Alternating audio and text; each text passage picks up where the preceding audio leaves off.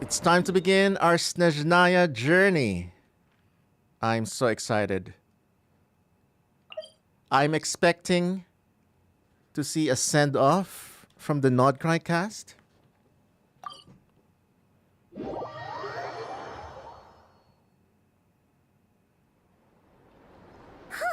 The day's finally come!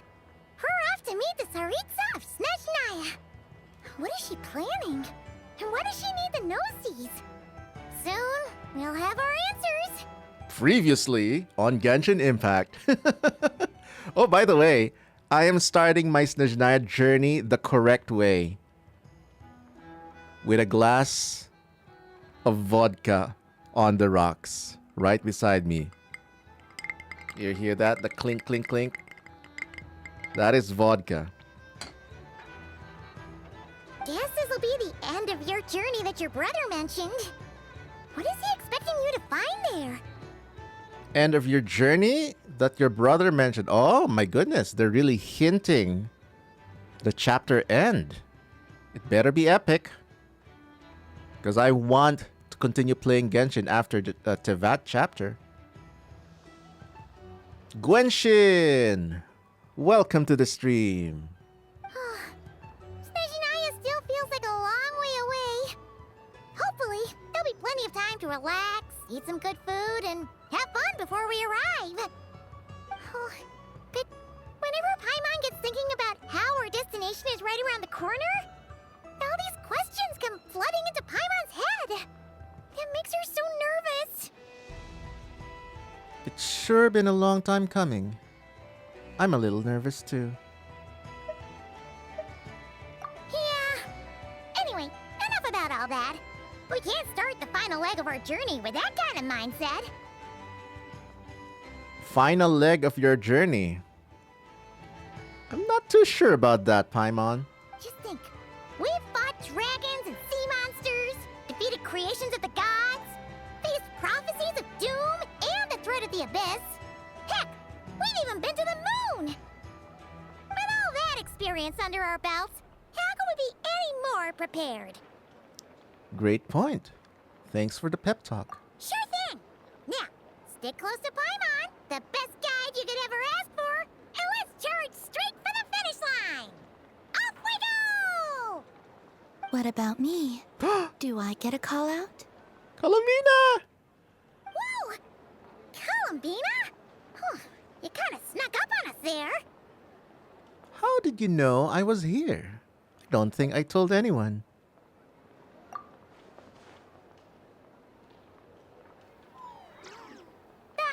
Don't look at Paimon! Paimon didn't sell you out this time. Maybe it was the Kuhenkis. Ah, there we go. I knew it. Oh, so it was you! Alright, guess there's no hiding it now. All your friends have gathered at the flagship to see you off. Oh my goodness. Now that's what I wanted to see. I invited Sandrone too, but she said she had to go back to Snezhnaya. She must be busy. She had some nasty things to say about you before leaving. Would you like to hear them? She hasn't changed a bit. Alright, let's hear it. If they're heading to Snezhnaya, I'll bet it's to cause trouble for Her Majesty the Tsaritsa. Attending a farewell party for people like that would not be a good look for me right now.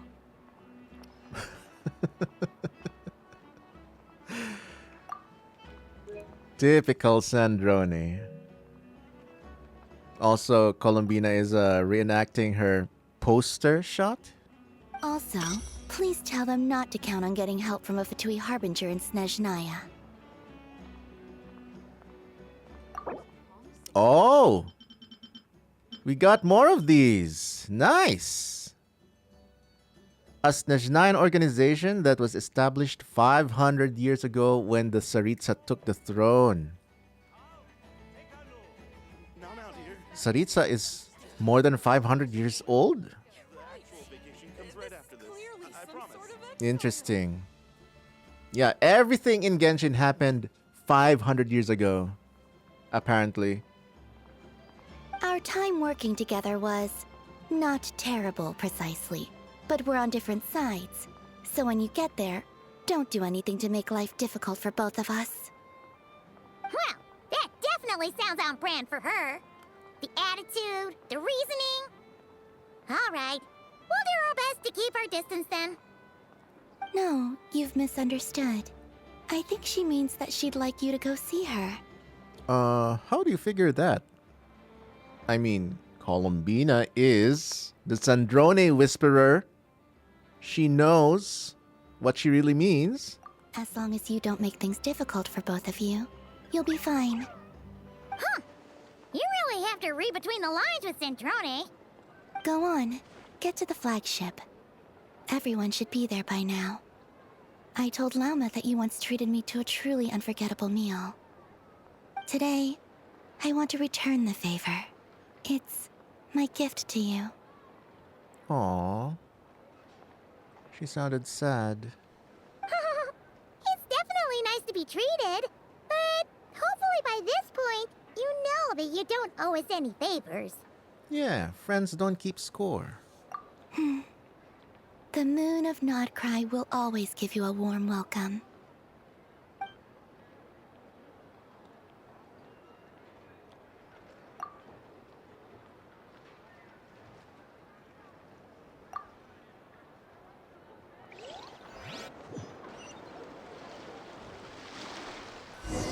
Oh, wow.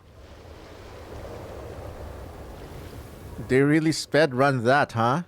Wow! Pure white as far as the eye can see! It's so pretty! Come on, keep up! Music. New Snezhnaya music. This is what I wanted. But oh man, they sped run that Nasha Town send-off, huh?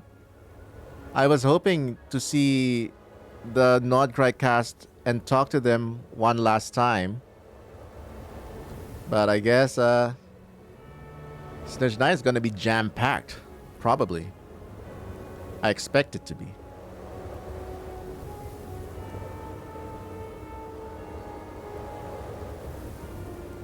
Yeah, my goodness. The music is right away sounding very Russian. Paimon coming in! Paimon coming in! I'm gonna Is this level okay? tone down the other sounds so I can hear the music louder.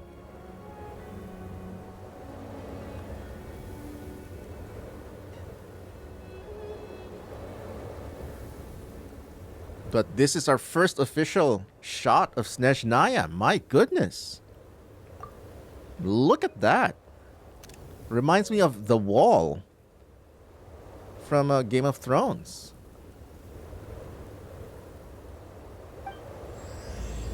Oh my goodness. It's finally happening.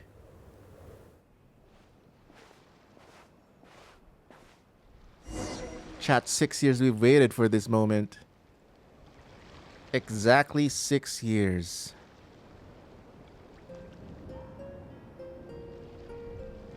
What's wrong? Come on, let's go!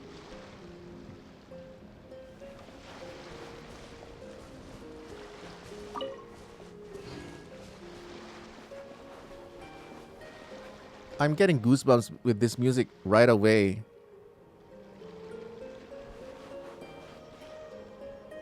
Yeah, it sounds very Russian folk music.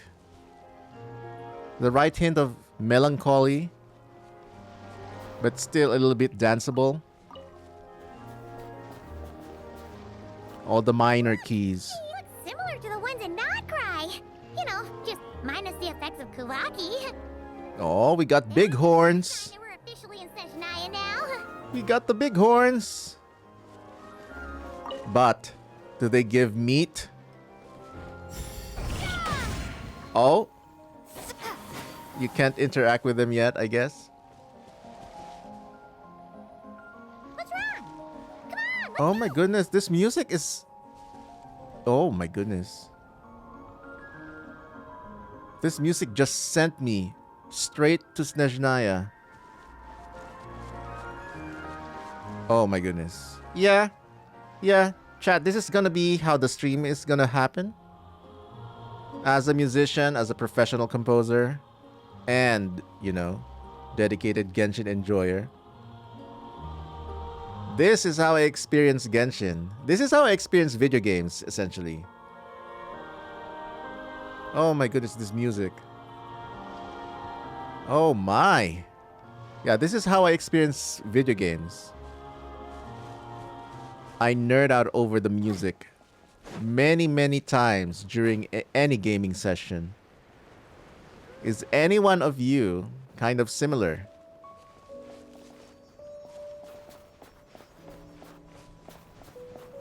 There's gotta be a treasure chest around here somewhere. No adventure is complete without a chest or two. Oh my. It's one of the piano pieces.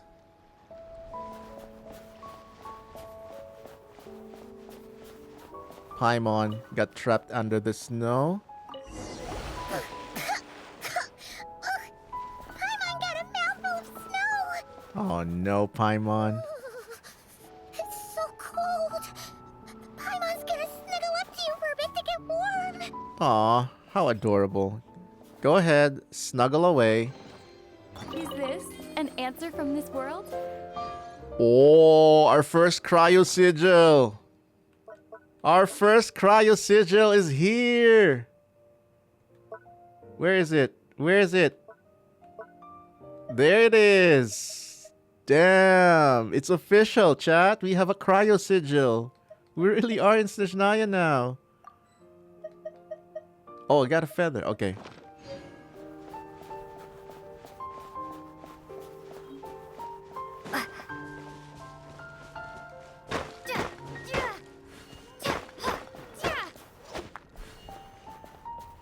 Good evening to you. Welcome to the stream, chat.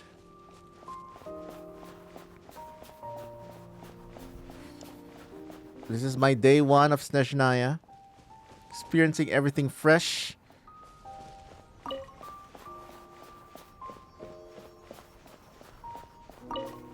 Oh my.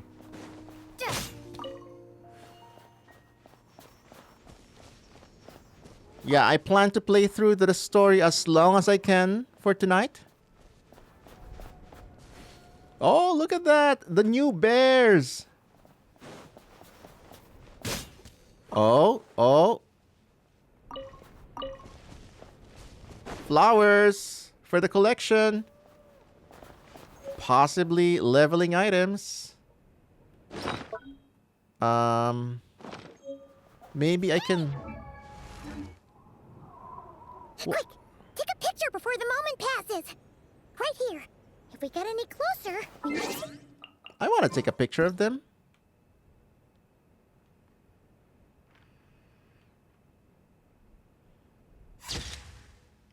Yeah.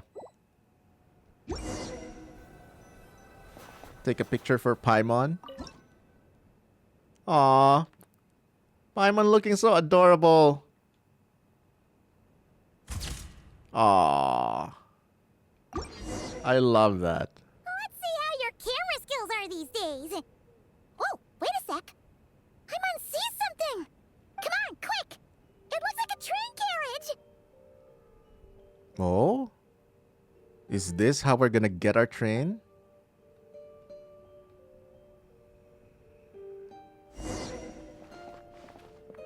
Oh my goodness, all the new music is so good. Just a few notes is all it needs. And I'm already blown away. So far we heard great operatic choruses, a piano solo, like a piano sonata, and now we got a classical guitar style as well. Oh my goodness. Oh my goodness, it's everything that I like.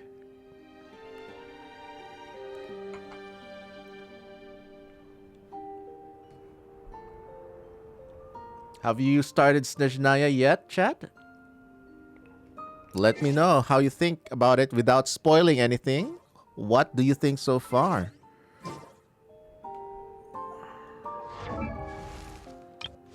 Let's build Odette for a bit. Why not? Where's my Odette? Where's my Odette? Oh, there she is. Okay.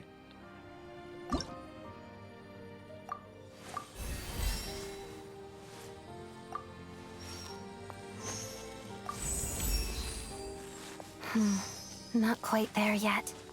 I need to train even harder.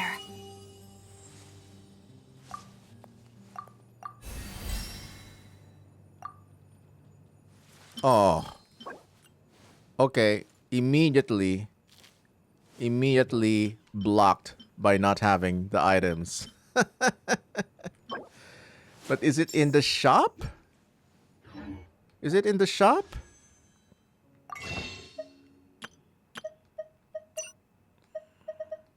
Oh, it is in the shop. What about the other one? Okay, so we still need to farm, really. So this one... Yeah. You finished the Archon quest already? What? That's dedication. Okay, again, without spoiling anything, how many hours did it take you?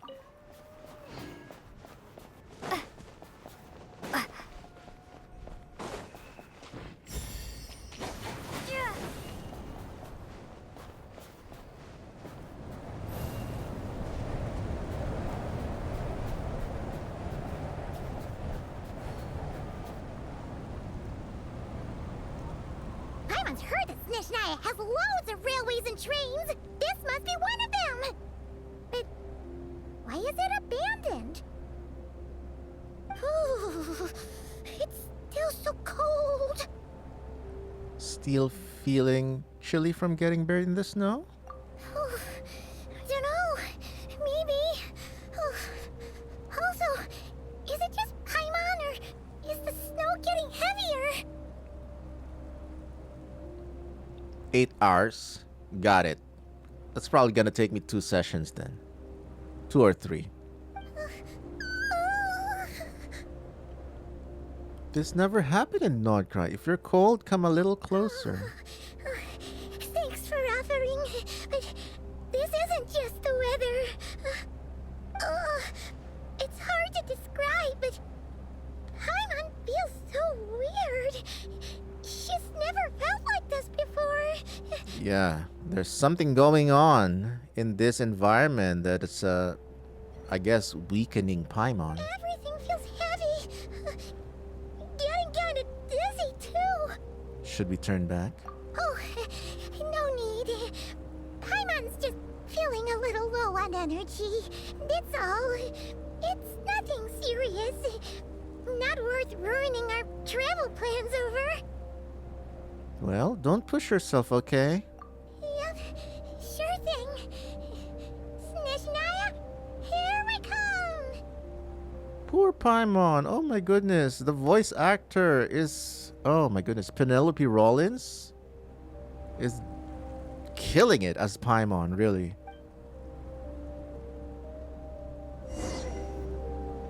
Took you 6 hours? Got it.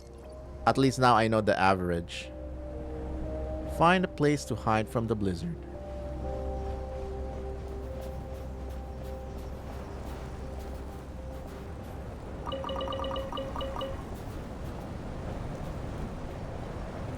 Wow, the sound design of the wind is so realistic. I can feel it. Seems like the snowstorm is getting worse by the minute.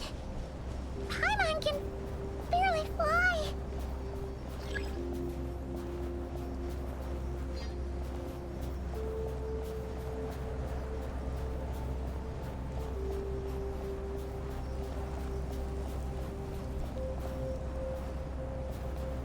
Damn.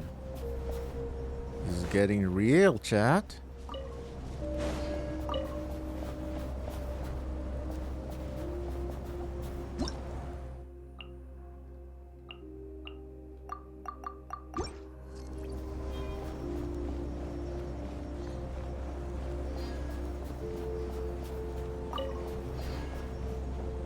Hello, hello. Welcome in.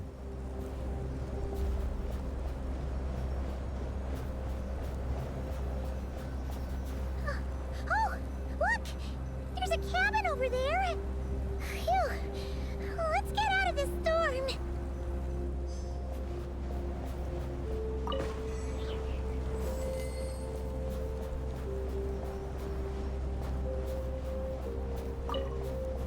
Are we gonna meet anyone in that cabin? Time to find out. Oh, wow. Cinematic shot.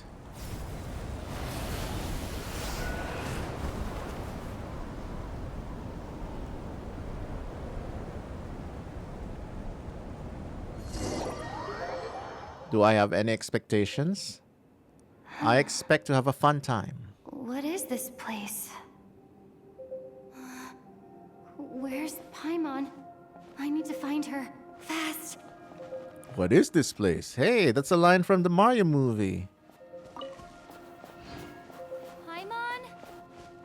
Paimon!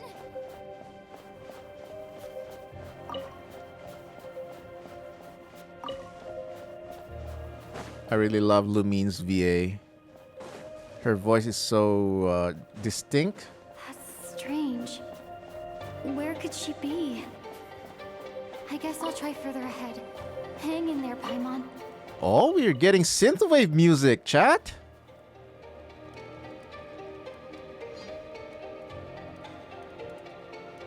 Oh, wait, no, it's violin staccatos. It sounded a little bit like arpeggiators, that's why I said synthwave, but it's not really. It's more like a Hans Zimmer style. Is that a train carriage? Maybe I can get up from the inside. Oh my goodness. Oh my goodness. Cello solo?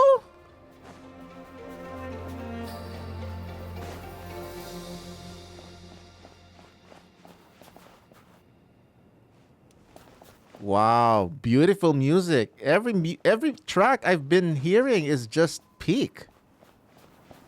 But then again, it's Hoyomix team. I expect nothing less but peak.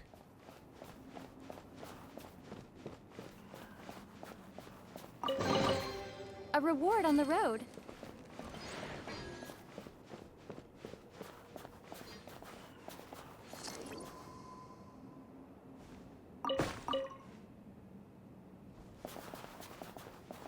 Welcome in, everyone. Yes, to everyone joining the stream. Yes, welcome. This is my day one journey in Snezhnaya. Go up through the train carriage. All right. Oh. Oh. Wow, this feels a little bit like Uncharted.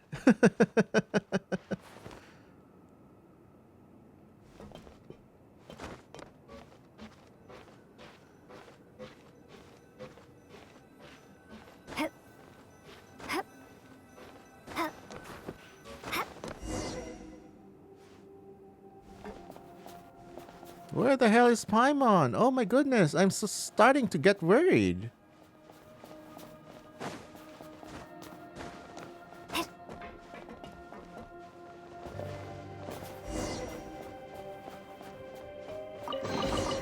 Is this an answer from this world? And of course, as usual, chat, no spoilers, no backseating. If I feel like I need help, I will ask directly. It says here, Krasnik's torch, civilian model. It's definitely getting a little warmer now it's turned on. I really hope Paimon's okay. Oh yeah, the Kresnik's torch. That big technology thingy that warms up the entire nation.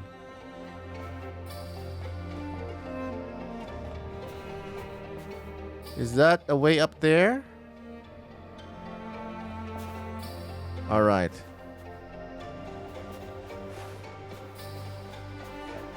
Explore the train carriage.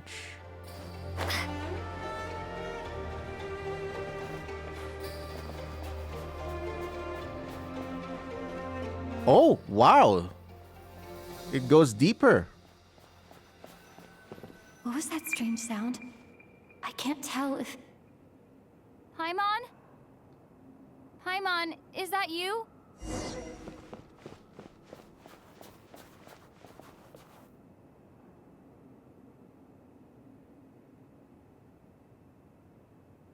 Incoming entity detected. Authorization granted. Initiating original. Hello, Descender, who's reached the eve of tomorrow.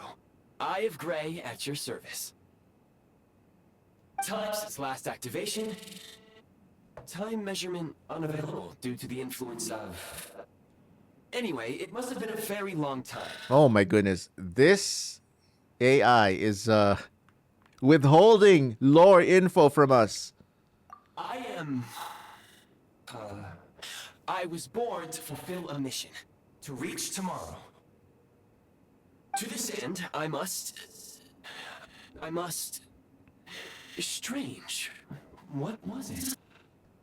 Wait, my body? Huh? Why is my body like this? Oh? So you weren't born like this? I have been like this since I was created. And yet, I also have memories and an awareness of a physical form that I once had. But this contradicts my current status. Anyway, I was created so that humanity could reach tomorrow. But I am unable to load further details at this moment. Welcome to the world of tomorrow! Nevertheless, serving humanity remains my primary objective. I have detected a drop in your surface body temperature. You cannot remain active in this state for much longer. In accordance with my preset programming, upon reactivation, I must ask the one who awakened me the following question. Will you accept me, Transcender? I will assist you, protect you, and fulfill my mission until we reach tomorrow. What if I choose no thanks? This is all a bit too strange for me. I will choose that. Why not? I understand your position. However, given your current physical condition, I must suggest that you reconsider. Before I was activated, you called out a name. Presumably that of your missing companion? If you agree to accept me, after helping you get out of here, I will search for said companion and pinpoint their location. Oh? Really? You can do that? You're a GPS? A sentient GPS? To answer your question, yes. Then I accept.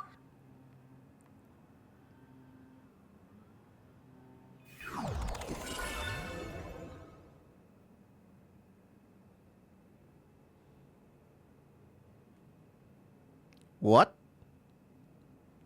You have made a very wise decision. Oh my goodness, it's lawnmower day. Can you hear that? Wow. Wow.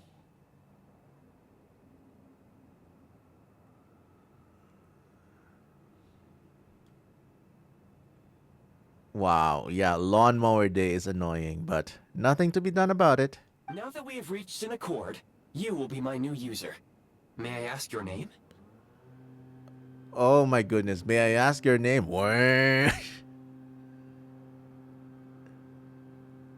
Wow, do you really have to lawnmower right beside me? Very well. I will remember this name until the mission is complete. What is your mission exactly? I need to recover my body, retrieve the power to unlock tomorrow, and help the suffering masses to reach the far shores where the empty Ark floats. I can sense my power scattered across this ice-covered land. I even have a vague sense of where it might be found. But right now, that is not essential. The key right now is you. You must survive and reunite with your companion. All right, so we've been giving some sort of Akasha terminal. You may now execute the command, Demolish. Use it to remove the prime ice blocking the path and obtain prime ice units. Yes, Act 1 of Snezhnaya. So yep, no spoilers please to everyone who's already finished. That is just a general request, not directed to anyone in particular. Prime ice unit count has been updated. Oh, we have Minecraft in Genshin now. You may now execute the command build. Use it to create a prime ice construct to prop up the door.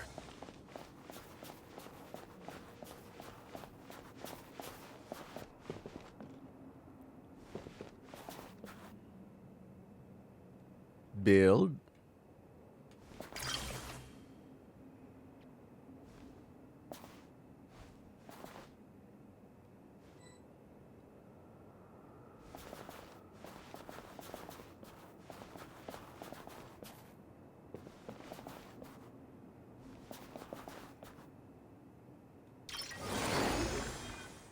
Wow.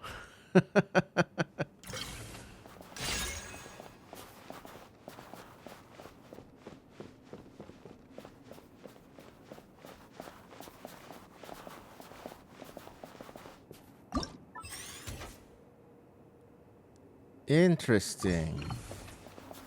Interesting. This is just like those puzzles in Natlan, but they made it into a full gameplay mechanic.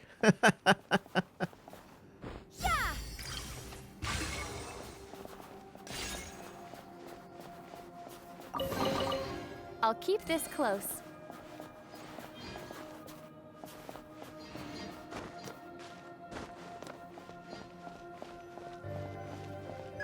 Scanning local environment. Exit has been sealed off with ice. Maybe we can use Pyro. That would not be an efficient approach. One moment. Usable construct blueprint detected nearby. You can use this to clear the solid ice ahead of you more quickly.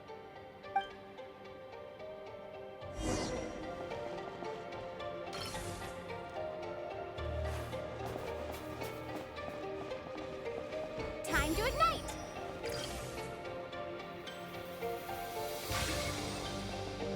Oh my goodness, I'm gonna have fun using this new mechanic. I can already see it. It's like they took elements from Milyastra Wonderland and incorporated it in the main game. I like that. It's a give and take situation.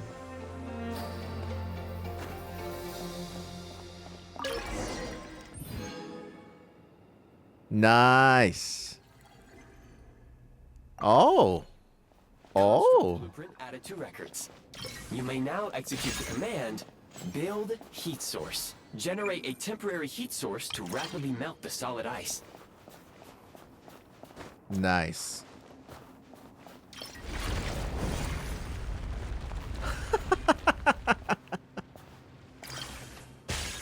I love that.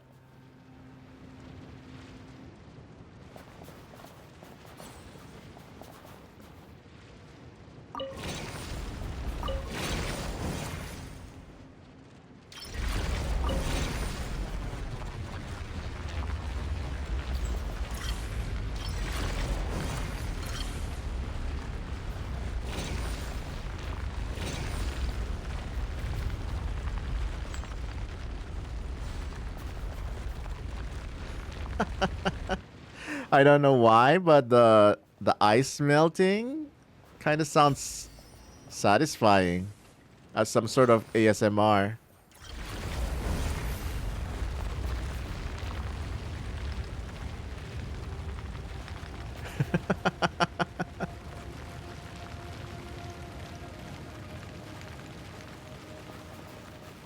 Boop.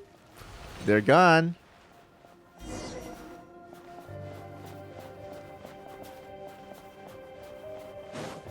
Ooh, big chest.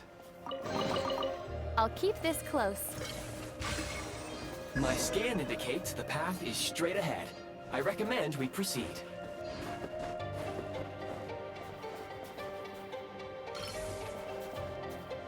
Melt. Oh. We melting. We melting with this one.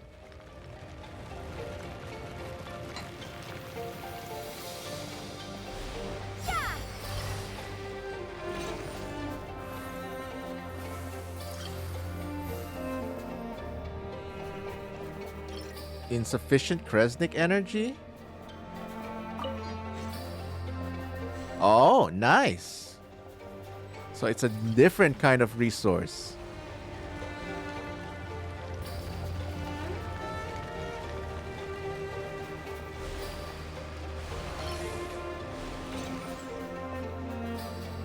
Oh, I get it. It's the new phlogiston. It's the new phlogiston.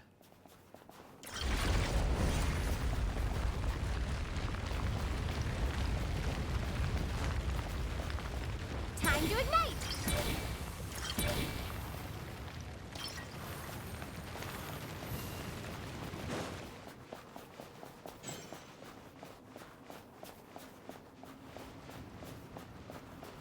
Again, like what I said, no backseating.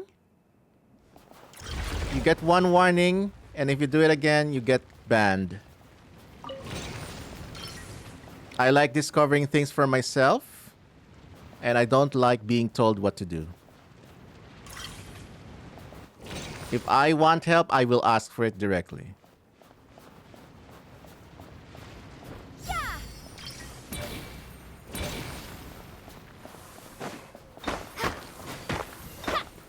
That should be standard to anyone, actually, to watching streams. Nobody likes unsolicited help from anyone. Kresnik Crystal located. Please collect at your earliest convenience. The recent construct you built provides highly efficient heating by utilizing the unique properties of Kresnik Crystal. Unfortunately, prime ice constructs have a very short lifespan and cannot be stabilized during the development period. That said, I have already forgotten what warmth feels like. Maybe when you get your body back. Yes. Perhaps then, we can warm ourselves by the fireside together. New playable character? But for now, all you need to remember is this. If you collect Kresnik Crystal, I can extract the energy within and use it to maintain your body's surface temperature.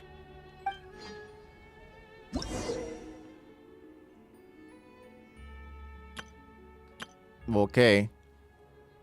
So we now have an even more advanced version of Sheer Cold from Dragonspine.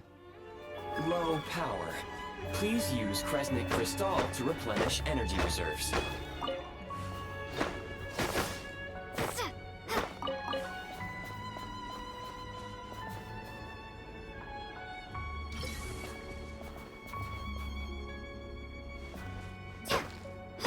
Oh, okay. It's a mining source. Signs of physiological activity detected in the distance. It is highly likely to be your travel companion, Paimon. Go. Go now. Be reunited and sing together. May all the people be united as one. May all of life rejoice in unison.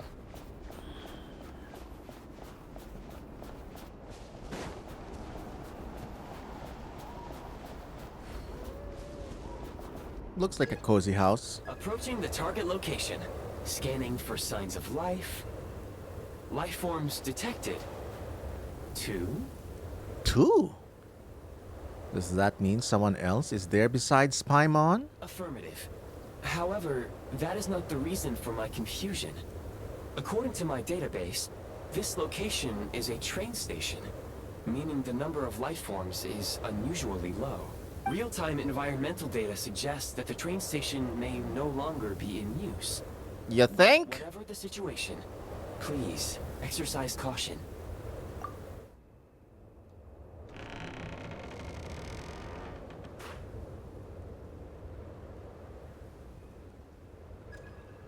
Hello, Kaylee. Oh. This is a nice reaction face. Great for a thumbnail. Paimon! Oh, that's cute. Somebody put a blanket. Who is this helpful soul? Oh. Uh-oh. Alyosha? Oh, wait a minute. No. Oh no! It's him! Pierro! Who are you? Damn! His model looks good, chat. Who are you? Okay, I just realized this. We've never actually met Pierro in the game. So, yeah, I mean, it's just a nice reminder that everything the player knows, us, the traveler doesn't know yet. So this is interesting. This is interesting. Our first official meeting with Pierro.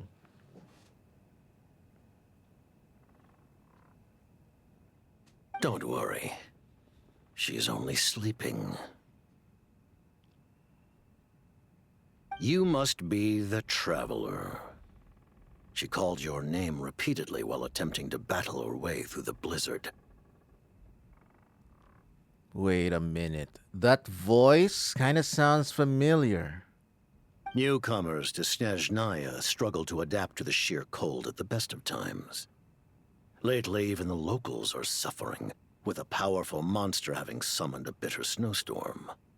Which monster? You two must be very important to one another. You should take more care not to get separated. See? The Conrian eyes. Your eyes. Are you Conrian? Don't do leaks in chat. Not in official chat. You can do it in my Discord. Links in bio. There are indeed some Conrians left in this world who survived the cataclysm. But I doubt that is news to you. It would be unwise to interrogate my identity here. Focus your attention on your travel companion instead.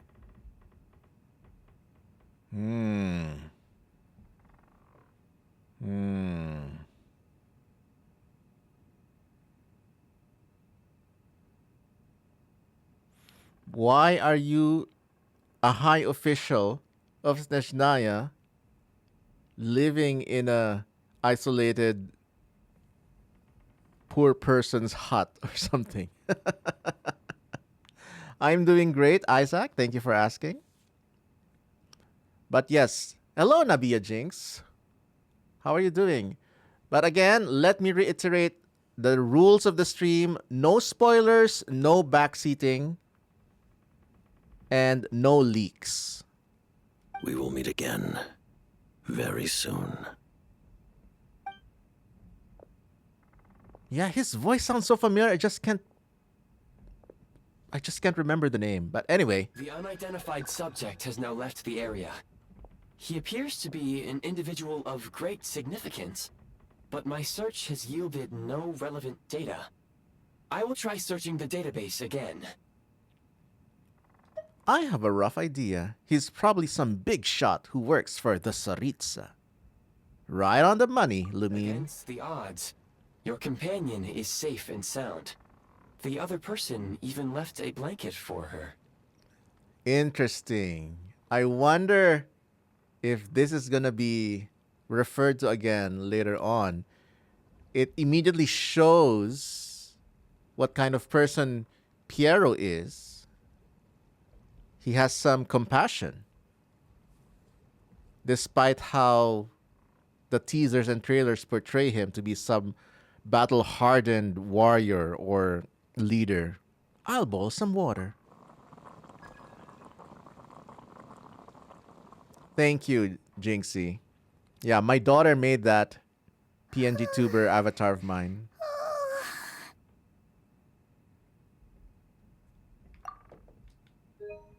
Concerned Lumine. Traveler! Oh, thank goodness you're okay. Paimon was so worried. She looked everywhere for you. Aww. Poor Paimon. It's okay. Take it easy. Are you feeling alright? Pretty much the same as when we first got to Snezhnaya. Paimon must have had a cold. She was feeling so faint. She just couldn't keep going any longer. So she had to lie down and sleep it off. I think this is the first time we've seen Paimon get sick of anything.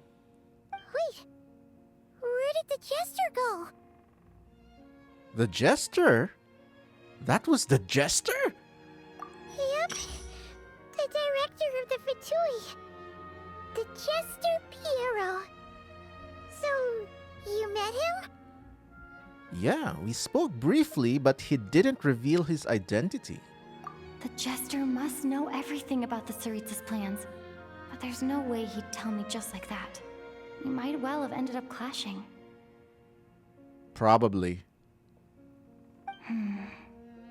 Well, he was right about one thing. Right now, the most important thing for me is to take care of Paimon while she's unwell. He had no intention of explaining his motives, and he left in something of a hurry. Hey! What the? Who is that? Priceless reaction. Oh, I found this in an ice cave. It looks like half a pair of goggles. How amazing! A self-aware, talking pair of goggles. Oh my goodness, we got smart glasses now in Genshin. Snezhnaya was once the land of the Fae. There are many ancient creations here that I'm sure would broaden your mind further still. Mind you, my database is also expanding as we speak. You must be a rare creature yourself. And yet another jab at Paimon's mysterious existence. Oh, wow! Well, thank you so much. You've earned yourself some of Paimon's favorite candy. Oh, but by the looks of it, you probably can't eat that, can you? Yes, Jinx, I agree. The soundtrack is amazing. Especially a lot of new stuff have just been released for this particular update. Goodwill detected. Instead of candy, perhaps I can suggest my preferred strategy. Please clean me regularly to keep me operating at peak efficiency. Oh, that makes sense. Every pair of goggles needs wiping clean once in a while. Sure thing, mister. Anyway, back to the jester for a second. Paimon's still confused about something. When he first showed up, he already knew Paimon's name. And he acted like he expected Paimon to know who he was, too. Oh my goodness. Is that an Asmodee reference? Because Pierro has been fixated on the shades of Teyvat, especially Renova. So he must have done his research. He probably suspects Paimon is also Asmodee, as, you know, most of the community expects her to be some sort of a Asmodee avatar or some connection to Asmodee, but, you know, still not confirmed. Nothing is confirmed. Paimon could tell that he was Conrian from his eyes. And he definitely seemed like someone pretty important. But beyond that, Paimon didn't know anything about him. Mr. Zidon, what's up? It was only later, after he rescued Paimon from the snow, that he properly introduced himself. That's the only reason Paimon knows he was the jester. So he knows you? Wait a minute.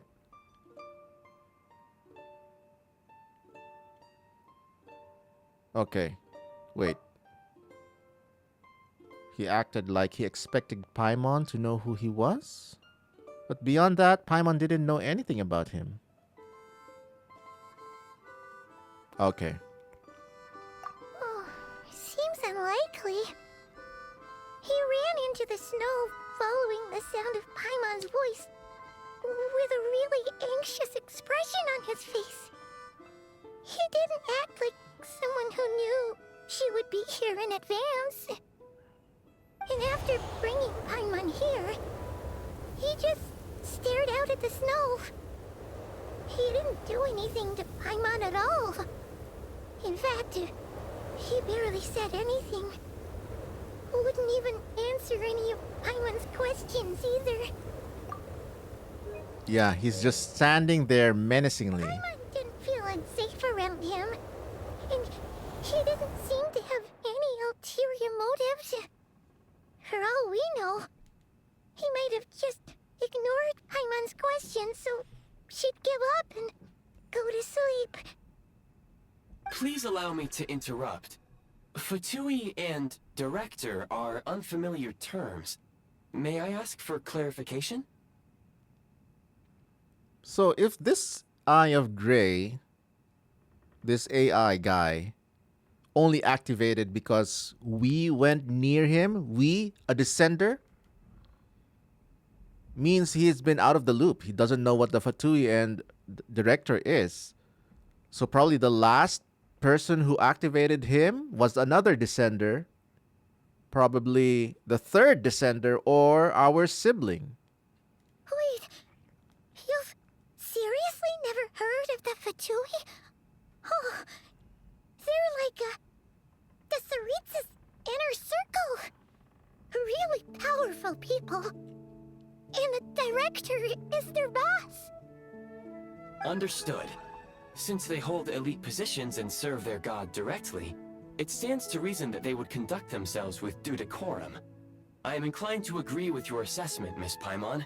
I did not detect any ill will from the gentleman in question. We'll remember to thank him next time we see him. Sorry, I shouldn't have encouraged you to talk so much. Paimon, new plan. Let's get out of Snezhnaya for now. We can come back after the weather clears up and you're all better.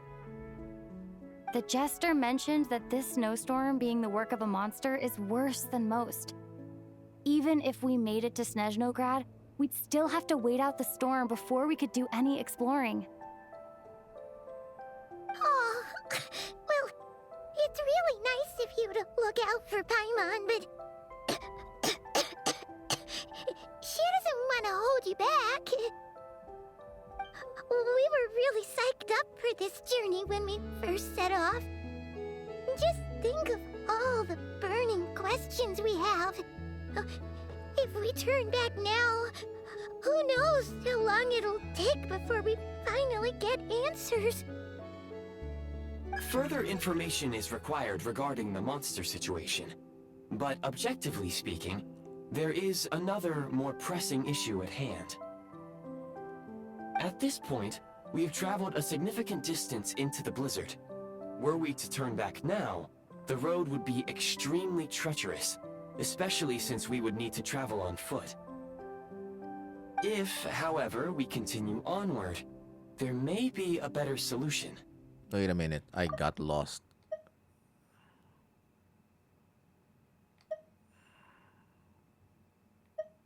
Okay, caught up. Do you remember what I said as we neared this location? I told you that this is a train station.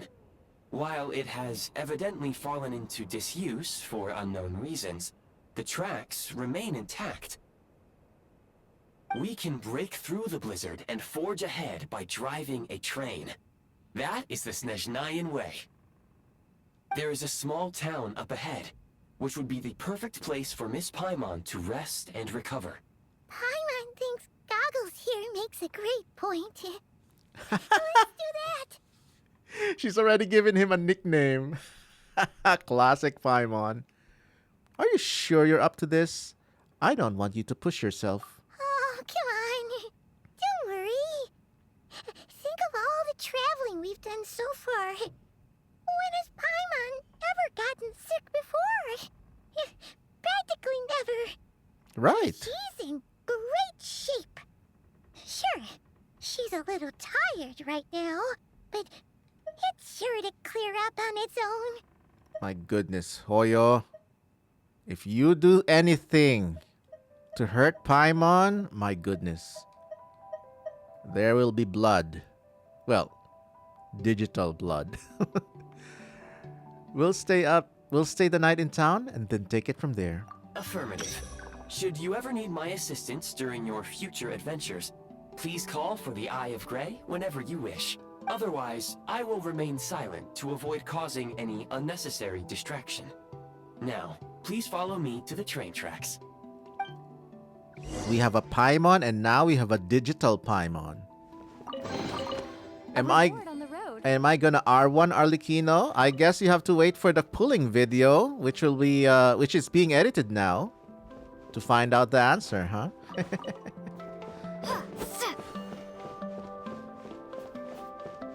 But the pulling session has already happened, and it's being edited, and you'll find it in the channel very soon. Hopefully tomorrow.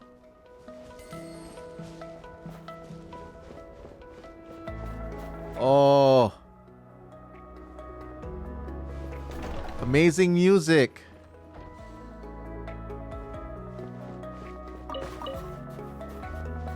Yeah, it's a little bit of an ambient synthwave.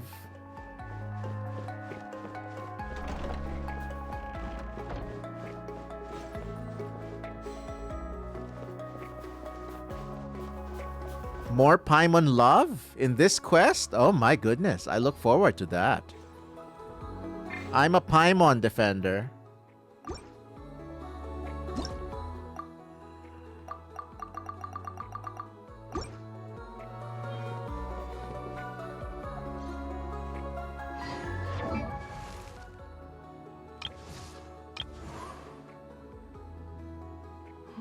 Where's that red question mark exclamation point coming from? Oh, it's coming from Odette. Oh, okay.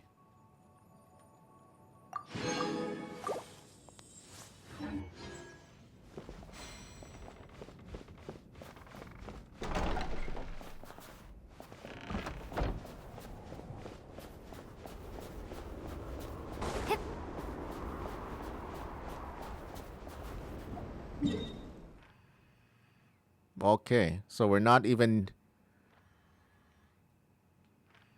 Damn, look at this. 1, 2, 3, 4, 5. 5 statues of the 7.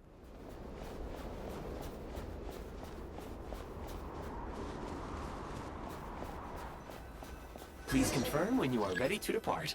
One for each refinement of the new signature. Exiphanes.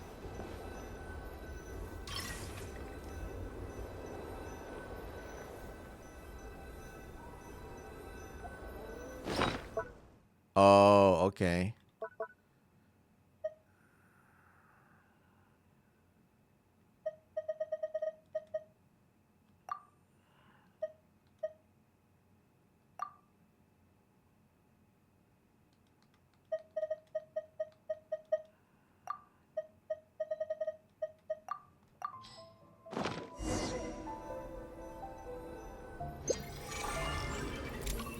Oh, wow.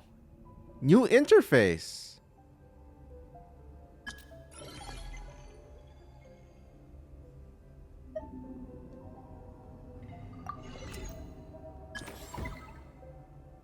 Ah, there's our Minecraft menu.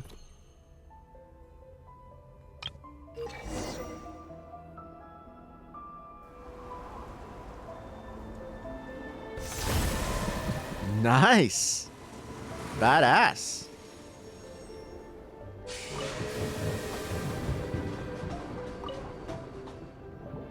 Heading north from here, we will soon arrive at...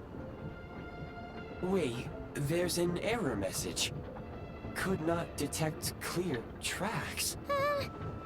What exactly does clear mean? And suddenly old outfit. For impact, friends. Preparing to enter impromptu flight mode. Brace for impact? What kind of impact? A Genshin impact? A?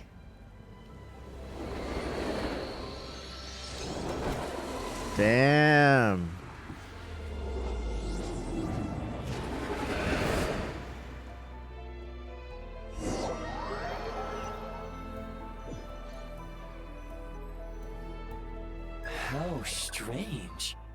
Not only was the station's status different from my records, but even the railroads and the terrain itself have changed substantially. Paimon, are you okay? Yeah.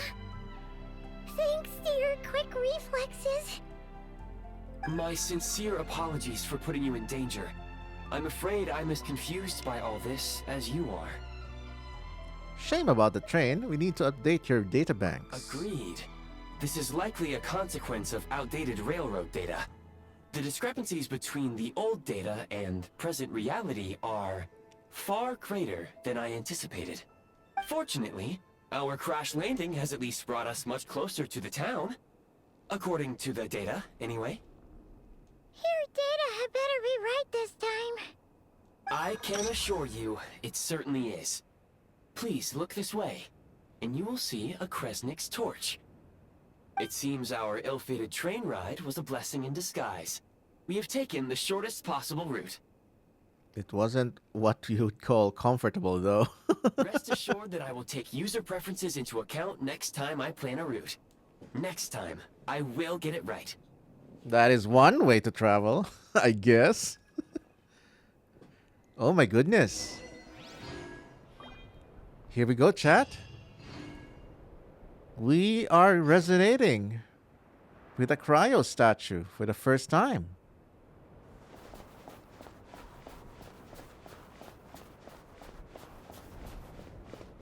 Wow. Beautiful statue.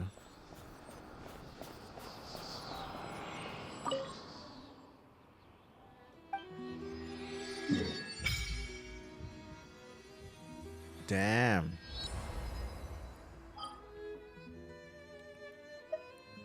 Snezhnaya, new. Oh my goodness, this is a rare screen. Welcome to Snezhnaya indeed. Resonate with cryo. Oh my goodness. I missed this.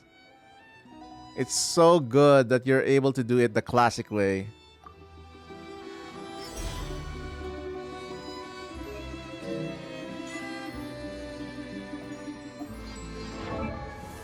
Beautiful music, my goodness.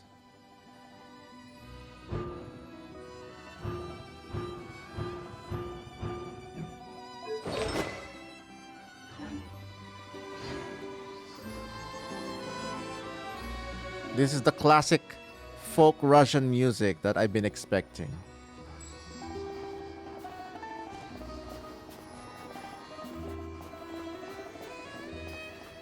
That violin, damn!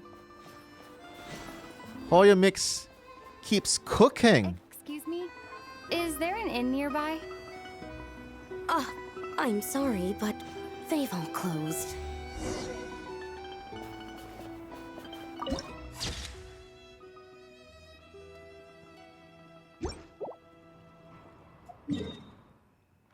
Borderlands town. Shretomorozk.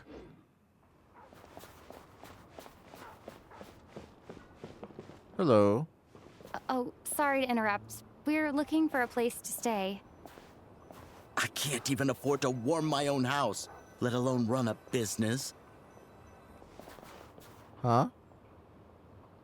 That's not what we asked. Rude.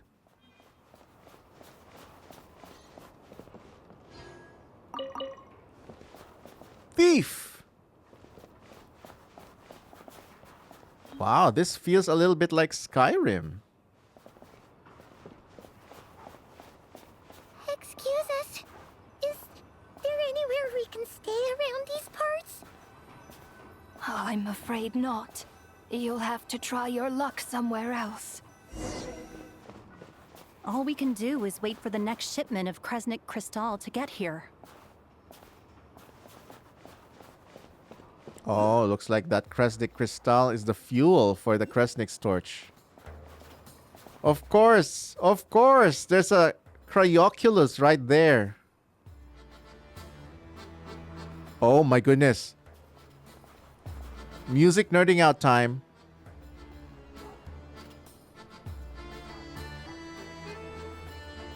Now this is folk Russian.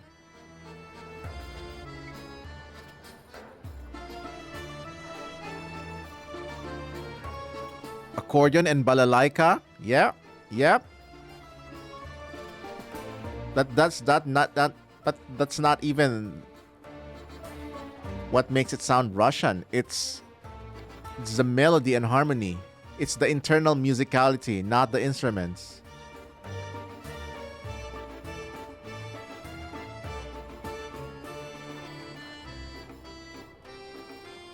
Chat, this might be my new favorite. Well, my current favorite from the Snezhnaya soundtrack so far.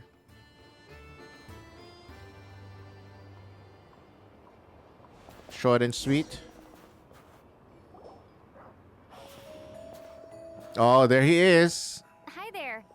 Do you know if there are any inns still taking guests in this town? There's our doggo owner. Doubt it. They're probably all closed. No one has enough Kresnik Crystal to heat their own homes, let alone a business. Hey, that's what the other guy kinda just said. What a bummer. I clocked you a while back. You adventurers or something? We don't get many tourists in inland Snezhnaya these days. We don't take kindly to your folk right here. Why is that? Because of the snowstorm? In part. But the bigger reason's Project Stuzha. Since it's Her Majesty's will, we have to put up with it whether we like it or not. I don't really know what Project Stuzha is. Oh, sorry. I assumed it was common knowledge by now. Basically, the Tsaritsa is planning something big. Something that requires an enormous amount of energy. Planning something big. Something mysterious. That requires the same amount of energy. Kinda like Focalor and Indemitium?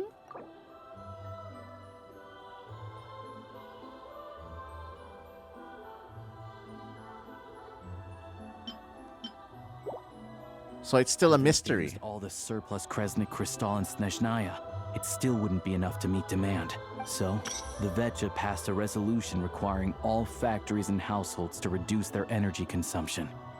The policy has thus been charmingly named Project Stuzha, meaning bitter cold. That's rough. Bitter cold.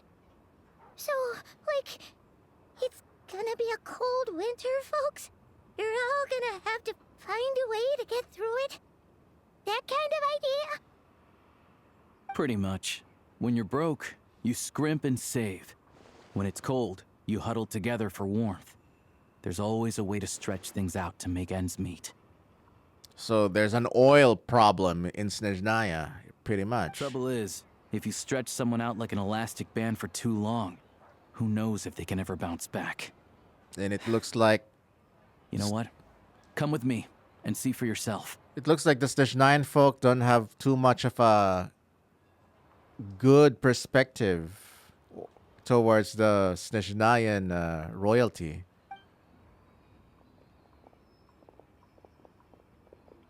Is that a bread line? Oh my goodness. Well, kinda. Can you please explain to me why the price of Kresnik Crystal has gone up by 1/3 again? You only come here twice a month. This won't even last us a week. The supply and pricing of Kresnik Crystal are based on current production volumes and price data. We Fatui are only responsible for delivery and security. I'm not in a position to explain to you how the figures are calculated, but I assure you, they are as fair and reasonable as possible. Oh, so our lives mean nothing to you? How can you expect anyone to survive a single night in this weather without heating? Since you insist on making me repeat myself every single visit, I will remind you again. There is no monopoly on the trade of Kresnik Crystal. You are free to purchase the shortfall from elsewhere on the market. What market? Nobody else is selling. And when they do, they charge 8 times the normal rate. It's robbery is what it is. Which is why the Snezhnograd Veche passed a resolution to support border communities, without which you wouldn't even be able to buy crystal from us to begin with. So if you're here just to argue, move aside and let the next person in line come forward. Everyone's feeling the cold here. You... All right, everyone, let's calm down for a second. A few words, if I may. We're all subjects of Her Majesty the Tsaritsa, and I'm sure every one of us is dedicated to her great cause. We all know how cold it is, and the more it snows, the harder life gets. Everyone's struggling already. Let's not make things even more difficult for each other. But Liaison Shishkin, there's clearly something wrong with this quota. I have a family in Marepasak who tell me they can buy at least double our crystal allotment. Oh, believe you me, I had the same reaction when I first saw the numbers. Couldn't believe what I was reading. I even wrote a letter to confirm the true figures, but I'm afraid the quota really is as low as you've been advised. Still, you must understand that calculating these energy quotas is a complicated balancing act. They have to factor in population, town size, industrial application. Our top priority must be to keep the largest Kresnik's torch burning continuously. Only then can we sell the remaining crystal for household use, and in doing so, we must make sure that everyone is treated fairly. As our Fatui comrades said, they are only responsible for delivering the goods. They need to keep accurate records, and they do not have any authority to modify the rates or quotas. It's interesting that even within Snezhnaya, the Fatui's reputation among the common folk is not too good. That's right. Our duty is to do things by the book. Tell you what, listen. I know how anxious and upset everyone is. As a matter of fact, I was just discussing it with the mayor. We're just eavesdropping at the back. But also Benjamin asks if I'm gonna finish the Archon quest today. I will try, but probably not, since some people said it's gonna last 6 to 8 hours. But yeah, I'm not gonna force it. What we can do is open the lower combustion chamber of the Kresnik's torch to the public. You can come to me directly to register, and I will allocate time slots accordingly. I can't guarantee there'll be ample energy for household use, but we can at least make sure you'll be able to boil water and cook food each day. Let's hang in there and make this work together, all right? Fine. I don't see any alternative. So, this is Project Stuja in action, huh? Oh, no wonder nothing's open for business. People are barely getting by. So where do we go from here? You were looking for an inn, right? For your, Fae friend? Fae friend? Does Paimon resemble Fae? At least to Alyosha? Oh, Paimon's not a fae. Just Paimon. She must have caught a cold or something. We only just got to Snezhnaya, and we're still getting used to the climate. I want to see those Fae who bullied Lumi, because I have a small place in actions to do. I don't stay there very often, though, so it's pretty basic. Wait. I have a small place in Sretomoros. I don't stay there very... Sretomoros. Okay. But if you're not picky, you're welcome to rest there for now. It's not much, but I've got blankets and a warm fire. Are you sure? Oh, that's really kind of you. All right, then. This way.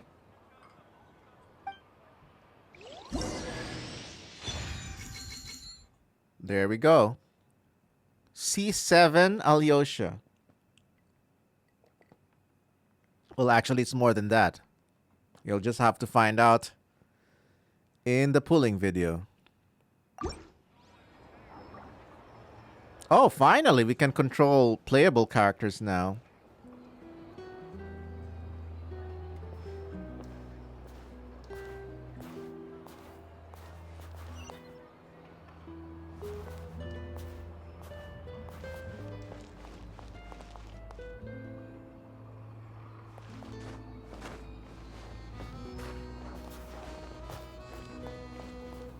Where is that Cryoculus that I saw? There it is. I see it. Let's collect it. Our first Cryoculus.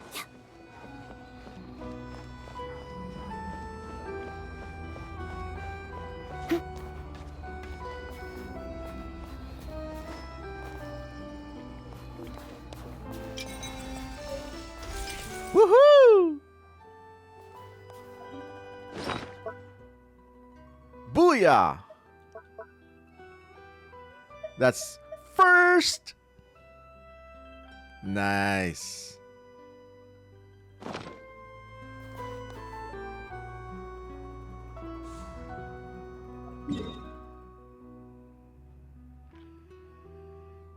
Damn. Snezhnaya's huge, y'all.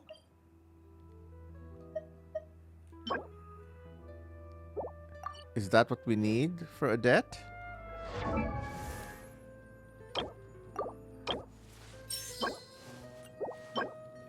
Oh, it's from a different boss.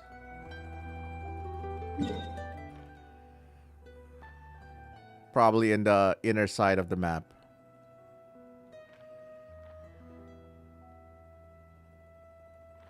Anyway, don't tell me. No spoilies.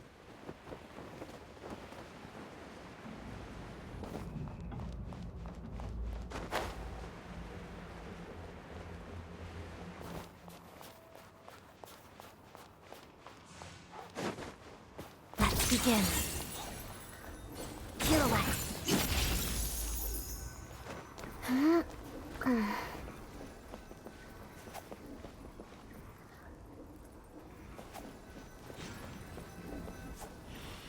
The second part was very good. I want to see your action. Oh, so cozy and warm. Paimon's getting nice and toasty. I'll try. But if not, probably tomorrow. Oh, wait. Paimon only introduced herself so far, didn't she? This is Paimon's best friend, the Traveler. Oh my goodness, this is a rare thing to see. We rarely see Paimon like sitting down. We've seen Paimon lie down, but I don't think there's many instances where we actually see Paimon sitting down and not floating. Good to meet you. I'm Alyosha. Most travelers find the Snezhnayan climate to be a shock to the system at first. But as long as you keep yourself warm, you should be fine. Still, you should keep an eye on your condition. When people are too quick to dismiss a cold, it can easily end up turning into something more serious. Don't say that. Paimon's too young for chronic health issues. Is there a doctor in Sretomorsk? They aren't in town right now, and they won't be back anytime soon. The train station has been closed ever since these power shortages began. I do a lot of hunting, so I spend most of my time exposed to the elements. But even the animals wouldn't survive long in a storm like this, let alone a hunter. I just noticed he has freckles. Nothing to do but sit tight in town until the weather improves. Is there any possibility of getting the train station running again? I get that you're in a hurry, but even if the station were open, that doesn't mean there'd be any trains. We could end up stuck here for a long time, I'm afraid. Actually, I have my own train. What? Your own train? Wait, hold on. That train? The one that suddenly fell out of the sky and crash-landed on the ice? Yeah, that train. Oh, we got lucky and found it in a cave. Oh, then our luck ran out and we had a little accident. I'd really like to get to Snezhnograd and find a doctor. Pretty crazy for a random find in the mountains. Well, as long as your train's good to roll, you might get to Snezhnograd after all. I've been doing some digging recently. Turns out, the real reason for the current energy crisis in Sretomoros is that some of the supply is being seized for a private stockpile. Uh-oh. But to expose what's going on, I need to catch them in the act. So, I'm heading off to catch a rabbit. Okay, Elmer Fudd. Huh? Wait. A rabbit stole the crystal? It's a figure of speech. Real rabbits couldn't pull this off. They'd prefer carrots to Kresnik Crystal anyway. Do you have a suspect in mind? Shishkin. Mr. Positive Attitude, let's all get along now, shall we? I knew it. Him? Really? Paimon never would have guessed. I'll come with you. Let's go. Huh? You're coming with? Solving the energy crisis will help get the station running again. Huh. Oh. Okay then. Just give Paimon a second to get ready. You stay here and rest, Paimon. All right. Guess there's no point pushing myself. Paimon will stay here and hold the fort then. Be careful, you two. Oh yeah, there's one more introduction to do. Tagarin, get in here. Doggo! Oh, a doggy.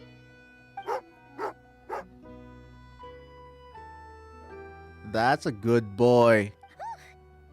Angry doggy.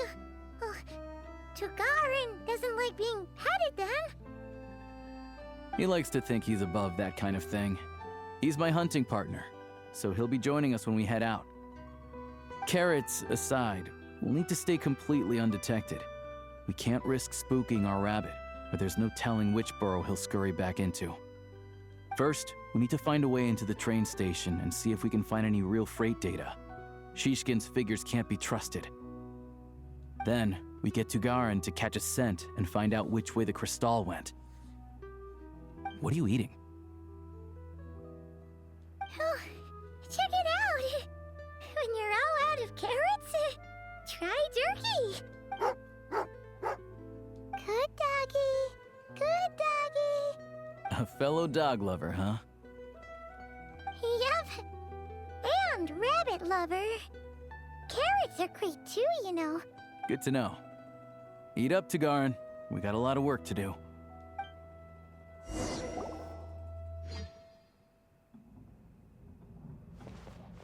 Pretty cozy house.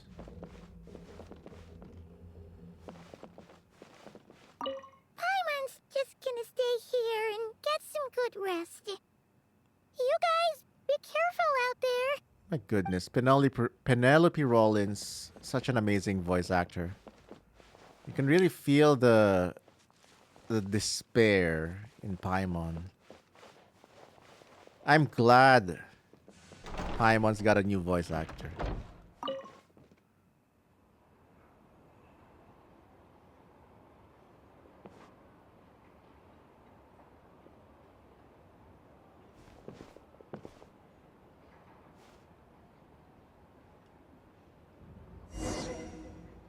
Wow, Odette? Yes, Odette. Oh, side-scrolling time. Oh, yeah, it's locked to side-scrolling.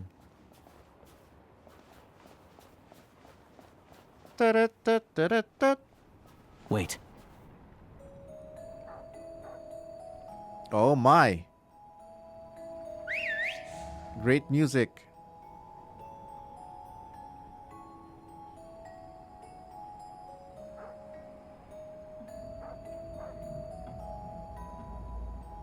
It's like a music box.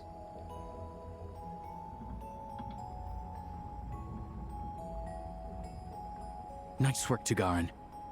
Come on, we'll go around.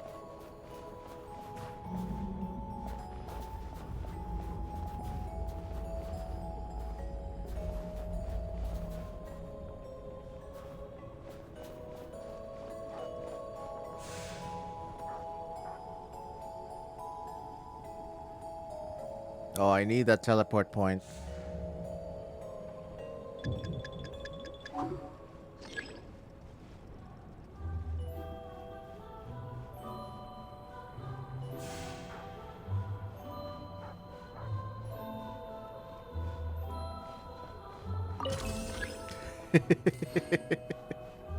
I really had to, huh?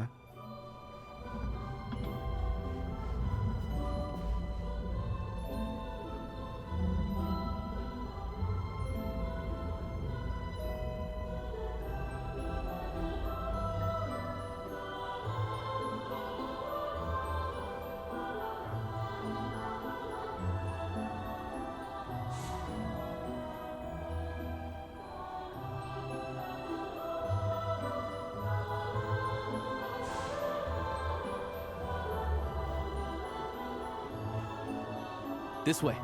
We'll enter from the upper floor.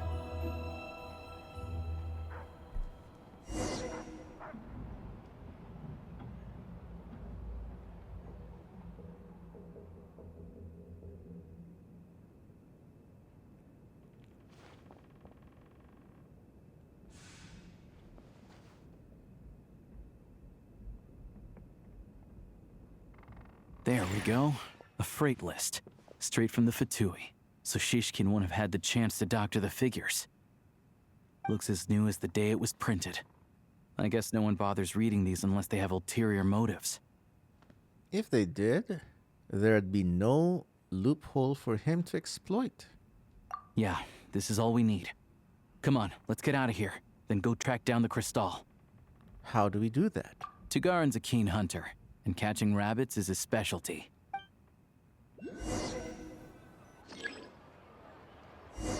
Oh? Oh?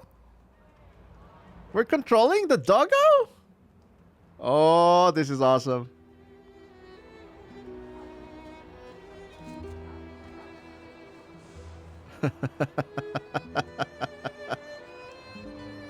Cutie.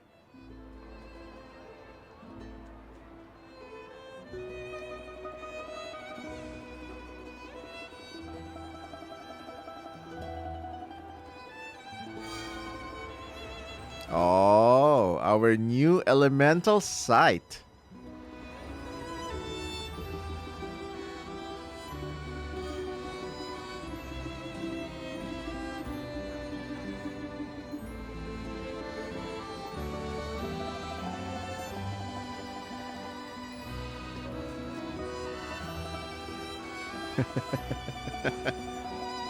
He's just being a cutie.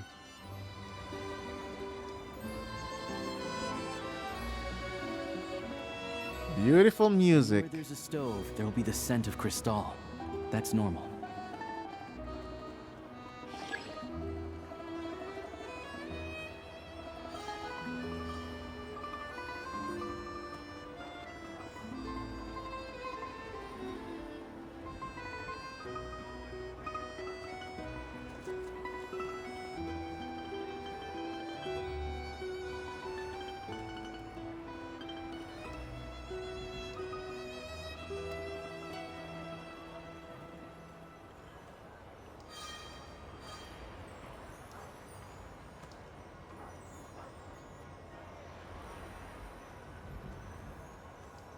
But if he picks up the scent of crystal somewhere and there's no stove around, that's how we know something's up. Uh-oh.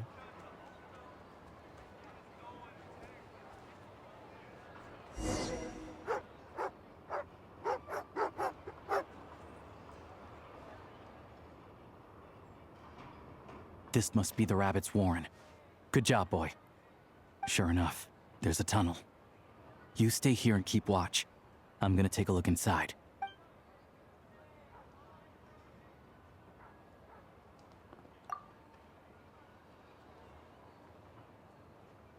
Now it's time to confront him.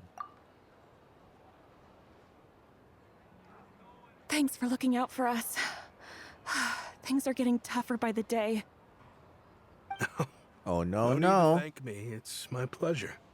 Sure as Her Majesty the Tsaritsa watching over us, every sacrifice will be worthwhile. Hypocrite. Let's grit our teeth until the blizzard passes. These days of hardship will be over soon. Maybe for everyone else, Liaison Shishkin. But for you, the hard times have only just begun. Oh, it's my favorite track.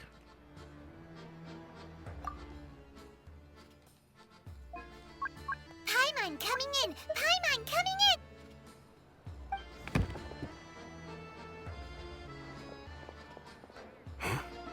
Who are you? What's the matter?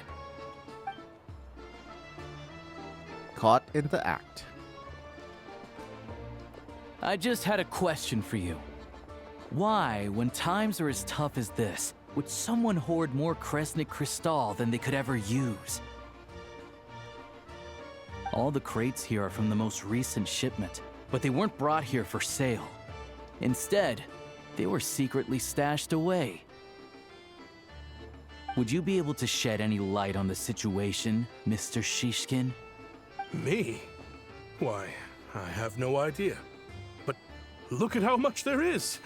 It's quite a godsend. Now there will be plenty to go around.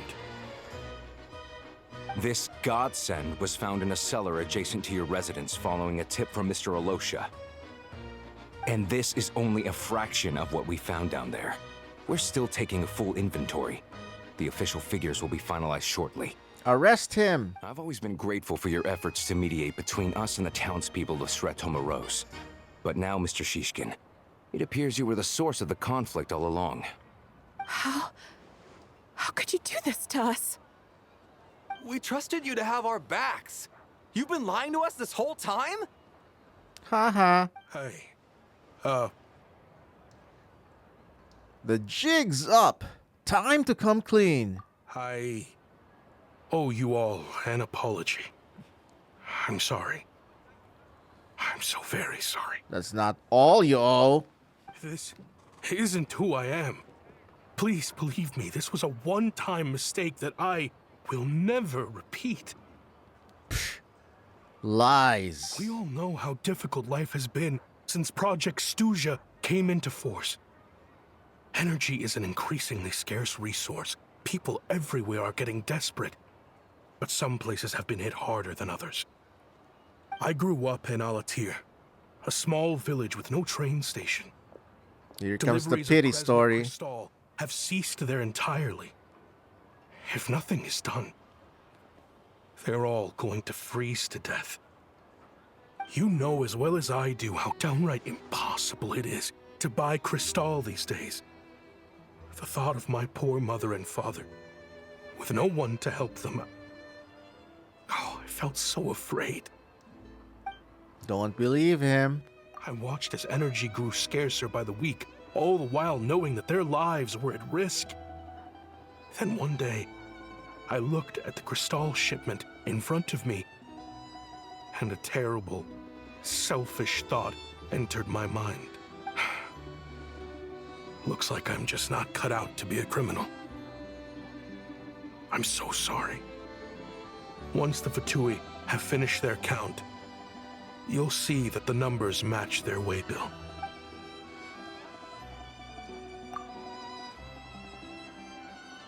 I have the official Snezhnayan quotas here. Anyone who has already purchased energy, please make your way over here to correct your transactions. I'll make a batch purchase of Crystal worth 3 months' salary for you all to use free of charge. As for Alatir, I'll think of something else. You don't have to go that far. Yeah, owning up to your mistake is enough for me. You've done plenty of good for the community in the past. I'm not looking for a handout. Drop the act. You claim this was a one-time mistake, but the real reason there's only 1 shipment's worth of stolen Crystal in your basement is that you have an accomplice. Reporting in, sir. We've conducted a full search of the mayor's house. As expected, we found many crates full of Crystal, half of which were still in their original shipping containers. This wasn't your first time at all.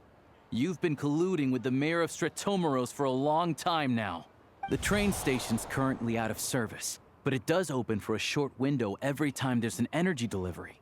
And every time a train pulls in, you're there on site to take inventory and oversee the workers unloading the cargo. The mayor handpicks said workers. Per his instructions, they transport the Crystal by tunnel at night to the mayor's house, and he sells it out of town. But since he can't get the goods out of town by train, he had to arrange an alternative method of transportation.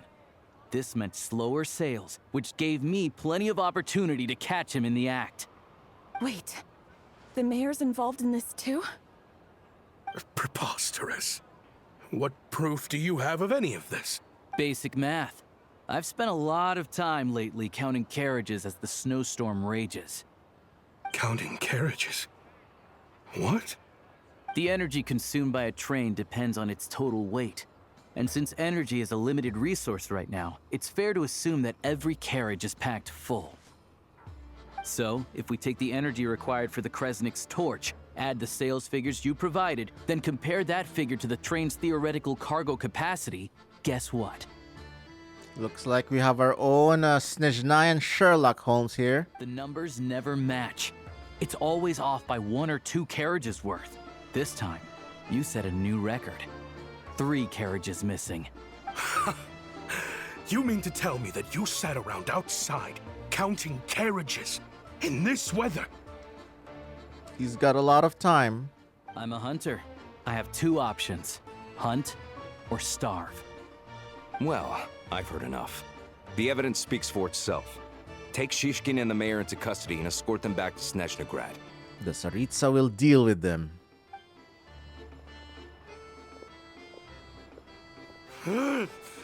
You cocky little brat, ruining my business.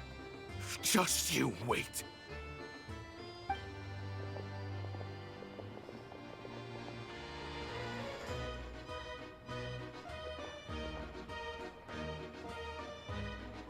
So, you've been investigating this for a while, huh? Yeah, something felt off. So I just followed my gut. Math isn't my strong suit, though. I'm lucky my dad made me learn enough to get by, but all this number crunching was a million times harder than the aim and fire work I'm used to. Thank you for your assistance. You're a brave lad. Shishkin was quite the cunning criminal, as I'm sure you can tell. He did all of this right under our noses, and we never suspected a thing. A wolf in sheep's clothing. He had everyone fooled. Even with that sob story he fed us. He was probably trying to keep the mayor out of it, not just mask his own motives. Without the compelling case he put together, even I might have fallen for it. Alyosha, was it? Tell me, are you really a hunter? We can go find some wild animals if you want. I'll fire off a couple of shots, and you'll see whether I'm the real deal. I didn't mean to cast suspicion on your identity. It's just... well, I'm sure you've heard of the Rokot. Recently, they've been recruiting people with your kind of talent.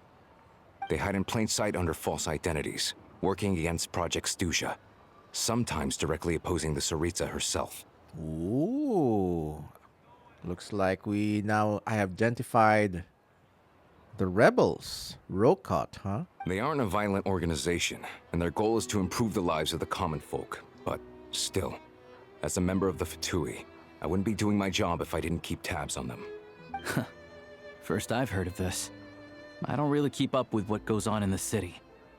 All I know is, people who don't mind their own business in the city end up paranoid about everything. As for me, I just couldn't stand Shishkin. I'm from Alatir myself, and I can tell you, nobody's lived there in years. Why would an abandoned village need Crystal? Of course, no one really cares about the fate of that place. I'm guessing today is the first you've heard of it. I see. It does sound quite tragic. Really. Well, thanks again for your assistance, and your friend here too. I will report this incident to Snezhnograd. The Fatui will take over energy distribution until new officials are appointed. We'll also ensure that the train station resumes normal service as soon as possible. Looks like it's my turn to brush up on math now. I never liked it as a kid either.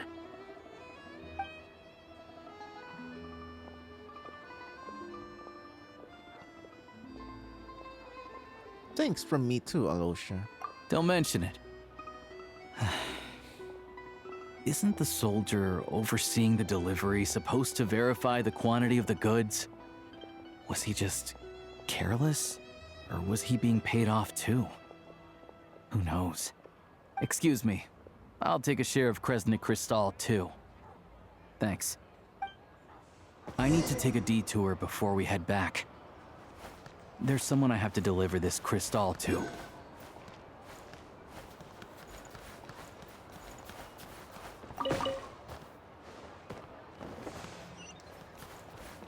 How tiresome.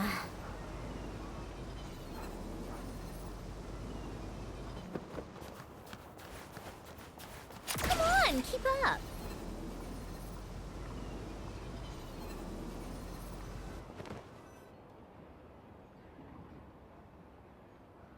Hang tight for a moment. This old lady, she doesn't really know who's who anymore.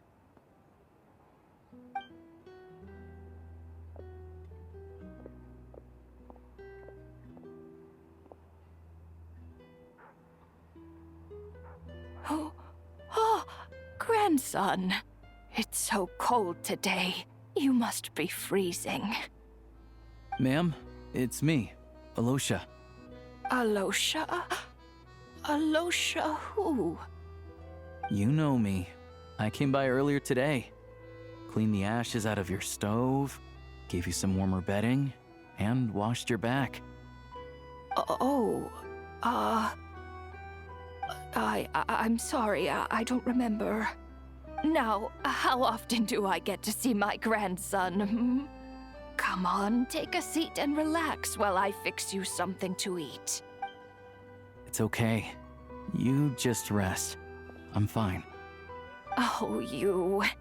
It's nice to come and visit your old granny once in a while, isn't it? Sretomaros, a good town. All sorts of things to do and people to meet. And the local officials are good to us.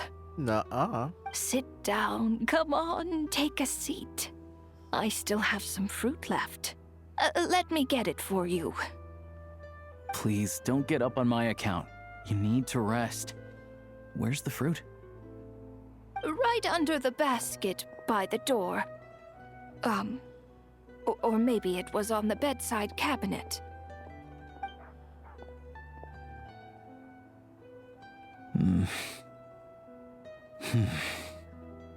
Well, grandson dear, do you like it?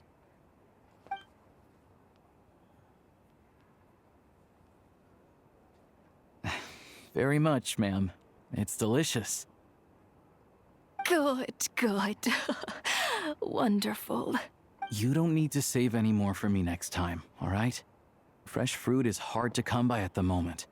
You should eat it as soon as you get it. Oh, I don't need it. I'm fine. But if you like it, come back for some more soon.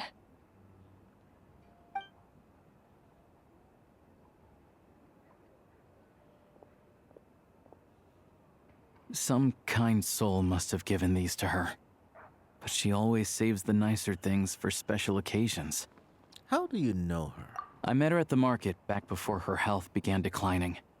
She was a lovely old lady. We're from the same hometown. Not many people have heard of Alatir. And if they have, it's usually for all the wrong reasons. There's a gang of highwaymen that came from there. Now that it's an abandoned village, it's rare to find anyone who shares fond memories of our hometown. So after we got talking and realized we were from the same place, we decided to keep in touch by letter. I first learned of Sretomaros' energy supply problems from a passing comment in one of her letters.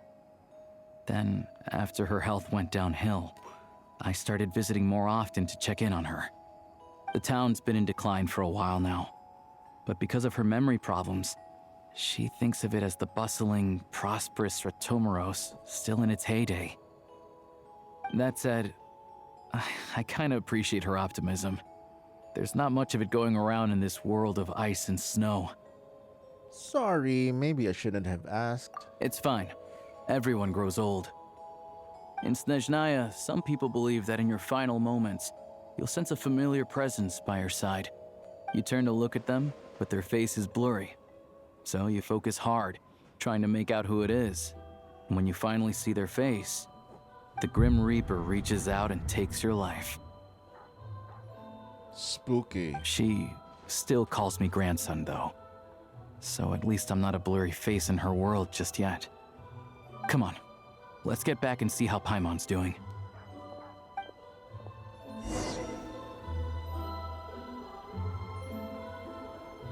Yeah, this track is also probably added to my favorites now too. Ooh. Flowers. Red beet. Can we explore? Let's actually unlock that teleport point. Take a break.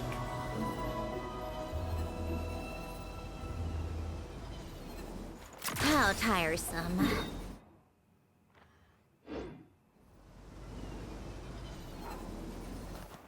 Take a break.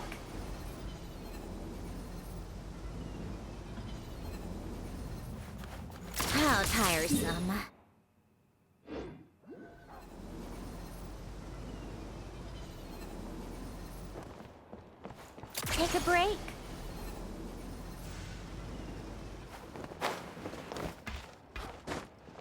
What? Psh.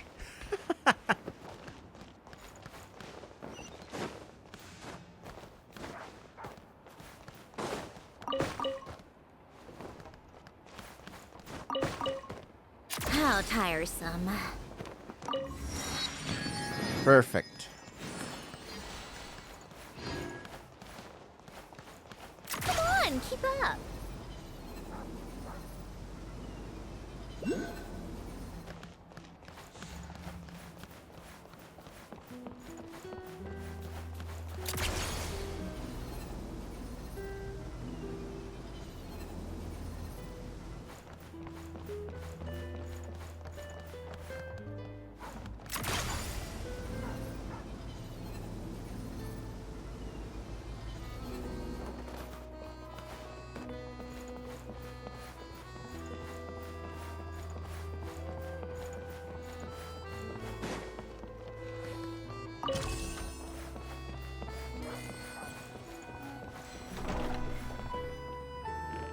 Hi, Mon, we're home. Hi, Mon.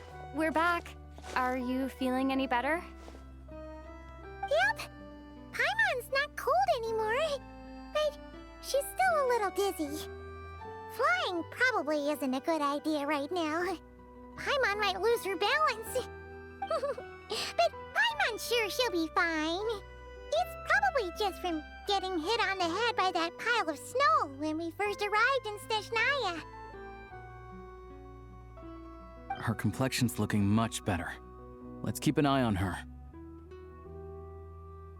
Sure, but enough about that. How did everything go on your end? Are you all set? Did you have any trouble? So much for not flying. I'll explain. It's a bit of a long story.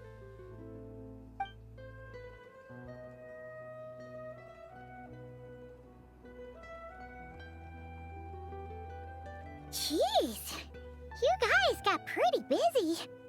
Sounds like the liaison officer and the mayor were running quite an operation. Good riddance to both of them. It's a good thing you managed to catch them. So, you said the train station will open again soon, right? And everyone has enough crystal now? Yeah. Well, enough to survive at least. Project Snezhnaya isn't going away anytime soon. People will still have to scrimp and save to make ends meet.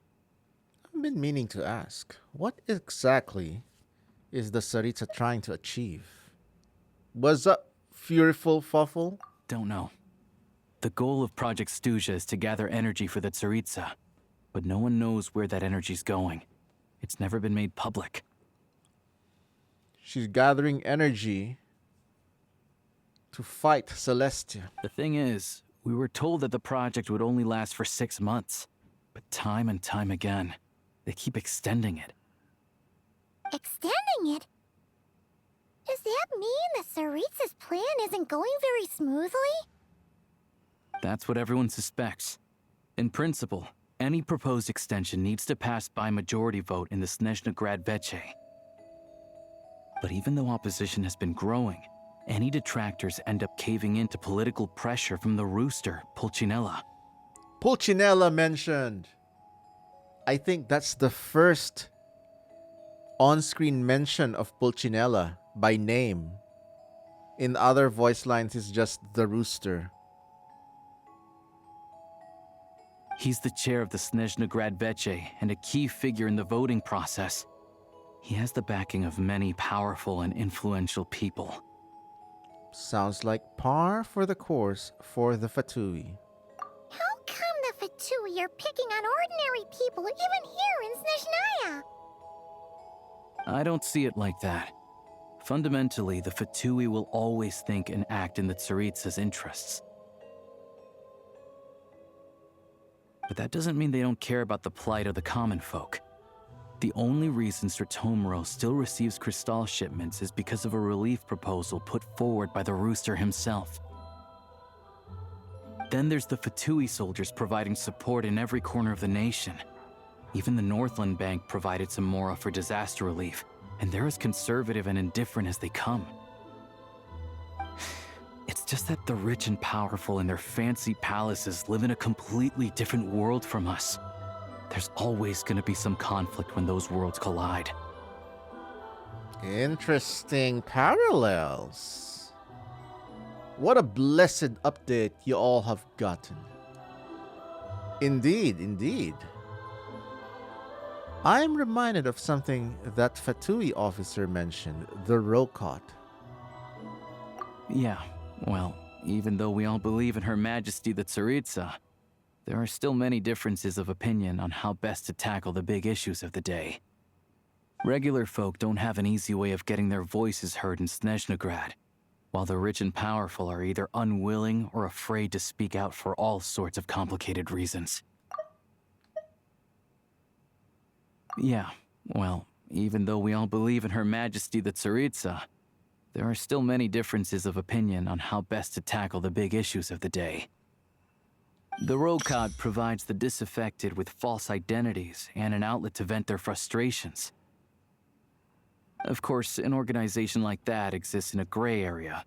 The moment the Veche think they've crossed a line, there's sure to be a crackdown. But so far, they've been doing their best to help the common folk.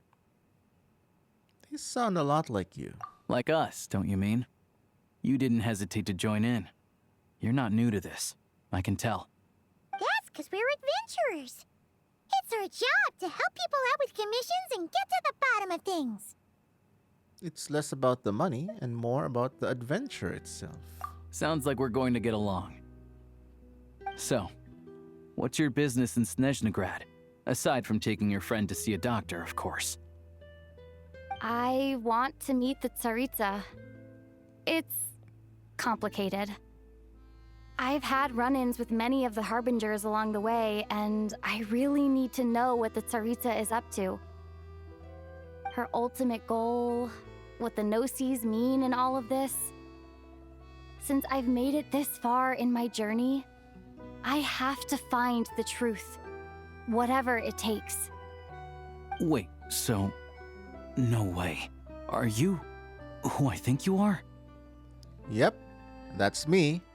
Sounds like you've heard of us then. We're getting more famous by the day. Of course, I know it won't be easy, so I'm not planning to get there by force. I didn't realize I was in the company of giants. Honestly, we're all as curious as you are about what the Tsaritsa's planning, and why it has to involve us freezing to death in the snow. But getting in the same room as her won't be easy. The common folk aren't permitted to meet her at the best of times, and right now, she's probably not even in Snezhnograd. Word is, she's heading east on a campaign to slay a monster. The one that's been summoning blizzards? Yeah, so you've heard of it. A wild, unpredictable monster with the power to summon snowstorms.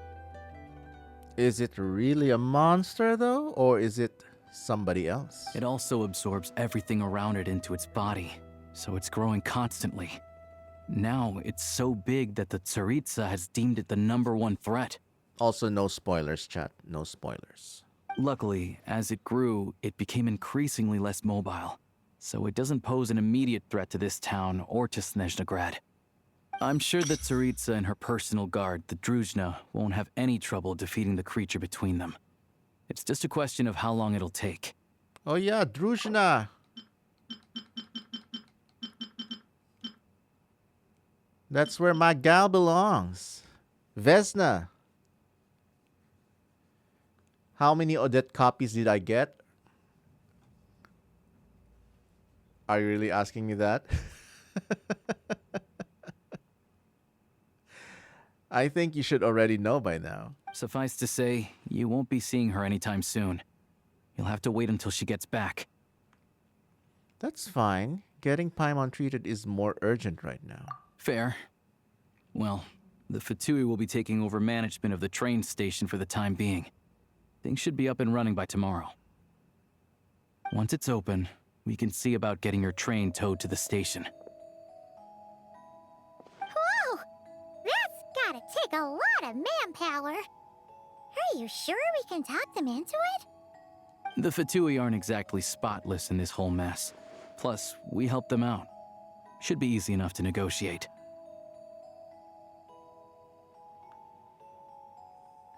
I'm more concerned about what paperwork I need to drive the train. As far as I know, all the paperwork is dealt with upon manufacture.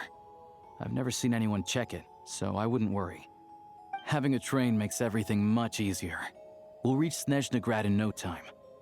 I need to head there myself anyway. Got some game to trade for Mora. I know a good doctor in the city.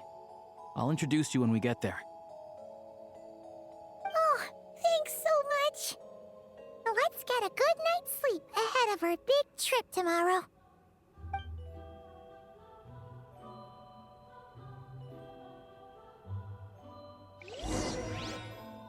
I don't have everyone C6 that are old characters.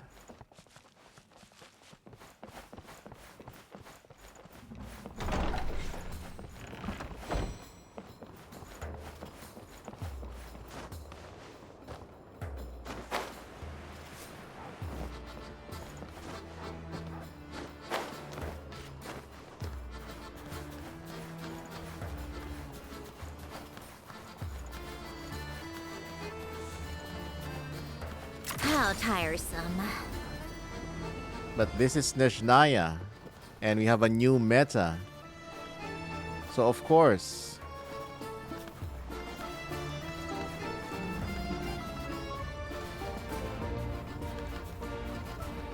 Come on, Why don't you click on the link? Oh, actually no, I removed that link.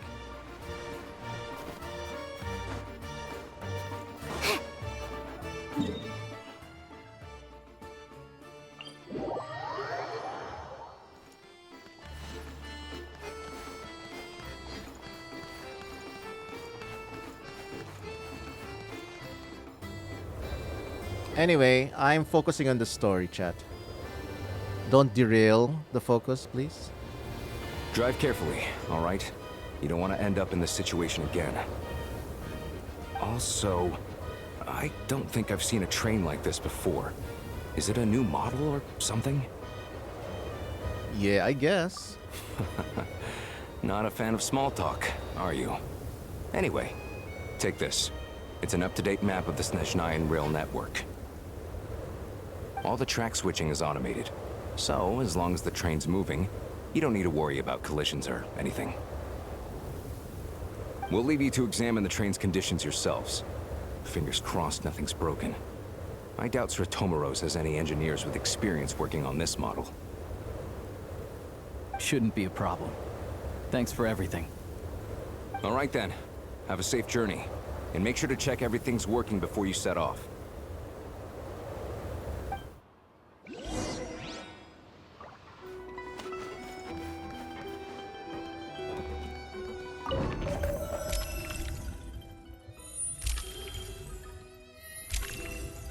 Very nice. I like this.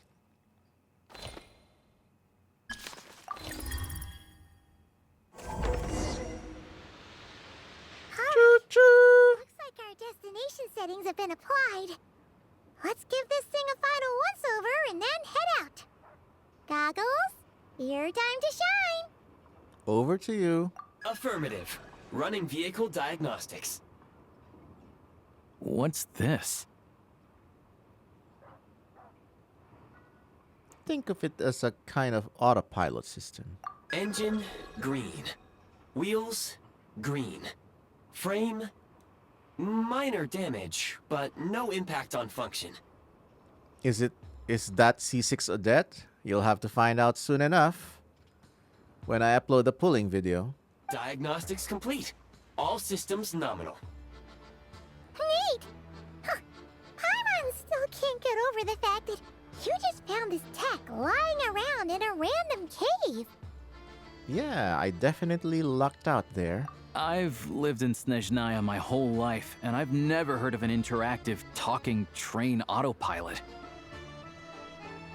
Strictly speaking, I wasn't designed purely to drive trains, though I doubt you have any interest in navigating the practically unreadable operator's manual yourself.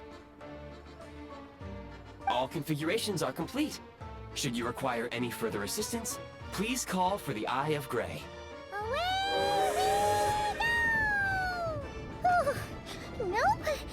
Paimon's gonna find a warmer seat. Yeah, looks like Paimon is still not fully well.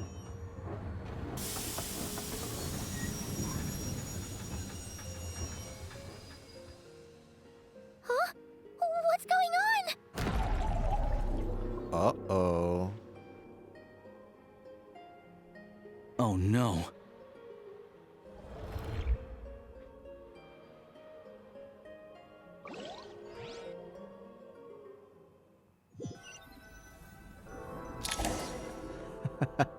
Hi, Ika. What is this place? Traveler, are you okay? I'm alright. You okay, Paimon? Paimon's still airborne, but it feels like swimming through thick, gloopy water. And we're back to Lumine's old outfit. Just our luck. Of all the things that could have gone wrong. It's called the Shadow Realm. A place where no wind blows, no light shines, and no elemental energy flows. Even time itself doesn't exist here. It's a world where everything seems to come to a standstill. Ah, so it's the upside down. I've only seen it a few times before, and this is my first time inside. It's a dangerous place. Most people who get sucked into the Shadow Realm are never seen again. And the few who do make it back, they're never quite the same. Huh? Then what the heck do we do now? Oh, maybe Goggles knows something. Goggles? Great! Now we're done for! Hold it together. Let's not get ahead of ourselves. I heard a story once about the world of shadows. If it's true, there's a way to escape. We just need to find the exit. C6R5? Secret. Come on, let's explore. Chat will know when the pulling video is uploaded. Their shadows have been devoured. They're no longer amongst the living.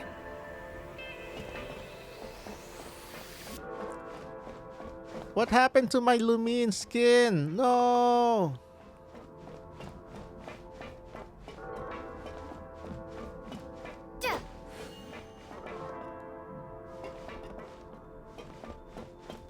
I'll take point. I can't channel elemental energy here, but I have a few gadgets that still work.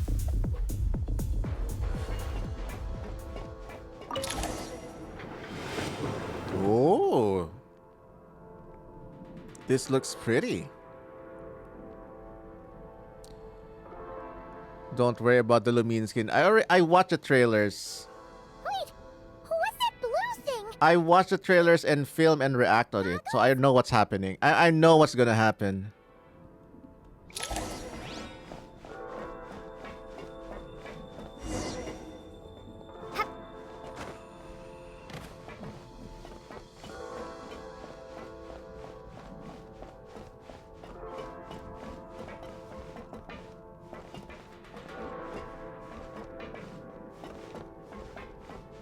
I'll take point.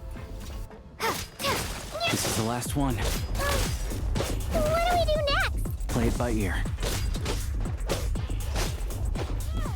Well, I'm the complete opposite of Ika when it comes to Genshin. I am fully locked in with every new trailer, every new live stream, every new leak and update. The only thing that I'm fully unknown for me is the actual story when it happens.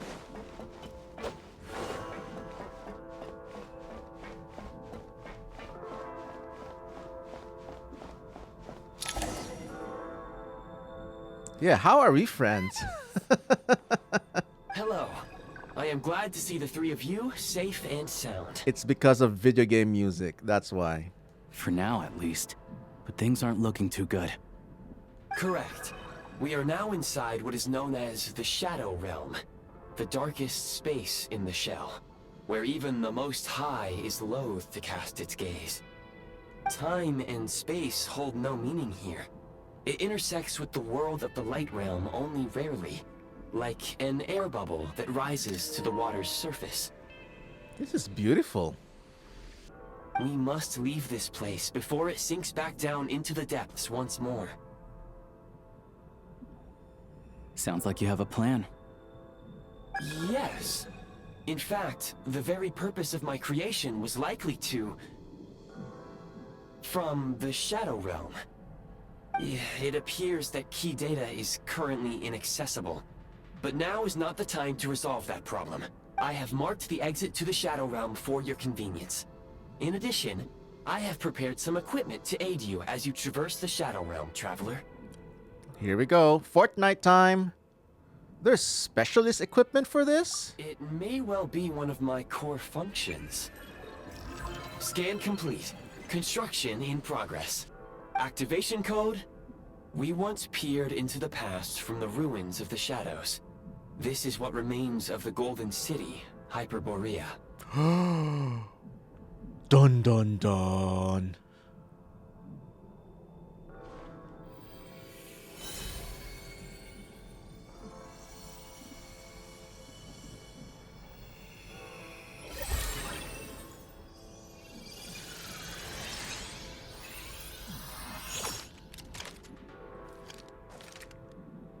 She killed it. Damn, she killed it in that outfit. Looking good, Lumine. Whoa!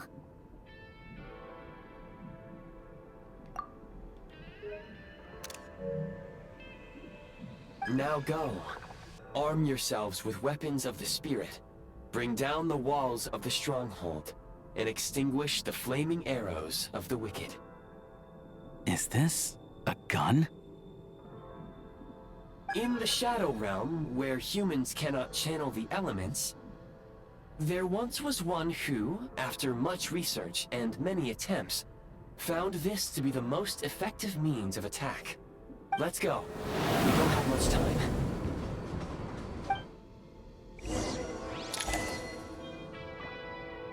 When you encounter small obstacles, you can simply clamber over them.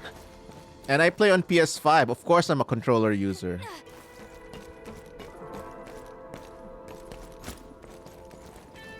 You can slide to navigate through low, narrow tunnels. Obstruction ahead. You may be able to use the explosives nearby. Shoot the explosives to detonate them and clear the path. Since elemental energy is unavailable for long-range targets, try using the scope to line up your shot. No scope.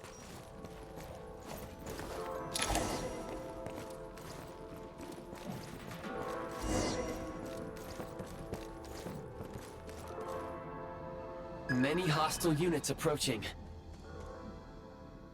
I suggest a new strategy. Take cover and pick them off one by one. Nice. Cover shooter time. Defenses have been breached. More enemies detected. Try attacking with the newly unlocked assault function. Headshot.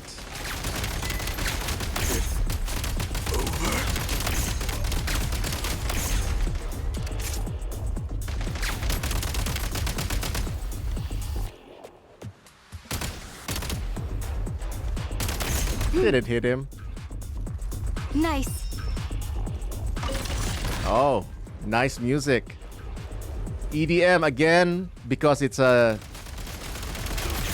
out of this world experience. Not good. State number 2. Cover me. Out of ammo. Light him up. Oh, you have different modes. Oh, I like that. I like that one. Over. Time to catch my breath. Lumine really looks good here. Yep.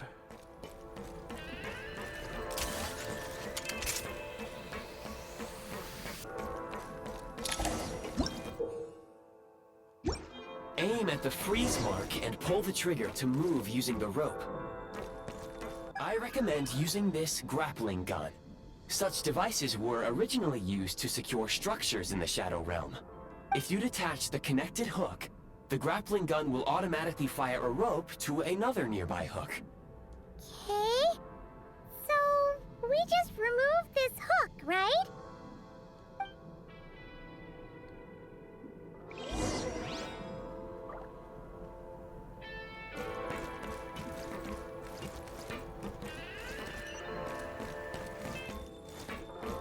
Defenses have been breached! Where's the...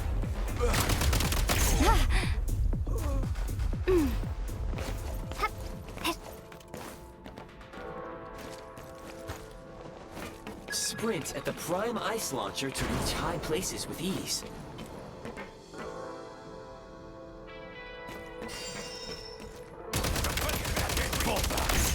Change of tactics! Light him up! Where's the... Yeah, that light shotgun is kind of satisfying. Usable munitions detected. Frag.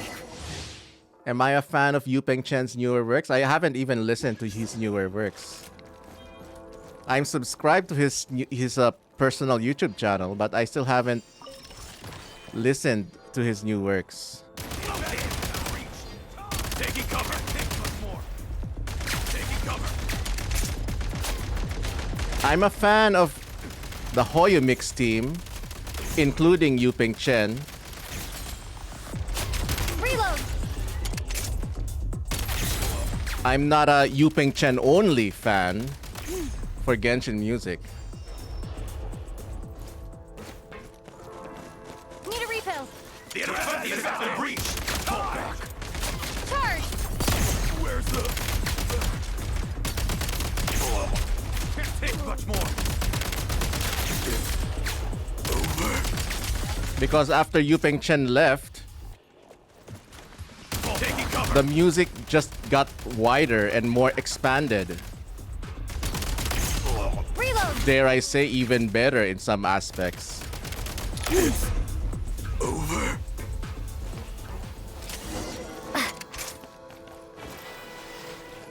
Yu Peng Chen is not the only talented composer. He's good, he's great. But the Hoyo Mix team is a team. Shift your center of gravity and slide down.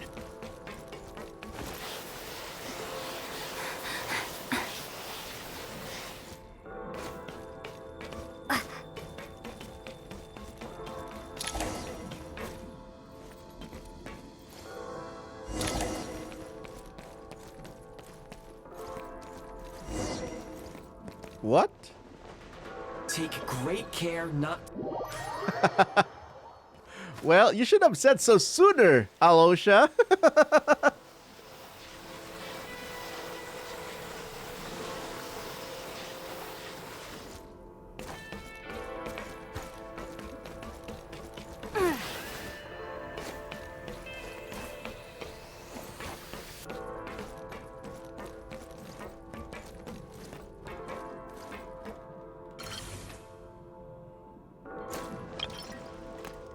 Oh, so you can't construct any of these yet.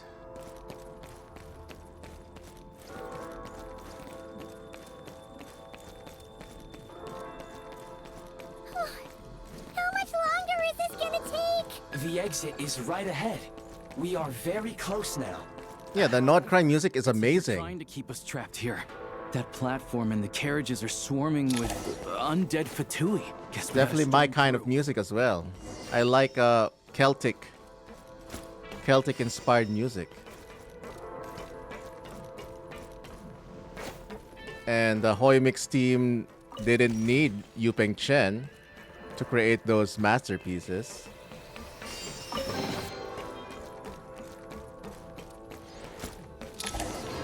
Nice. Nice. You may find switching to assault mode makes your attacks more effective.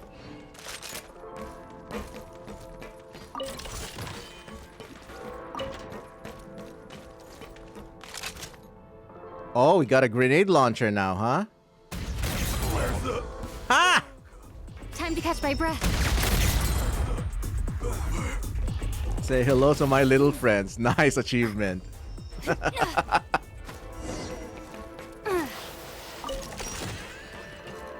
But yeah, all eras of Genshin music has always been great. Yu Pengchen era is great. Post Yu Pengchen era, Arcangelo Chen, Dimeng Yuan, all the other great composers of Hoyomik's team. It's all great. And it's because they rely on each other, not just one composer doing everything. Actually, it's detrimental if everything is just one composer. That'll cause burnout and will lead to worse quality as time goes. But since they're like a team of 5 composers, they push each other, but they also distribute the energy. So it's not just a burnout festival. That's the worst that can happen. That's what happened to Nobuo Uematsu in Final Fantasy IX. He burned out so bad. That's why starting Final Fantasy X, it suddenly became 3 composers and Nobuo Uematsu. I'm on my last legs now.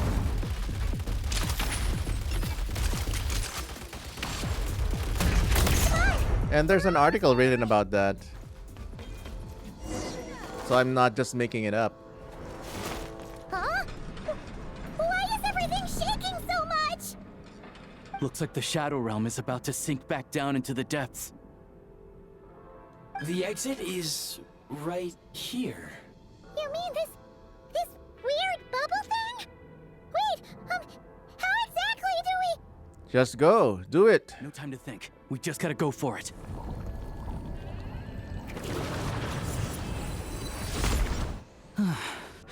Looks like I was right.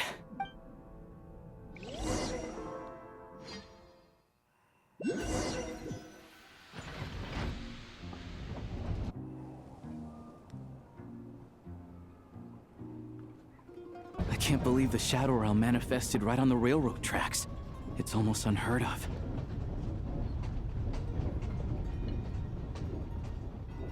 Lucky we made it out.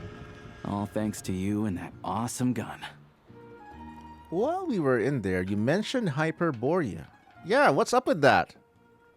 That's the one we're interested in. Ah, so you have heard of the Golden City before? Yeah, it came up a whole bunch in Nokrai. You're a pretty neat surprise in that sense, aren't you, Goggles? We had no idea they left cool gadgets like you behind. Thanks for saving us again, Eye of Graeae. Make no mistake, it was a team effort.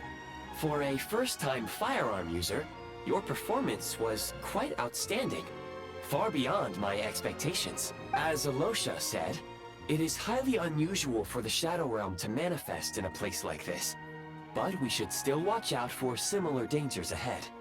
Oh, let's hope not. If anything else goes wrong with this trip, Paimon's gonna have train trauma for life! The Shadow Realm can appear anywhere, not just on the railroad. I am simply advising that we take sensible precautions. And for me, as a composer and as an enjoyer of the game, Natlan is where they really spread their wings and, you know, double down on multiple styles and genres. That's what I love. Now, if you wish to further calibrate and upgrade your firearm, you may do so over there, provided you have the necessary components. Please take a moment to catch your breath while I repair the body of the train. Amongst other things, this will ensure Paimon is a little warmer while on board. Oh, thanks, Goggles. You're a trusty train conductor. Well, maybe trusty isn't quite the right word, considering. Anyway, at least you get the job done. Yes, of course. And just like the Eye of Graeae, I am sure it will be a great asset to you in your future adventures. If not the trustiest, then it will at least get the job done. Let's get some fresh air while the Eye of Graeae fixes the train. Will you be okay, Paimon?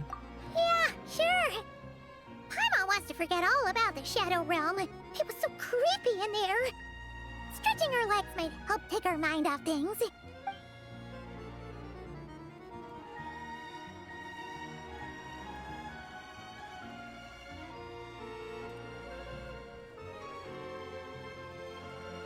It's so quiet here for a train station. Not a person in sight. Just abandoned houses.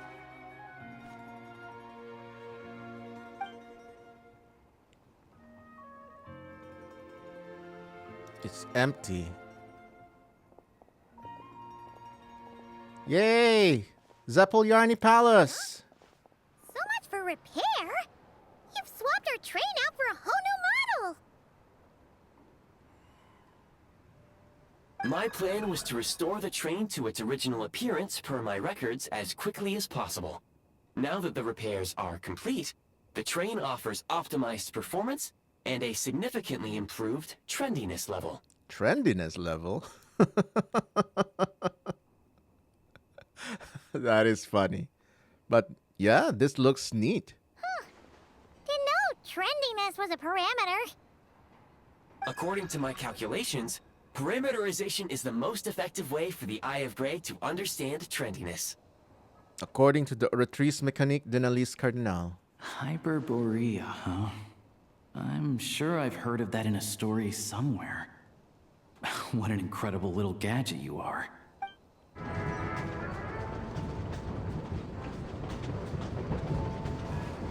Look, Snezhnograd's just up ahead. Whoa. It's no longer just a trailer location. It's no longer just the trailer, chat. It's the game now. We're in it. I can't believe it.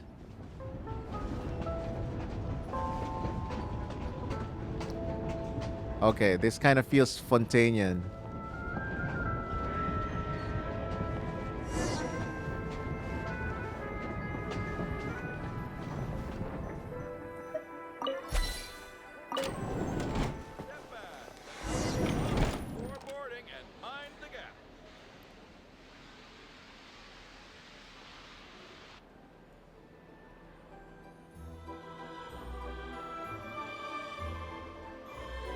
Oh my, the music. Chef's kiss. Here we are. Welcome to Snezhnograd train station, the biggest transport hub in the nation. Wow! It's so majestic! Just flying from one side to the other would probably leave Paimon out of breath!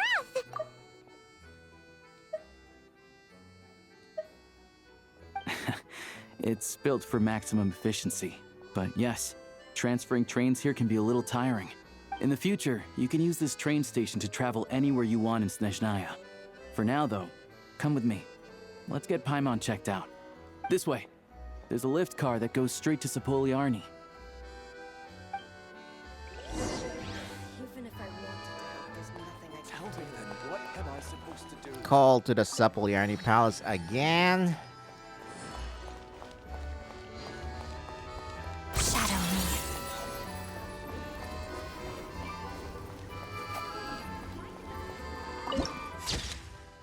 Beautiful.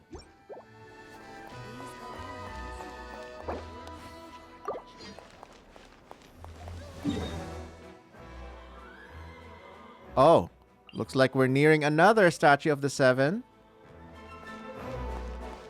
Oh my. Look! They have really funny-looking heads! And those ones are about the same height as Paimon! But it looks like they can't fly! Oh. Those would be Volkudlak and Domovoy. You'll also see the winged Vila and the snowborn Snegovic amongst others. So they have anthropomorphic animals. Snezhnaya used to be the realm of the Fae. Paimon can really see it now. Yeah, this piece sounds like Waltz Number 2 by Shostakovich, one of the notable Russian composers. This is beautiful, damn.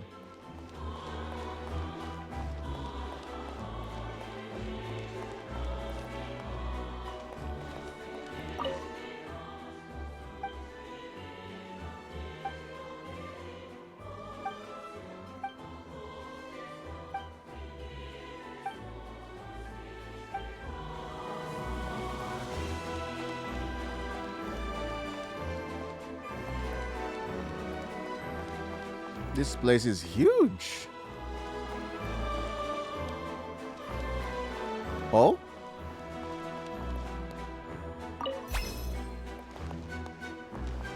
Oh, yes! Spin crystal. Here we go. Elevator.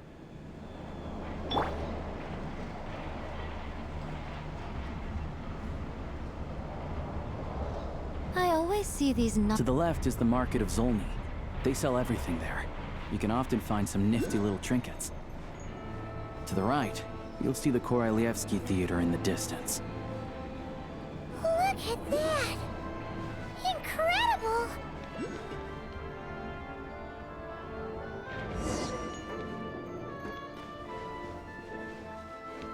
Damn. Beautiful location. Oh my goodness. Welcome to Snezhnaya. Welcome to Snezhnograd.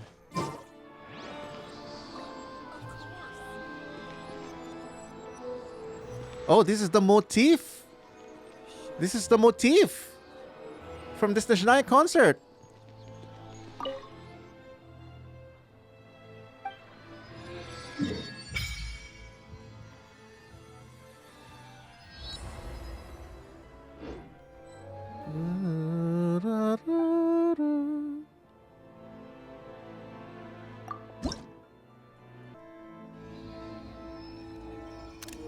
Welcome to Disneyland. Whoa. We're here. We're in actual Snezhnaya. Snezhnograd is stunning! Seeing it with our own eyes makes all the trouble we went through to get here worth it. I found it pretty stunning when I first came here too. But I soon found out that stunningly beautiful means stunningly expensive. The prices here are crazy. Yep. I'm just a small-time hunter, so Zolny is where I spend most of my time. This way will take us to Podvorier restaurant. They offer food and lodging there, so you can get settled in while I fetch the doctor. Is that gonna be stunningly expensive too?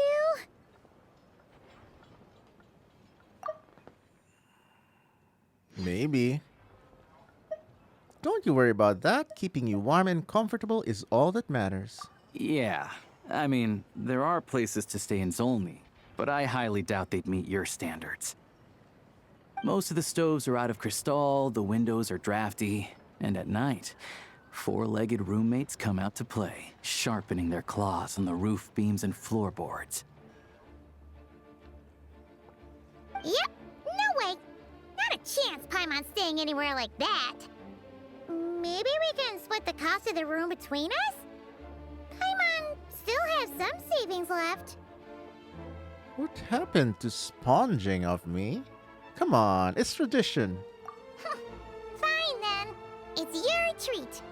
Paimon will save her money for buying a nice little cake. Hello, Sleepy. Welcome to the stream. Oh my goodness. It's more of the Snezhnaya motifs. It's all coming together now. Don't worry. You'll get some too. I'm glad to see you've perked up. If you find yourselves in the mood for some sightseeing later, there's a few places around here worth seeing. This way leads to Zapoliarny Palace, which serves as the Tsaritsa's audience chamber and also her personal quarters. That's where she lives. The adjacent block is kind of a city in its own right. That's Glupov, the headquarters of the Fatui. Oh. Damn. It's already sinister looking. Inside, there's a munitions factory known as the Armory Palace, producing a constant supply of all kinds of equipment for the Fatui. A lot of important research happens there too. And over there is the Snezhnograd Veche, where all the big shots meet regularly to make policy decisions.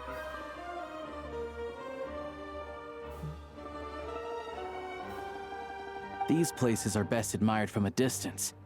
I'm sure I don't need to explain why.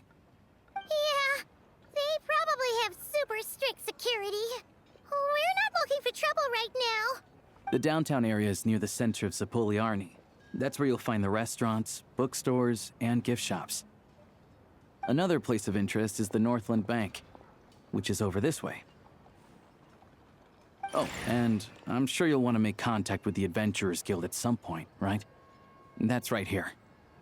Yes, finally, a familiar sight. There's our Catherine. Ooh, speaking of adventuring, we use alchemy quite a lot. Do you know where we can find a crafting bench? Uh-oh. No one practices alchemy at Snezhnograd, I'm afraid. Apparently there's some historical reason for it. Oh. We'll just have to use the one on the train then. Kinda inconvenient. Wait, how come there's one on the train if that's Snezhnayan too? Yeah, that's weird. Maybe you can look into this historical reasons later. Yeah, I don't know. Not my area of expertise. Still, I wouldn't say the absence of alchemy makes life here any less convenient. Anyway... Finally, there's Zolny in that direction. It's mostly residential buildings and factories, but there's a few shops too. Worth a look around if you're interested. That's about it. You guys go ahead and get checked in while I track down my doctor friend. Sounds good. Thanks for all the recommendations. It'll be good to get out of the cold wind. Paimon's starting to feel another headache coming on. Let's get you inside. Podvorye restaurant is right this way. Linnea's sister, Celino.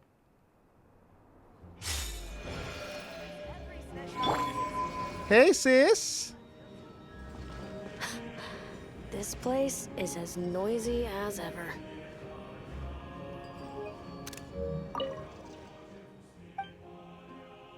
What are you doing here, Celino? Ah, it's you, traveler. Wow, she's tall.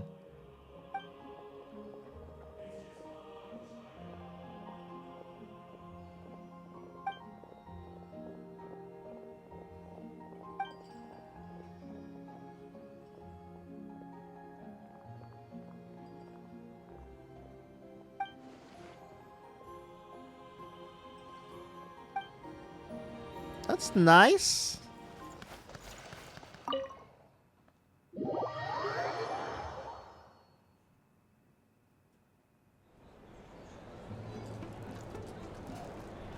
Fancy. That's an expensive restaurant.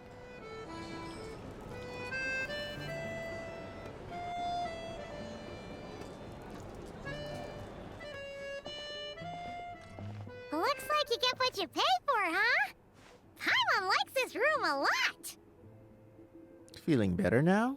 Yeah, much better now that we're out of the cold. Oh, thanks for taking such good care of Paimon. Honestly, she feels kind of bad for throwing a wrench in the works. If this were anywhere else, we'd be out investigating and adventuring by now. But instead, we're stuck here waiting for a doctor. It's okay. We aren't under any time pressure. You're right. No need to push ourselves too hard for no reason. A lot happened on our way into the city. Let's review what we've learned so far and try to figure out what to do next. Obviously, the million more question is, what is this Aritsa planning? Everything else leads back to that. Yeah, that was our main goal in coming to Snezhnaya. Sure was. And so far, we've learned that in addition to the 7 Gnosis, her plan also requires a ton of energy. But we won't get to see her anytime soon. Alyosha said that she went east to fight that big monster. It must be a pretty powerful one if it can blanket the whole of Snezhnaya in a snowstorm this awful. Mm-hmm. It's one of the threats we'll need to face, I think. To be honest, what we're really lacking right now is information. The kind of information that only the higher-ups in the government would know. Not word on the street type of info. Paimon can think of a few people who might be able to help us. But... They're all Fatui. Right. And when we left Nokrai, Sandrone specifically left a message reminding us which side we're on. So, It's unlikely they'd tell us anything confidential about the Tsaritsa's grand plan. Doesn't hurt to ask. Maybe we can learn some non-confidential info. Yeah. Better than nothing. Besides, that Gloop-Off place is right nearby. We've got nothing to lose, so it'd be a waste not to go. There's gotta be someone there willing to talk to us, right? Maybe Arlecchino or Sandrone? Or possibly Tartaglia. Possibly Tartaglia is the one who's the most yapper. But it's unlikely we could sweet-talk Arlecchino, let alone Sandrone. She basically told us to stay in her lane already. Well, it's been a while since we last saw Tartaglia. Yeah, the last time was all the way back in Fontaine, right? Too bad we missed him in Nodcry. Apparently, he came to help out. Oh. That's actually true. You're right. When we played the quest with the Nodcry quest where Arlecchino and Tartaglia were fighting together, the Traveler wasn't actually there. Right. Hello. Is there a Traveler and Paimon in there? That's Alyosha! Come in! Hello, I'm Dr. Luneva. Alyosha mentioned that one of you is feeling a little under the weather. We'd be grateful if you could take a look at her. I see. So you're my patient today, yes? And you're Fae, I presume? Oh my goodness, the second time she's mistaken as a Fae. Good question. Paimon's not too sure either, but she's definitely not the same kind of Fae as the ones we saw at the train station. Is that gonna be an issue? My goodness, even Paimon doesn't know what she is. Not exactly. It's just, I'm used to treating human patients. Fae tend to be far more resilient than even the healthiest and most long-lived of humans. But don't worry, I do have some experience treating Fae. I've even diagnosed plenty of cats and dogs in my time. Safe to say, I have a fairly eclectic range of expertise. Wow, she's probably the most talented doctor. It'll be fine. Paimon's basically the same as a human. Are you sure, Paimon? Right? We're no different when it comes down to it, are we? Our taste in food is a little different. That's just because Paimon knows how to eat. Now, please take a seat.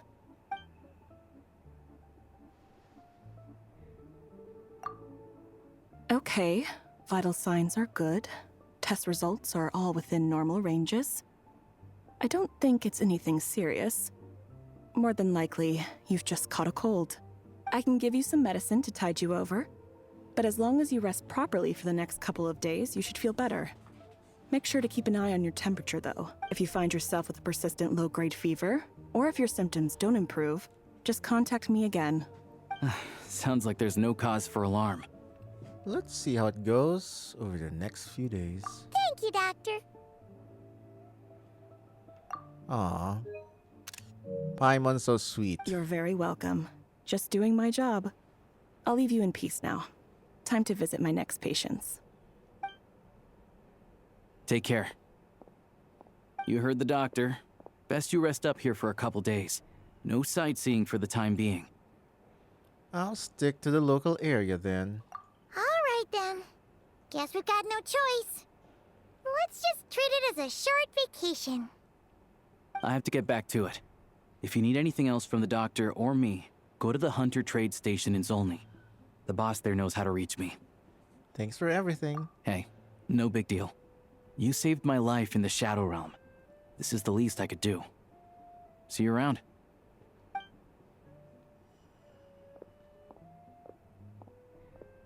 All right. Time to find Child and see what he can tell me. I'd better not disturb her while she's asleep. With any luck, I'll be back before she knows I was gone. Aw, look at that sleeping babby. Totally adorbs. Damn, what an imposing building this is. Right into the belly of the beast. Finally. The enemies that has been antagonizing us since the beginning. Take a break. We're finally gonna see their headquarters. Oh, it's the Fatui motif. La, da, da, da. Please display your invitation letter or permit. I'm looking for someone. Can you pass along the message? Glupov does not accept meeting requests without a prior appointment. You'll have to apply per the advertised booking process and wait until your invitation letter is issued. But we're old friends. Might I ask who you're hoping to visit?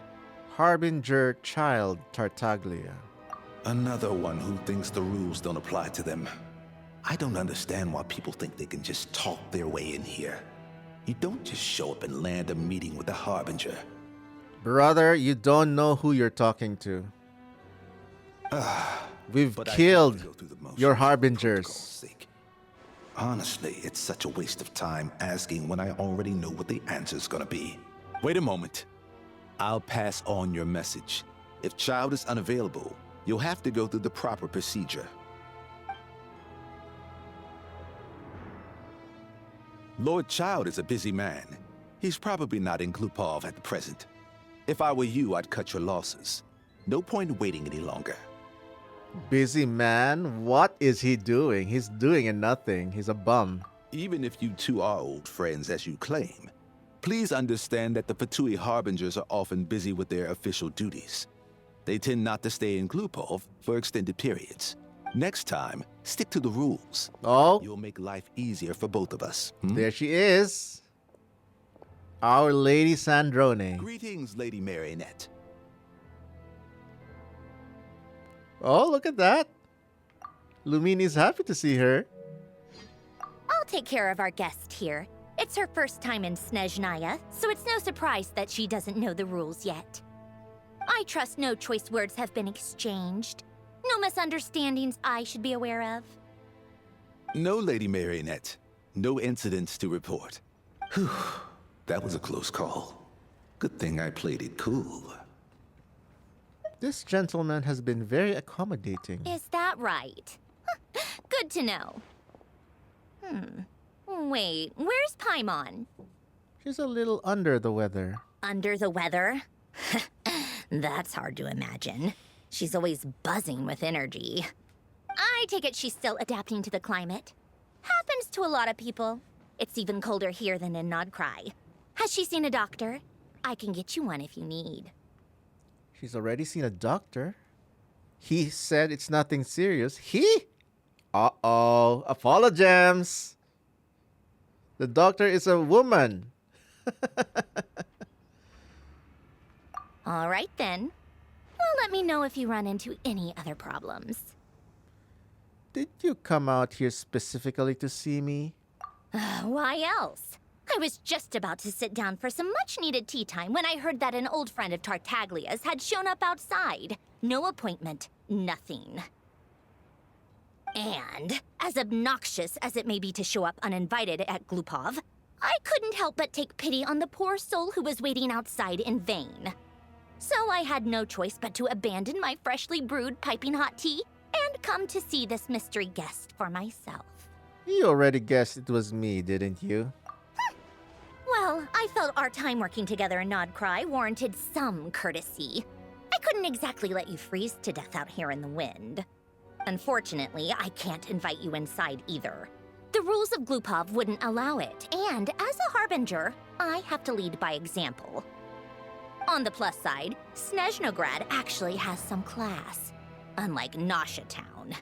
Torchlight Books has a very nice selection of teas and cakes, so we can catch up there. Oh? A tea party date with the Sandrone? Of course. What? Why? Why is she sad? Because I already wasted one perfectly good cup of tea today. That's why. Oh my, this sounds like Tchaikovsky now. I love it. Such an amazing collection of new soundtracks. I've ordered for the both of us. No objections, I assume. I'm sure you trust my taste. No problem. Okay, let's get down to business. I'm guessing you don't actually have any urgent business with Tartaglia per se. You just want information, right? Yep, you got it. But how's he doing anyway? Wanna take a guess? Has he been picking fights again? He always. Of course you'd say that. You shouldn't underestimate Counselor Tartaglia, you know. Counselor? That's right. I'm sure you've heard of the Snezhnograd Veche by now. Well, he's busy preparing some paperwork for their next meeting.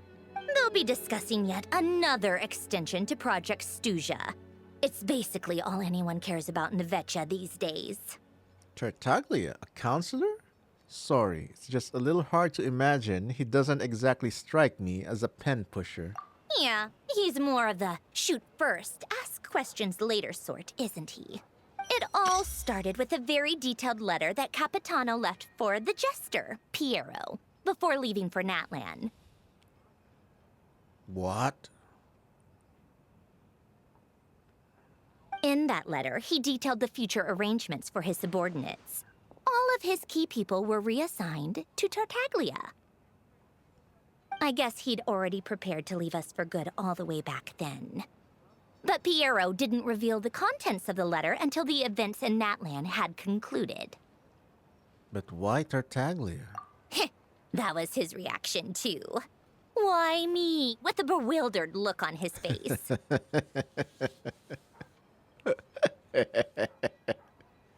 Yep. He'd always assumed Capitano looked down on him. He was a man who kept his thoughts to himself and barely spoke to him the whole time they'd known each other. But he occasionally brought Tartaglia along to my tea parties back in the day. So to the rest of us, it was clear that Capitano had quite a lot of respect for his young comrade.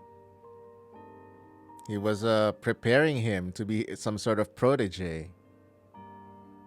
My goodness, the design quality between Tartaglia and Capitano is just so light years ahead. By the rest of us, I mean my tea party regulars. Arlecchino, Rosaline, and... actually, not Columbina. She was probably oblivious to it.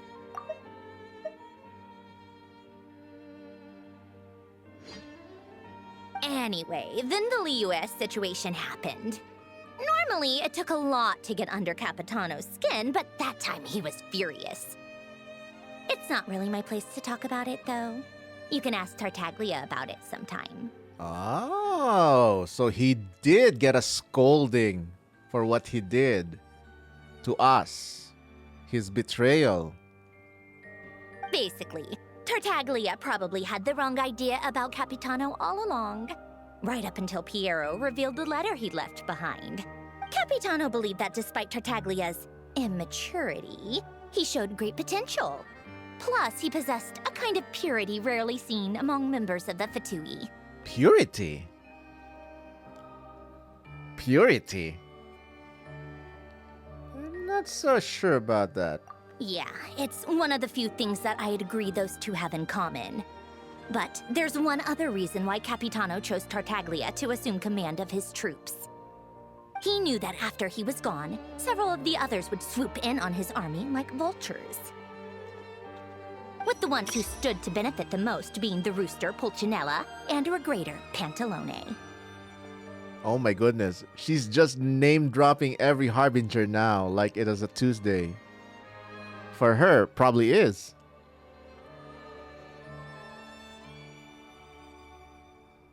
Once they divided Capitano's troops between them, they'd be more powerful than ever. No one would be able to stop them. So, you can see why Capitano chose to hand that letter to Pierro, right? Because the jester needs to maintain a balance of power?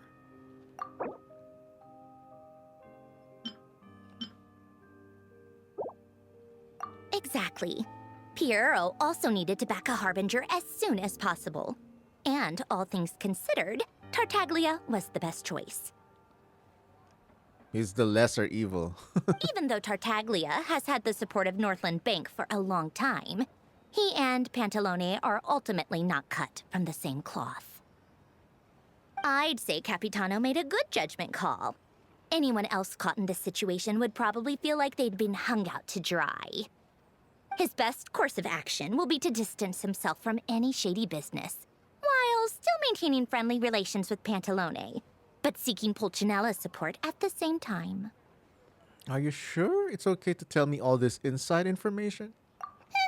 What's the point in having a tea party if you don't spill a little tea?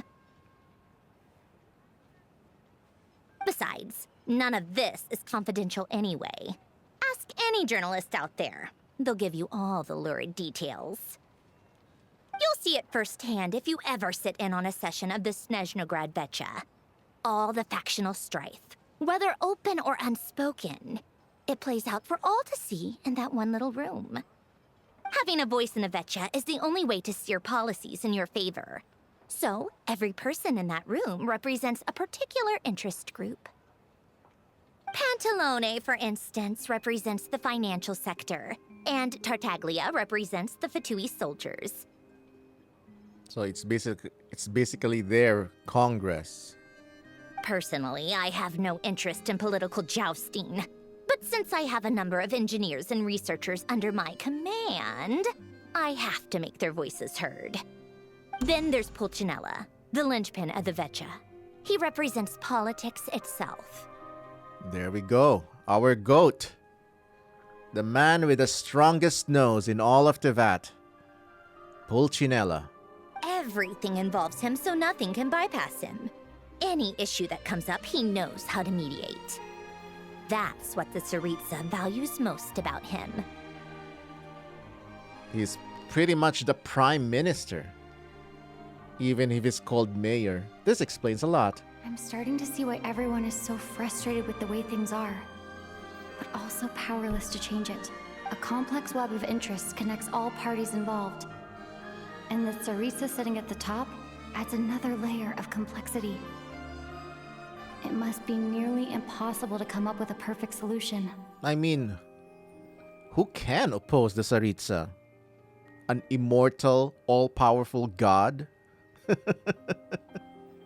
No one would dare. All right, I'm done carrying this conversation. Time for you to answer a question of mine. You must have known that you can get the info you needed from me. So why was Tartaglia the first person you asked to see and not me? You're not jealous, are you? Huh? Jealous? As if. Wait. Oh, I think I know what it is. Columbina passed on my message to you before you left Notcry, right? I only meant you should be mindful of which side you're on. Is that actually why you didn't ask for me? Because you took that to heart? I wanted to make sure I wasn't being disrespectful. You... fair enough. It's not your fault. I blame all these politicians I've been hanging around with lately. Always beating about the bush when they talk. I guess it must have rubbed off on me.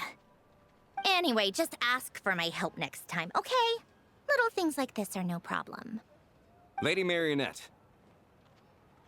Oh my goodness. How dare you interrupt our party? What now? Can't you see I'm on my break?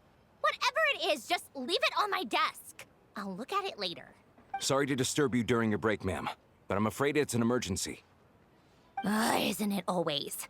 I've told you before, fixing the tracks and transporting ice blocks does not constitute an emergency. The equipment in Svietlo-Laitovka is in urgent need of maintenance. With how the weather's been recently, we suspect that the cause is a buildup of snow, exceeding the maximum weight limit. The supports on one of the machines broke and fell, awakening a dormant beast and leaving many of the ice miners trapped in a nearby ice cave. Luckily, Odette's team was nearby and launched a rescue operation, but we're still facing a severe manpower shortage for both the rescue and engineering teams. Odette mentioned. That does sound like an emergency. I guess that's it then. Our tea party will have to end here. I'm the only engineer you'll need. I kind of want to go with you. But I promised Paimon I wouldn't go too far. Do you actually want to come with, or are you just saying that? I owe you for the tea you shared with me. Nice Nice of you to return the favor. I'll have a couple of people look after Paimon. They can let her know that you had to step out for a while. Given how urgent this is, I'm sure she'll understand. And honestly, I'd rather have your help than anyone else's. Between your skills and experience, you'd be reliable help. Great, thanks. Sounds like a plan. Then let's go. You, take 2 people to Podvorye restaurant. Find her room and watch it like a hawk until we get back. If anything happens to Paimon, you'll be answering to me. Aww. Sandrone cares about Paimon. I love to see that. Yes, Lady Marionette.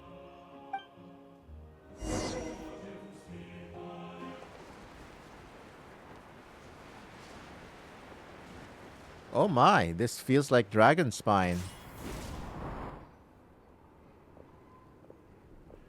I have to be getting close. Don't go any further. Who's that? Is that Odette? That sounds like Odette.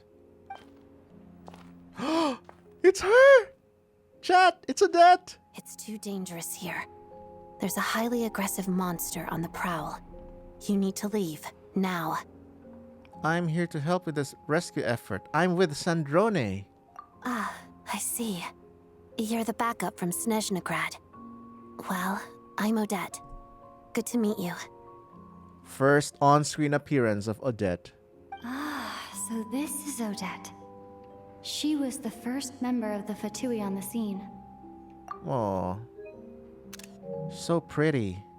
There are 5 people trapped in the cave. Monster type is unknown, and so is its location. Let's go. Every second counts.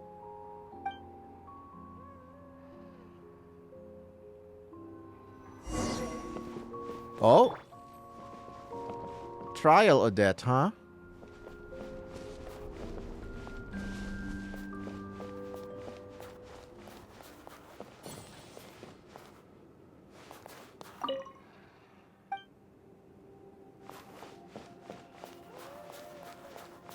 Alright, I think after this part of the quest, I'm gonna end stream.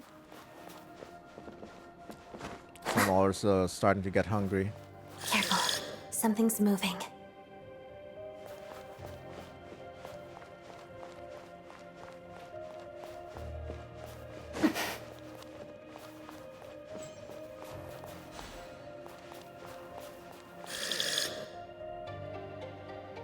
This must be the monster's shadow. Looks like a tough opponent. Of course, they would make it Electro Traveler. Oh, the battle theme music. Ah, okay.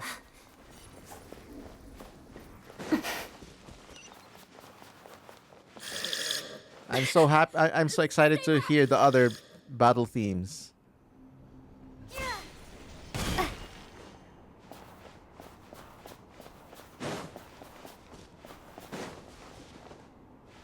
I see them.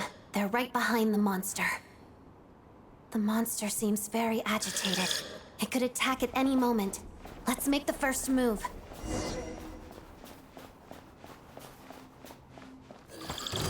Ice Marauder.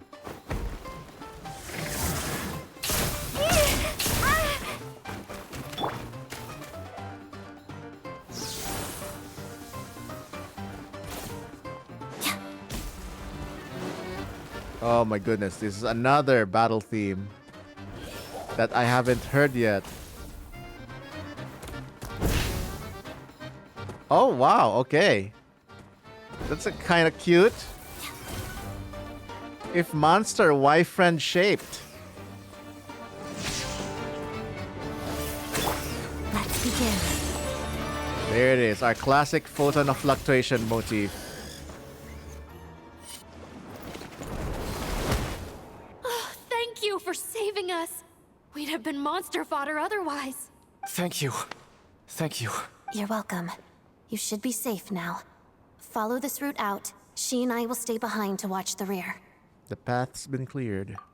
Thank you. Come on, let's go. This way.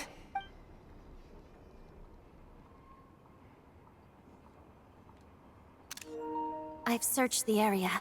Pretty sure the monster made a tactical retreat. Was this its lair? Yeah, but with us here, it won't be coming back anytime soon. My god, her eyes. Unique design. It may be small, but don't be fooled. It's a ferocious beast. People are just food in its eyes. It's lucky we got here when we did. The trapped miners have been successfully evacuated. Time for us to leave. Wait, this place... There's something unusual about it. Cutscene time.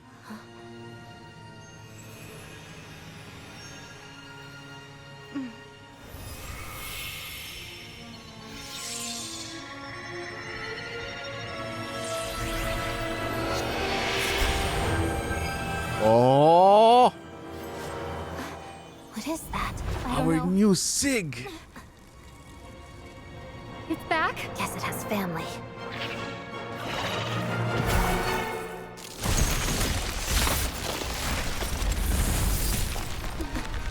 This way. Run! I love that. It's almost like an Excalibur moment.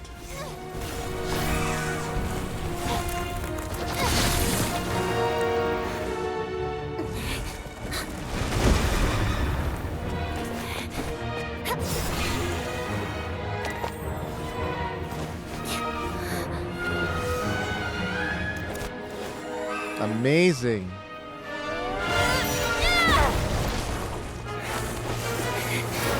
She was Electra, now she's Geo. Let's get out of here.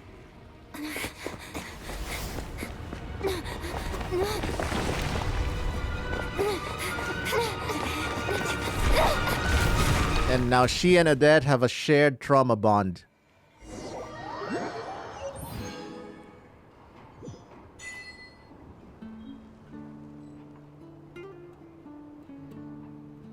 You have obtained the special weapon, Exiphane's Blade. We're back, Sandrone. Everyone's accounted for. We managed to rescue them all. We also placed a sign at the entrance to the cave, warning people to stay away. You really held your own today. I still don't know your name.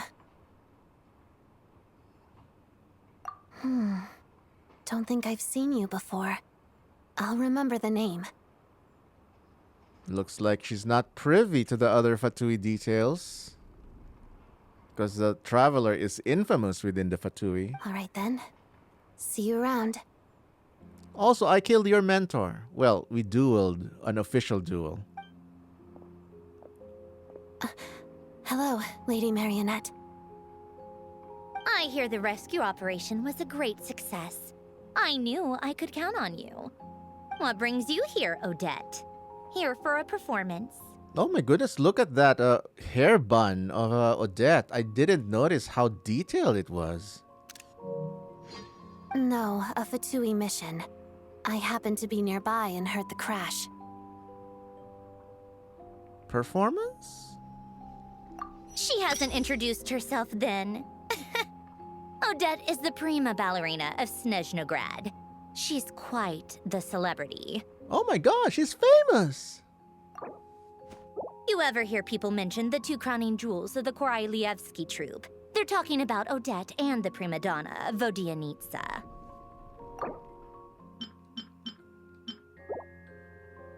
On top of that, Odette's also a rising Fatui star. It's looking likely she'll inherit the title of the Fair Lady. She learned all her combat skills from Rosaline herself. Used to be one of her most valued subordinates, too. And we killed her. You flatter me, Lady Marionette. If she's Rosaline's protege, that makes me... never mind. There's no need to bring it up. No point making things awkward. Nemesis. No wonder you're such a keen fighter. How's progress on your end, Lady Marionette? Equally successful. I finished reinforcing all the equipment.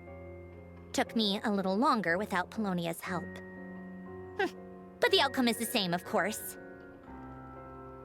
So she misses Polonia. Even if the heavy snowfall summoned by that monster lasts for another 3 months straight, this equipment won't give way. Thanks for stopping by, Benjamin.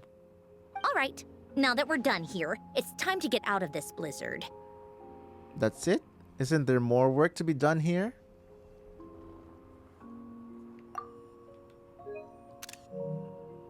Sure, but Snezhnograd will send someone to investigate and draw up a relief plan.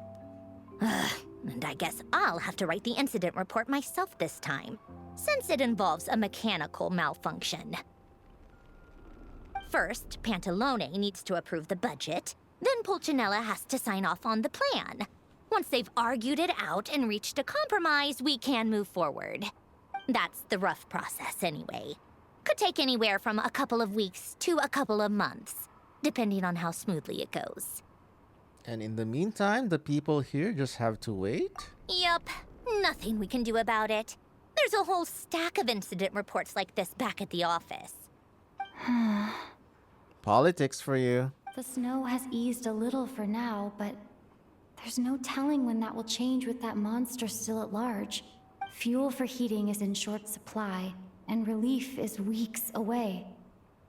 There's no immediate threat to life, but still, it just feels like there should be a better way. Hey, quit daydreaming. Let's get back to Snezhnograd. When did you get a new sword? I found it in a cave. It handles pretty nicely. You have a strange affinity for secondhand swords.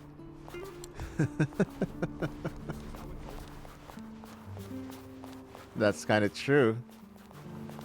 Knowing we got that Nartitzenkreuz weapon too.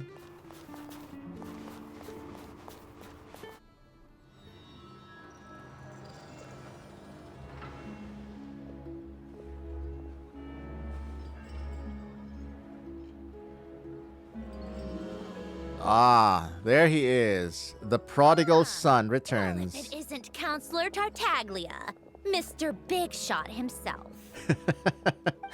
Go easy on me, all right? I'm still recovering from the interrogation the real big shots put me through. Hey, comrade, it's been too long. I heard you came looking for me earlier. Nicest surprise I've had in a while. Good to see you too, Odette. I'm guessing you guys just got back from Sviatlo-Lajdovka. How'd it go? Crisis averted? It went fine. How about you? Any new developments? Not really. Same as ever.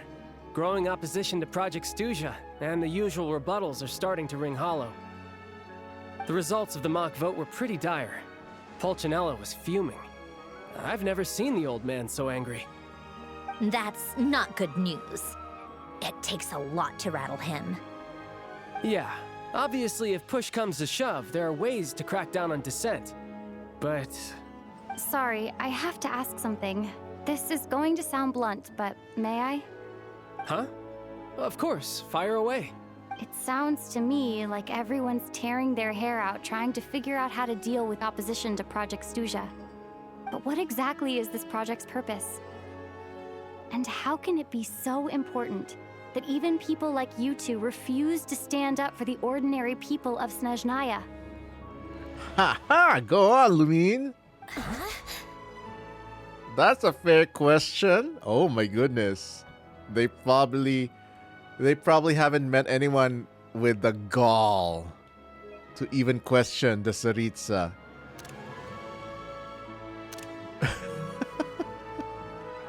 Just look how old and outdated Child's model is. Interesting. I gotta hand it to you, comrade. You sure don't mince your words. Excuse her? What does she mean? Refuse to stand up for ordinary people. Oh my gosh. How does she dare speak to the Harbingers like that? Oh, you have no idea, lady. Are you interrogating us now? It's okay, Sandrone. Let me explain. I think I understand where she's coming from. If I could, I'd take your side right now. In fact, my position's very similar to yours. I've only held back on casting a dissenting vote in the Veche because the Tsaritsa would never let me get away with it. Still, I have a responsibility to the Fatui armed forces, so I do what I can to make their voices heard. Most of them are just regular folks from small towns far from the capital. I'm sure you've seen how much those kinds of places are struggling right now. Oh, and for what it's worth, I'm from Arepasak myself. Things aren't going so swell there either. Right, so this affects you directly, hence my question. The Tsaritsa wants to create a better, safer future for the people of Snezhnaya, but she's thinking long term. I don't doubt that from where you're standing, Project Stuzha seems to be creating all sorts of issues for everyone. Yeah, I think being a long-lived person, human, Archon, she sees millennia instead of just months or years. But considering the Tsaritsa's vision for the future, these are sacrifices worth making. Sounds cold, I know. But I promise it's not as black and white as it seems. Maybe Sandrone and I can't oppose Project Stuzha outright, but we're constantly raising our concerns in Veche meetings. And even though we can't put an end to it, there are plenty of other ways to make a difference. We're trying everything we can think of, and so is Pulnicella. I respect Her Majesty, the Tsaritsa, and trust her decisions. But at the end of the day, I'm still just a normal guy who cares deeply about my homeland. And my family, who all live here. There's no way I would ever abandon them.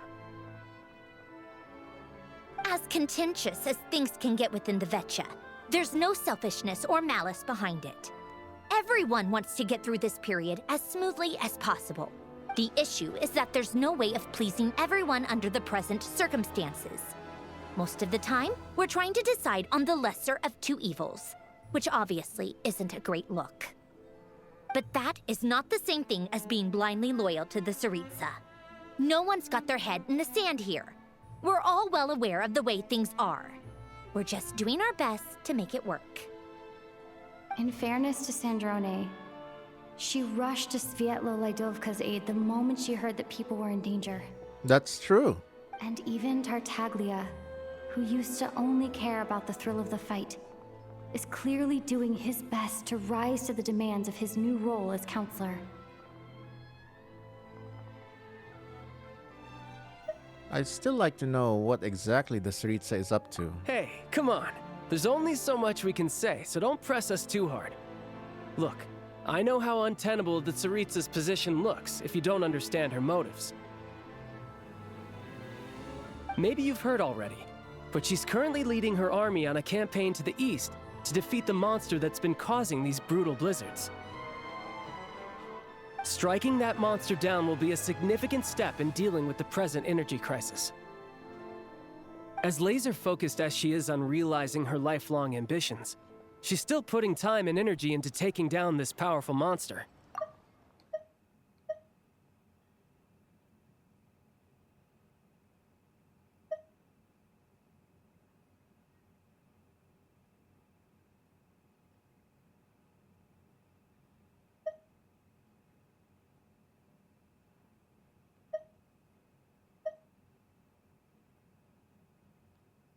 To me, that says a lot.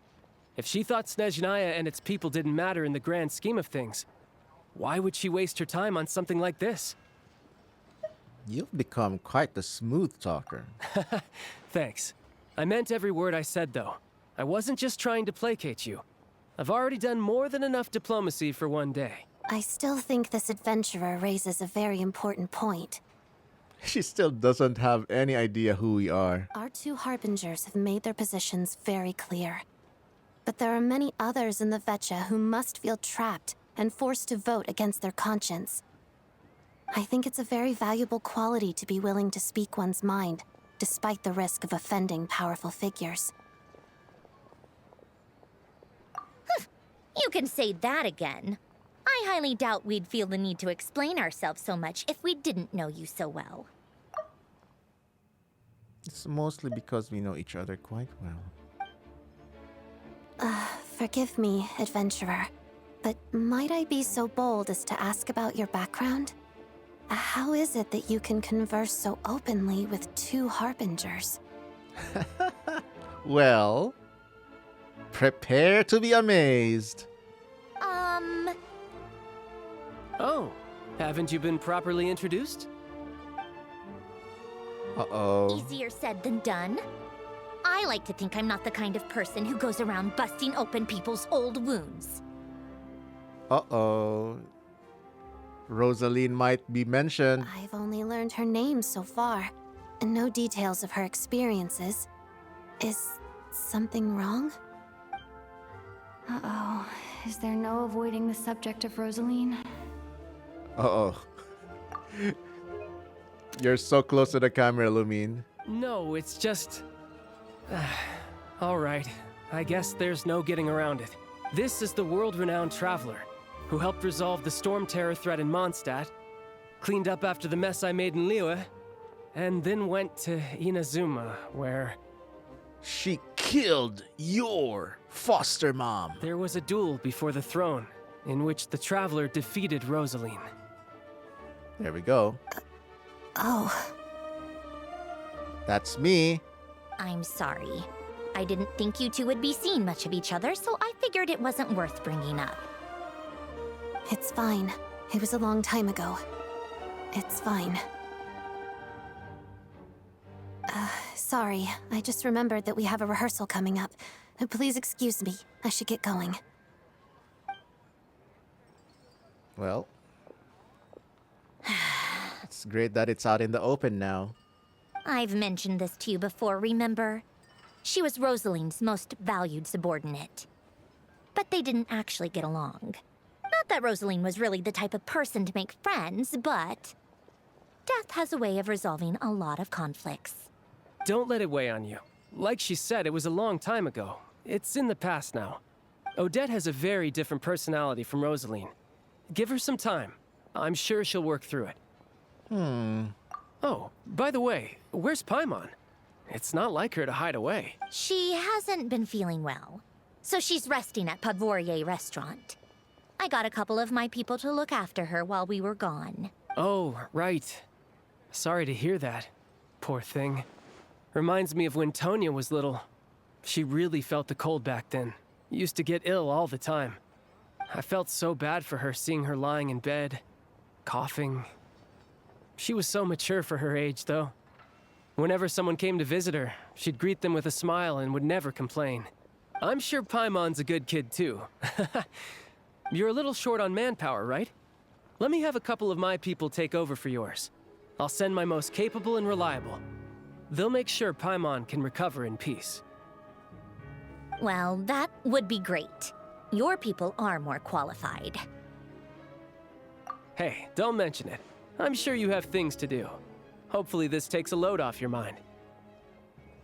So no more accusing me of not being on your side, all right? One last thing, I just remembered something. So, I met the Jester when I first arrived in Snezhnaya. Oh my god, yeah. Already? That was quick. He seemed to know who Paimon was. I'm afraid I can't help you there. Our director's recent movements are confidential. Even we're not in the loop. If you hadn't told me, I never would have known he'd gone south. I assumed he'd been in Glupov this whole time. Oh, I see. Got it. Well, I guess I'd better go sort out Paimon's security situation. I have some other work to catch up on at Glupov anyway. Such a mysterious man, that Pierro. Me too. I have an incident report to write up. Let's leave it there for now. Great reunion, though.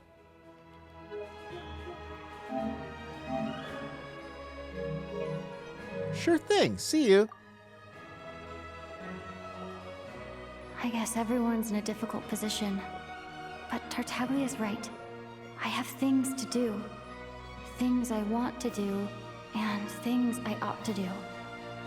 To start with, I should go ask Alyosha if he knows of any way to help Svietla Ledovka.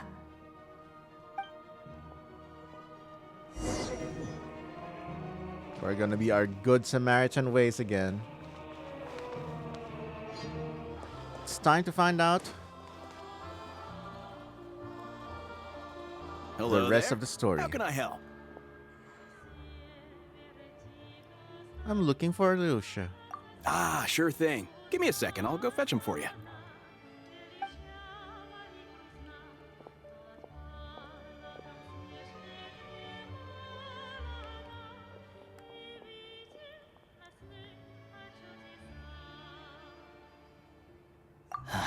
It's a familiar story.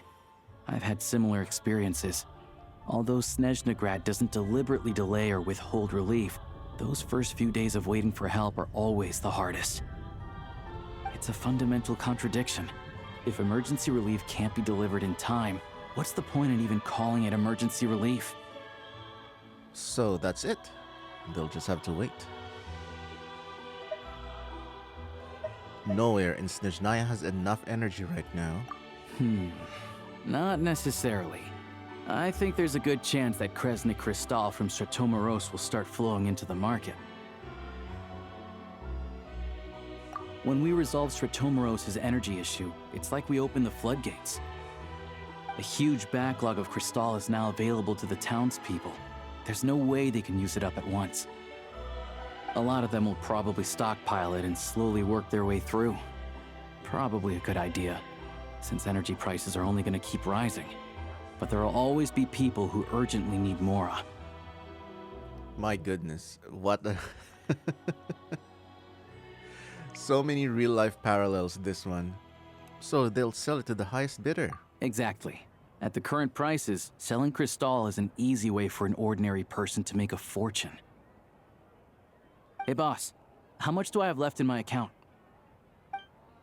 1 second, let me check. So, you're planning on buying the Crystal out of your own pocket? Yeah. I don't know if I have enough, so I'll chip in a little extra and buy as much as I can afford. Let me cover this. Oh? Traveler, baller. No, it's fine. You're new to Snezhnaya, and you have your own living expenses to worry about. Besides, you're already providing the train. It's okay, I volunteered for this. Here's your Mora. See what you can find at the market. But I doubt there'll be much Crystal left. Yeah, well, can't hurt to take a look. Let's see. Huh? What's Odette doing here? Uh-oh. Last we saw her, she's probably mad, or she doesn't know how to react to us when she learned from Sandrone and Tartaglia that we are the one who slew her former mentor, Rosaline, the late La Signora.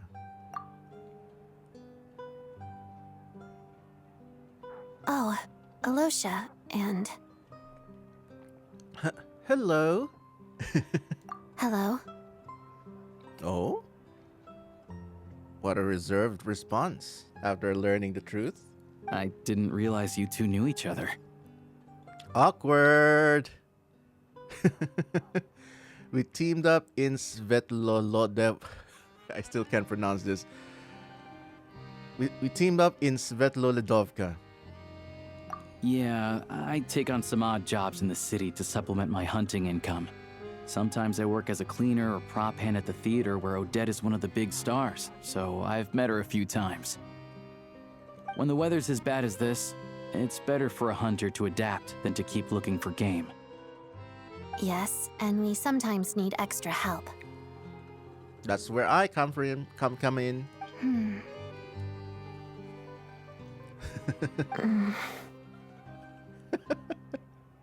Oh, these two. Wait, why is the atmosphere so awkward?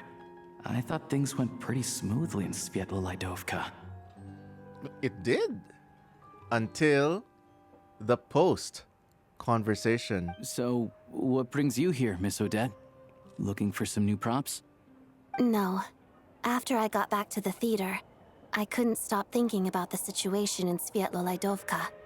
It bothered me so much, I couldn't focus on my dancing. So I decided I'd come here and see if there's anything I can do. Couldn't let it go either? You too, I presume. I suppose that's why you're here. this is one of the best cinematographies. The most awkward moment between the two of them. I didn't feel comfortable expressing my true opinions in front of the Harbingers. Not least because ordinary Fatui like me don't even know what Project Stuzha is all about. Without knowing the full picture, I can't make sense of it. And at some point, if things aren't making sense to me, I can't just keep going along with it. So many people feel the same way. They wish they could do something, but all kinds of reservations hold them back. Explains why groups like the Rokot are springing up to fill the gap. Yes. Well, that's one option. But there are risks to consider with organizations like that. The Fatui does not encourage their activities. Right, because things can get out of hand, and it's hard to hold the right people accountable when they do. I've heard about a few cases like that.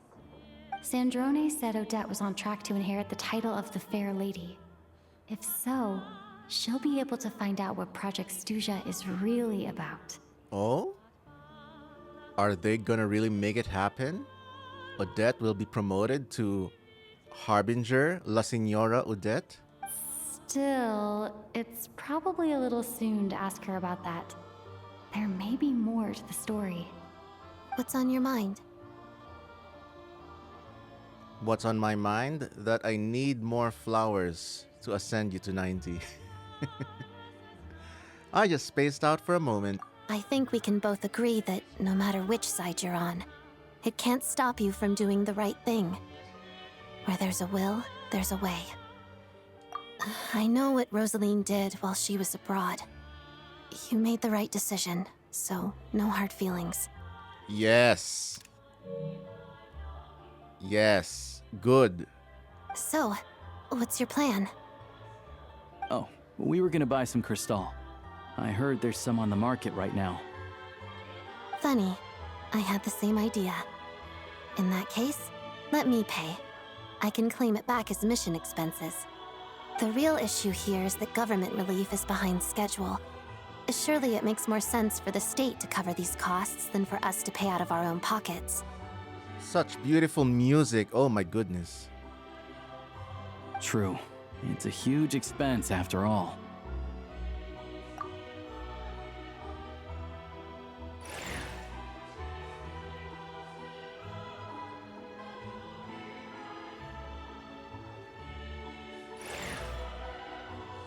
Oh look, it's the two banner characters. Let me see. I'll take it all, please. And I'll be needing a receipt. Right. Choose mission budget under the expense category, but be sure to specify emergency rescue operation in the description. Otherwise, the normal reimbursement limit will apply. Ooh, Fatui accounting in real time. Let's book this train. Regulations say that if we need to transport Kresnik Crystal during Project Stuzha, extra carriages can be added 1 hour before departure.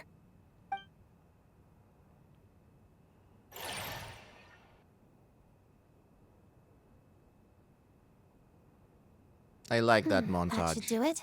The train will be escorted to its destination by Fatui guards. This is my first time seeing you handle Fatui affairs, Miss Odette. It seems you're as skilled an officer as you are a dancer. You flatter me. It's only because I've been doing both my whole life.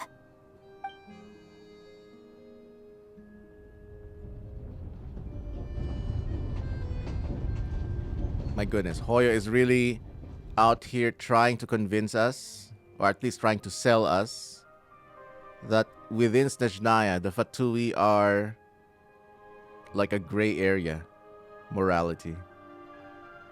Well, I'm glad we're in safe hands. Anyway, I bet you've been non-stop today, am I right? Any idea how Paimon's doing? I've had my hands full, but I'm gonna go back check on her now. What's wrong? Who's Paimon? Yeah, we've been asking that for the past 6 years. Who is Paimon? What is she? Her travel buddy hasn't been feeling well. She caught a cold right after they got to Snezhnaya. Sounds like she's important to you. I can't believe you've been dealing with this on top of everything you've been doing to help the people of Snezhnaya. We couldn't just turn a blind eye to their suffering. Paimon wouldn't want that either. I've got nothing going on right now, so I'll join you. I want to see how she's doing. May I come too? I have some candy that someone gave me back in Svietlo-Laidovka. Plus, I know a little bit about relieving cold symptoms. Sure, she'll appreciate the company. She'll definitely enjoy the candy. All right then, let's go.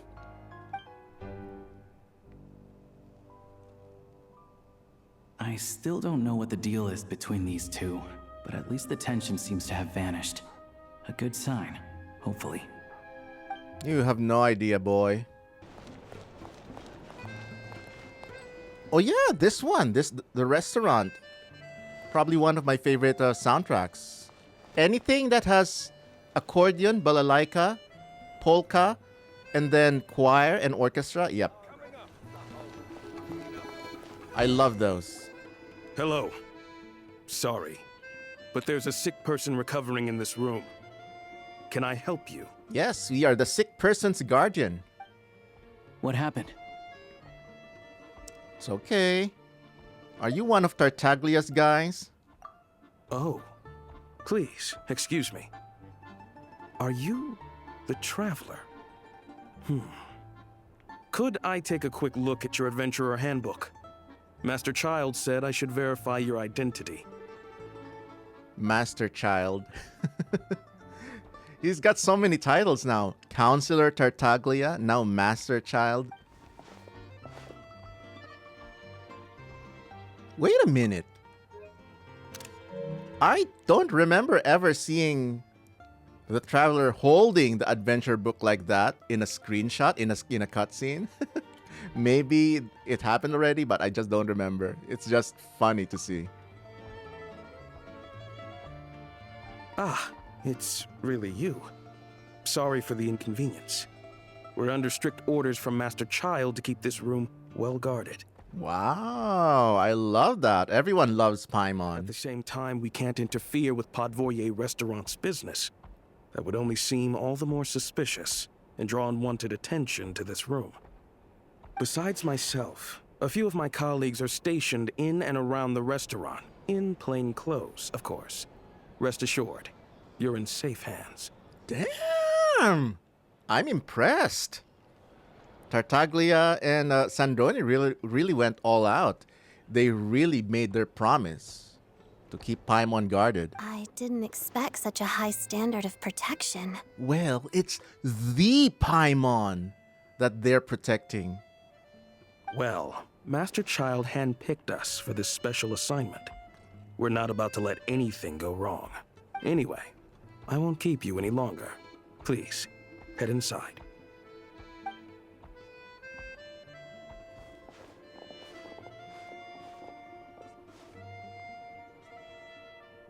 Oh, she's floating again. Traveler! Alyosha, you're back!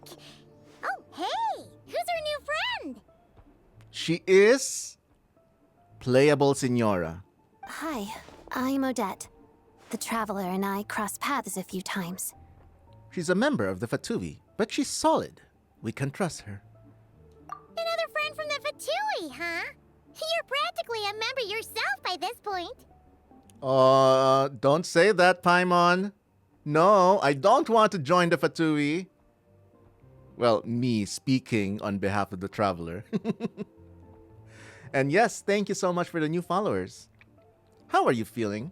Paimon's definitely on the mend. We should be back to our usual travels in a few days' time. Seems like that doctor was right. I have a feeling this is temporary. I have a feeling Paimon's sickness is gonna come back to something plot relevant later. It's just...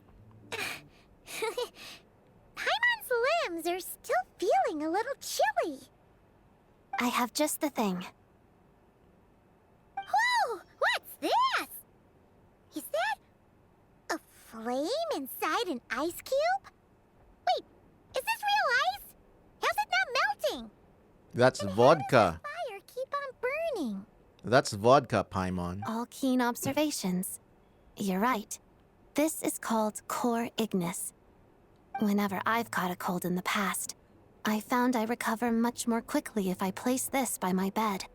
You're welcome to borrow it. Awesome! Wow! It's so nice and warm!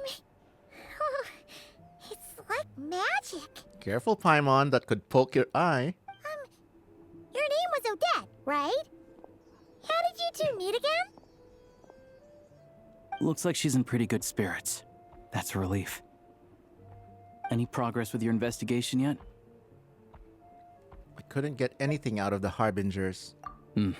No surprises there, I'm sure. They're not likely to let anything slip.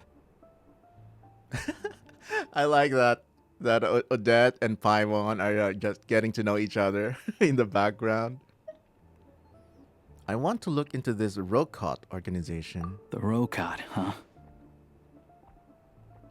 They might know what's really going on. Do you know how I can contact them? Let me think. Members of the Rokot keep their true identities hidden, but I think there might be someone I can introduce you to. Leave it with me. Meet me at the Korolevsky troop tomorrow, and I'll tell you how it goes. Would anyone like a drink? I'm gonna head to the bar. Ooh. She likes the drinks. Paimon will have... maybe some hot milk? Yeah. Paimon's in the mood for something warm. My goodness. Paimon, you're so wholesome. Never change. Enough with the secret chat, you two. Let's catch up properly in a minute. Paimon wants to know everything that's happened today. Yes, ma'am. It'll be kind of like tabletop troop. No reason why listening to a story can't be an adventure. Now I want to see a tabletop troop costume for Odette. Aw, look at that babby. The boss is gonna give Paimon a copy of the latest newspaper to read. That should keep Paimon entertained. The boss. I guess she means the boss of the restaurant. I thought this was so kind of child. He went all out. I agree. Say what you will about these Fatui and the dastardly deeds they've done in the past, but they all love Paimon. Ah, you made it. I've got some tickets, and I managed to set something up with the Rokot. Oh? Oh? Secret espionage meetings? In an opera house? In a ballet theater? Those are super cinematic. It'll have to wait until after the show, though. Happy to stay and watch? I doubt you've seen the Korolevsky troupe on stage before. Thank you for sorting everything out. Pleasure. Here, this is the way in.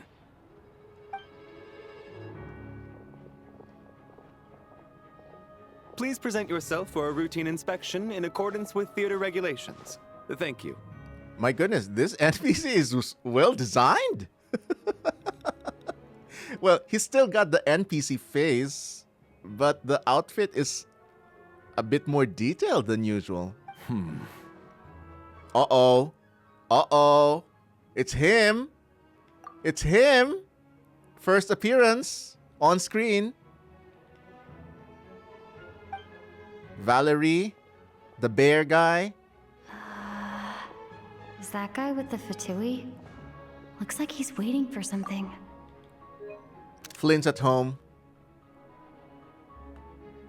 Flynn's at home. He looks so much better in the 2D animation. But now seeing his model up close, yeah, that's a 4-star. Just like Auroron is a 4-star. Aoife is a 4-star. This guy is a 4-star.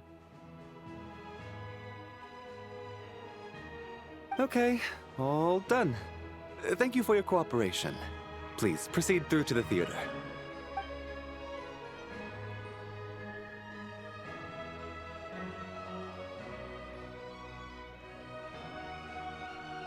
What's up? Everything okay? I wasn't expecting such strict security here. I mean, yeah. It's the prestigious Korolyevsky Theater where people in positions of high power also watch. Snezhnaya's business and political leaders are always passing through here, so it makes sense that security's tight.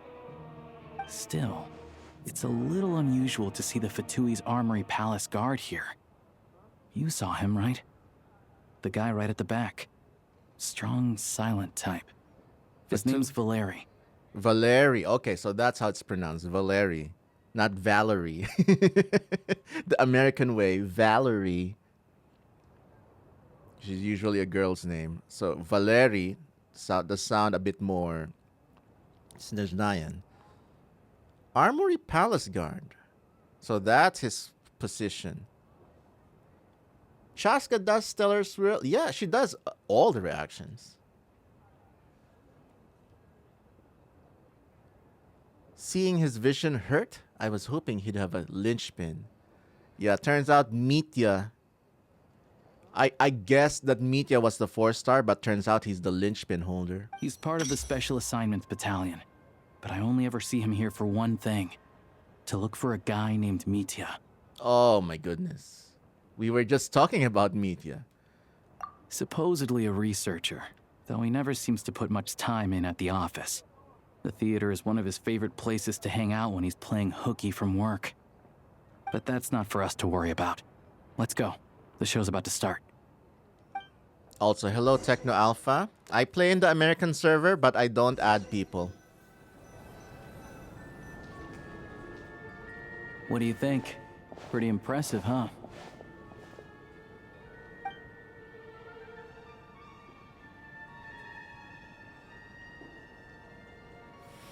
It reminds me of the opera Epicles. Yes, I was gonna say that.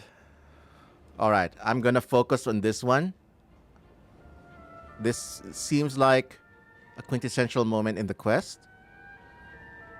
So I'm turning off chat for now. At least turning off chat display. Oh, the one in Fontaine? I hear it's iconic. Never seen it for myself, though. Oh, beautiful waltz music. Yeah, this is the one that sounded like Waltz Number 2 by Shostakovich. Oh my goodness. Looks like I'm gonna be adding a ton of favorites once the playlist drops. Hoyo, please release it. Here we are, just in time. Sorry, coming through. Excuse us. Suspicious NPC. If you're gonna show up late, keep your mouth shut. Shh. You're just an NPC. What's his problem? Whatever. No point arguing with people like that. Haters gonna hate. Look, there she is. That's who I'm introducing you to later. She's the lead singer of the troupe, Vodyanitsa. It's her! Oh my goodness. So adorable.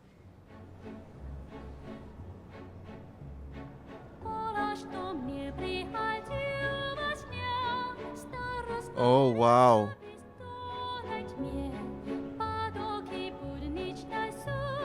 So she's the one singing this.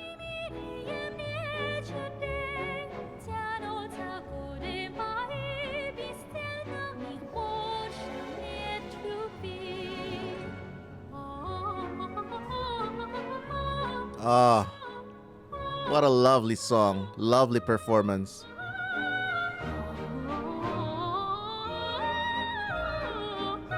Oh my goodness, kind of reminds me of the Fifth Element opera singer scene.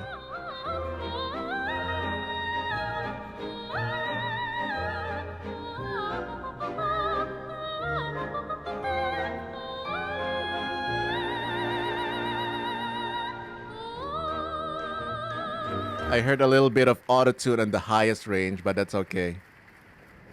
Pretty much industry standard now. This leads directly to the green room. They're expecting us. Vodyanitsa will be waiting for us there. This is interesting. So we're being introduced to Vodyanitsa because she has connections to the Rokot, the rebel group, which is another interesting way. Like, dance performers, theater actors, or, you know, stage opera singers.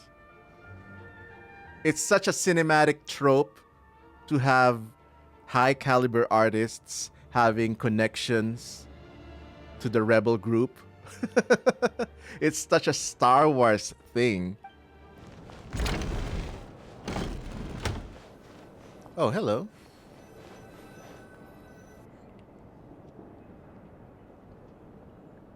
Hey there. Excuse me. Ugh! Can you believe it? I am so mad right now. Come in. Why are you so mad? I have a feeling it's gonna be something artistically petty. That you didn't hit the right notes at the right time. I know how all these artists think. I worked with a ton of them in my lifetime. Oh, it's you two. I wasn't expecting to see you here. Huh? You know each other? Oh, wait. Is this who you were telling me about? The one you met yesterday and couldn't stop thinking about? Oh my goodness. Vodyanitsa's eyes are so animated. It's captivating. I never said that. What did you say? Couldn't stop thinking about... Oh.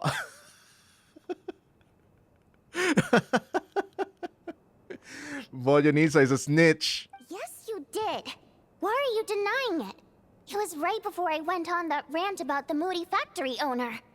Oh, I remember it so clearly.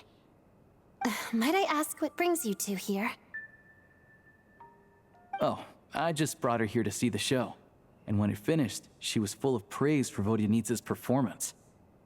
So I thought I'd try my luck, see if we could get the chance to chat for a bit. Maybe get an autograph? You work here. You of all people ought to know that's against the rules. It's not what the green room is there for. Aww. Got a scolding from the prima ballerina. Oh, what's the big deal? Come on, don't be shy. I can give you an autograph. You can take a picture too if you want. Oh my goodness, Vodyanitsa and Odette is like Wednesday and I forgot her character. I know the actor, Emma Myers. They're light and day. It's like the goth and the bright, the positive attitude friend. Do as you please. Yes, Enid. I finished all my shows for the day. I'll leave you to chat.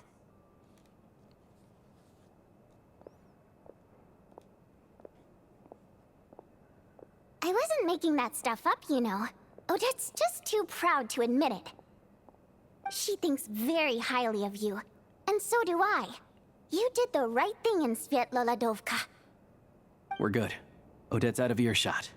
I'll lock the door. What? Confidentiality, of course.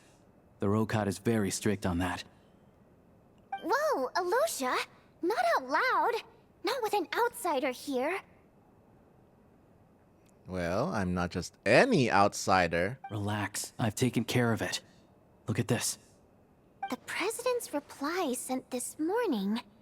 Wait, so she's been approved to join? As in me? What?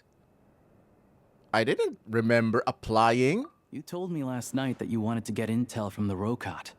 Unfortunately, Rokot intel is only available to members. But ever since you set foot in Snezhnaya, we've been working together. I've seen the way you work, your character, and your motives. Oh. It was a job interview all along. You sneaky Alyosha. Everything about you is perfectly in alignment with what we're trying to achieve in the Rokot. So I figured I might as well cut to the chase. I wrote a letter to the president explaining your situation, including just the right amount of detail. His approval came very quickly. Of course, it's still your decision whether you want to join or not. We'll respect your choice. So that means you and Vodyanitsa? You're both members? Well, assuming Odette was telling the truth and she didn't misjudge you, I guess we don't need to worry about you blowing our cover. Still, you gave me a real fright. I didn't know that's why you came looking for me. My goodness, I love how animated she is. So, that stuff you said about admiring my performance, was that just because Odette was here? Aww. Did you actually mean it? Look what you've done to her self-esteem, Alyosha.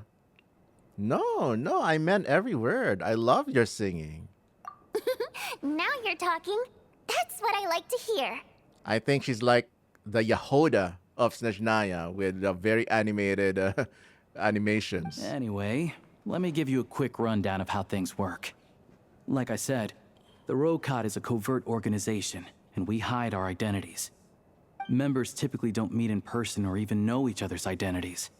This helps us maintain a high level of independence and secrecy. Because of this, members are basically free to decide their methods without constraints, so long as the outcome of any activity doesn't violate the organization's principles. After all, we don't have any ostensible contact with each other. This way, if anything goes wrong, no one else will be implicated. Beyond the freedom to choose how you operate, it's also your choice whether to act at all. We have plenty of members who have yet to take any action. Oh, so they're just like sleeper cells, waiting for instructions. In short, joining the Rokot in and of itself won't place any restrictions on your activity in Snezhnaya. There's a code of conduct you can read if it interests you. But basically, as long as you don't plan on using your anonymity to go around doing evil, you'll be fine. That would have been interesting if there's a morality system here. I tried reading it 5 or 6 times. Never made it all the way through. Even the most lackluster script makes for more interesting reading. Oh, the code of conduct? Sounds good to me. I'm in. Great. Then I'll go grab an official application form. Be right back. Another example was that Fontaine Festival with Citlali. Oh! Yeah. We got a perfect gif out of that. The pillow biting scene. And as you all know, it's all been transformed with other characters too. Since you keep your identity secret, how come you two know each other? Childhood friends? Former lovers? Well, Alyosha has this pet dog, you see. His name's Tagarin. And this one time, Alyosha brought him backstage. Oh, nice. Of course. Use the dog. Tagarin took quite a liking to me, so I played with him for a little bit and fed him some treats.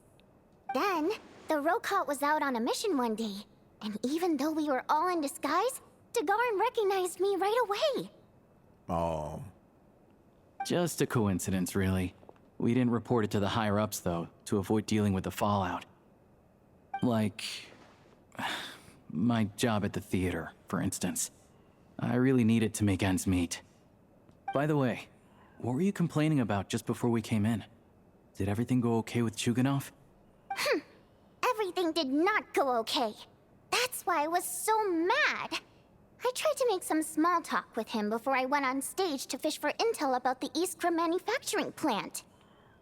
But he wouldn't take the bait. No matter what I said, he kept dodging the question. Chugunov must be that guy with the hat, the hater one. And then he started complaining. He said he didn't appreciate his second-rate seat in the stalls because he usually gets a private box. Ah, yeah. It is that guy. I mean, what did he expect? Everyone knows that if you want a box seat, you buy a ticket well in advance. But instead, he sends me a letter the day before the show when we're practically sold out. I had to juggle things around just to get him a half-decent seat, hoping he would appreciate the gesture enough to share some information. But nope, he didn't give me anything. Yeah, meeting Chuganov in person has definitely been a disappointing experience. Oh, you probably don't know who we're talking about, do you?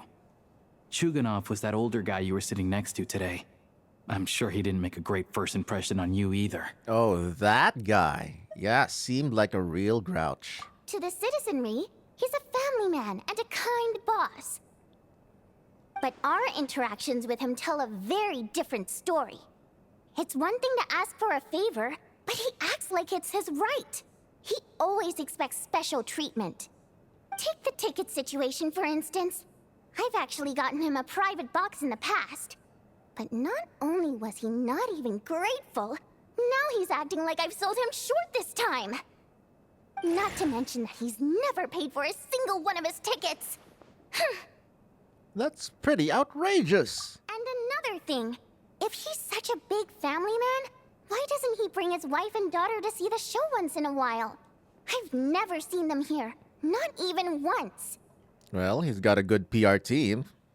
Calm down, Vodyanitsa. If you won't do it the easy way, we'll have to try the hard way. But first things first. Here's your application form. Go ahead and fill it out. Bureaucracy, am I right?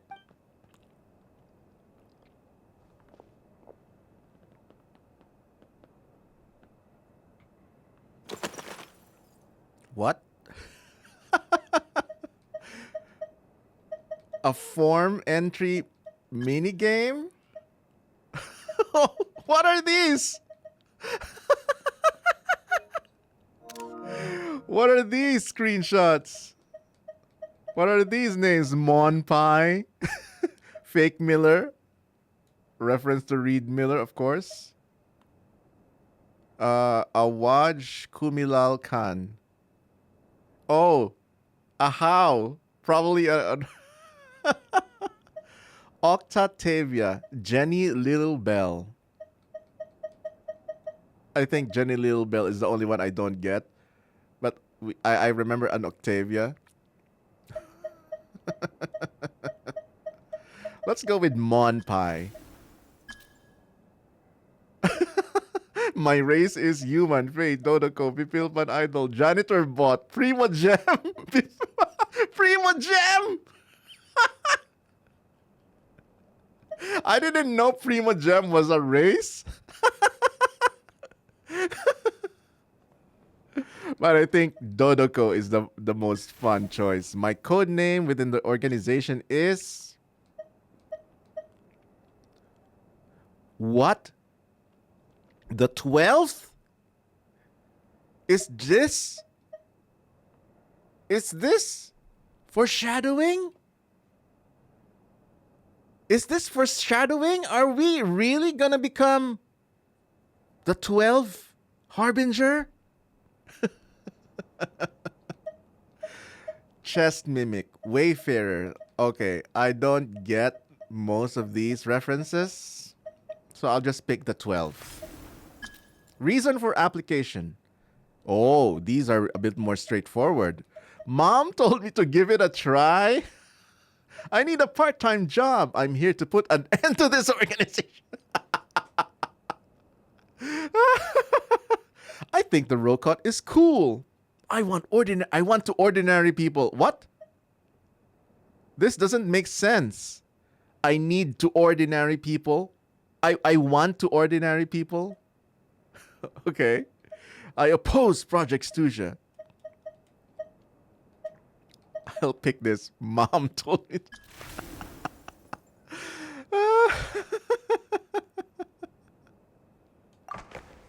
Perfect. Wait a minute. I forgot to screenshot that. So I'll just save the clip. Looks like I'll need to make a few little tweaks here and there. But other than that, you're good to go. No. This for you. No, don't tweak it. Illusion of choice. All right.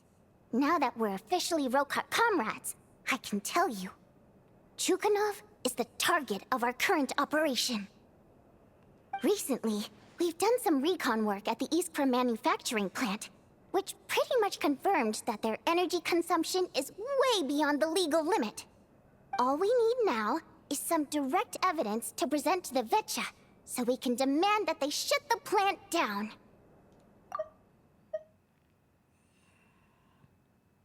Okay. So they're over consuming the crystal. That way, the Kresny Crystal can be allocated to where it's needed most. I was hoping he might let slip during one of our chats, but he's too tight-lipped. We'll have to find another way. This energy crisis involving magical crystals kind of reminds me of Final Fantasy 16.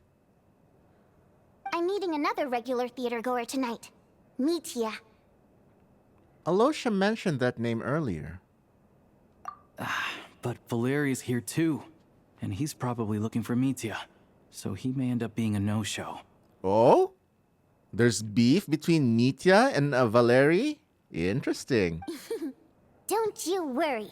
He must know how to dodge Valeri, or he wouldn't be showing up on time for every performance.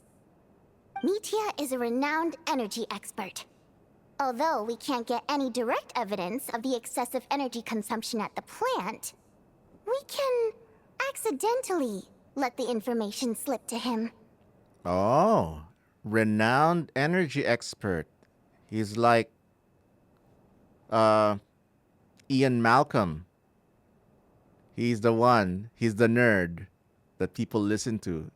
Like Dr. Ian Malcolm from Jurassic Park. The authorities should take someone like him seriously.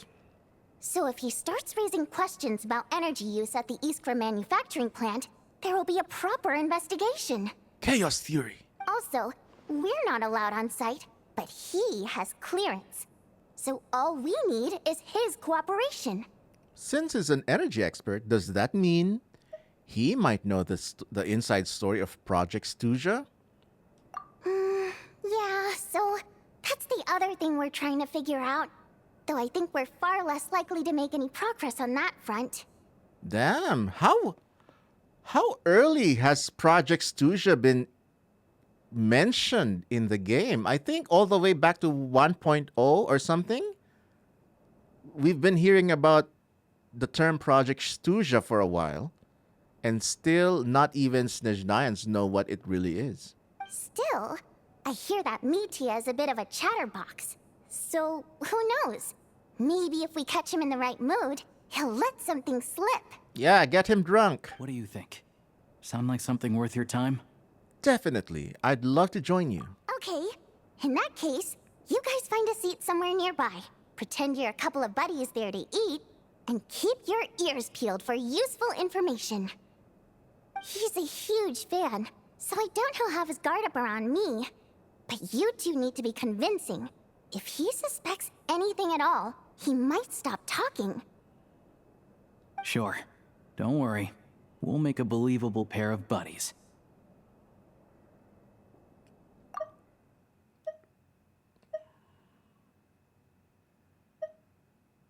Okay, we're gonna pretend to be like nerding out over or being Vodyanitsa simps. Maybe he'll join. I like this. This is kind of a buddy cop drama, but it's very smart. Vodyanitsa using her influence as a celebrity to get information out of people. I think that's a very cinematic trope. Perfect! You've sold me already. Now, help me tidy this room up a bit before we head out. Okay. What needs tidying? Everything. So that's what Alyosha's job here is. He's the janitor.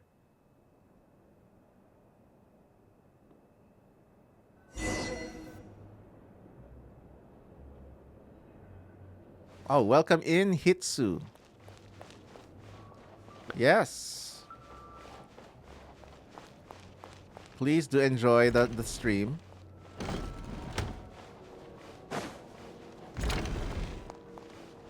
Okay, back to the restaurant. I assume back with Paimon.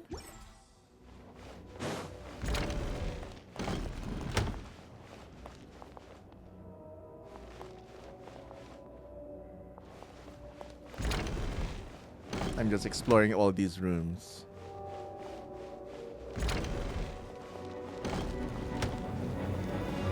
Oh, wow! Okay. Damn, this brings back so many memories, chat. This is a... Yeah, this is a real memory for me.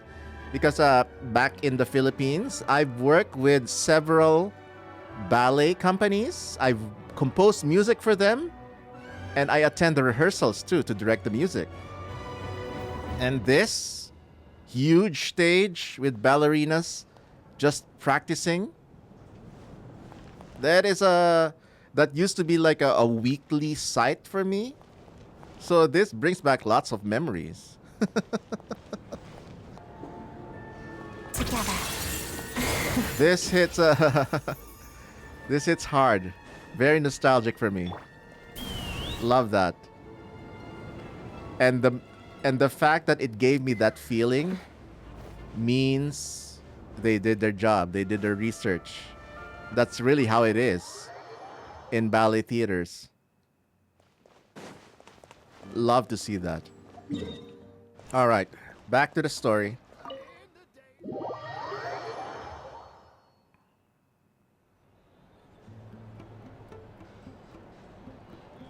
That's a huge bug. So we shouldn't stand out. Let's sit here. It's more like a bowl cup. Now it's up to Vodyanitsa. Let's see how the conversation goes. Are you gonna finish all that? Is that soup? Is that soup or is that tea? Or is that some sort of Snezhnayan delicacy that's like a tea soup? Or is it just broth?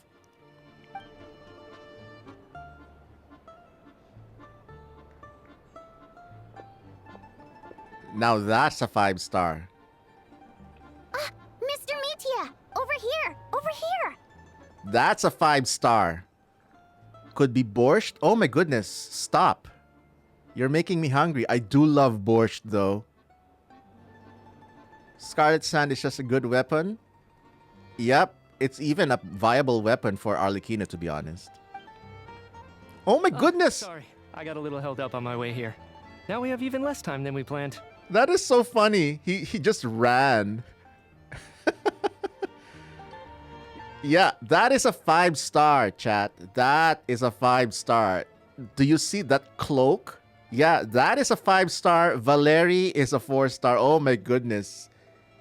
It's so funny seeing the 3D model difference with the 2D models. Oh my goodness, yeah. Even that necklace, that sort of a atom nucleus, that is a 5-star. He is probably going to be C6R5 because I heard he's going to be a good electro support. Go ahead and order some snacks and drinks, whatever you like. Let me see. According to my schedule, we still have 25 minutes left. You're really pressed for time today, huh? I was imagining this would be a leisurely chat. If you'd prefer, we can always reschedule for another afternoon when you have more time. You're already there. No need. Getting to meet the lead singer is a very precious opportunity for me. I'm not about to pass it up.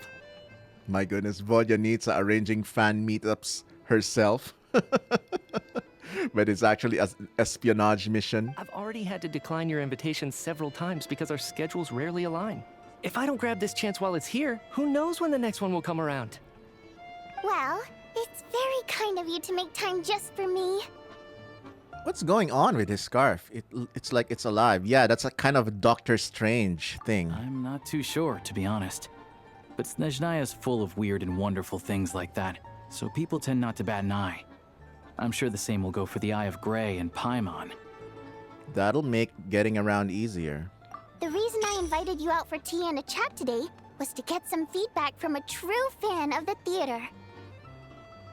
That is a tall cake, layer cake, some sort of cream puff cheesecake tower. I kind of want to grab a bite from that. Well, I genuinely have nothing bad to say. No matter how many times I hear you sing, it never gets old. It always seems fresh and new somehow. Maybe it's because the more times I listen, the more details I notice.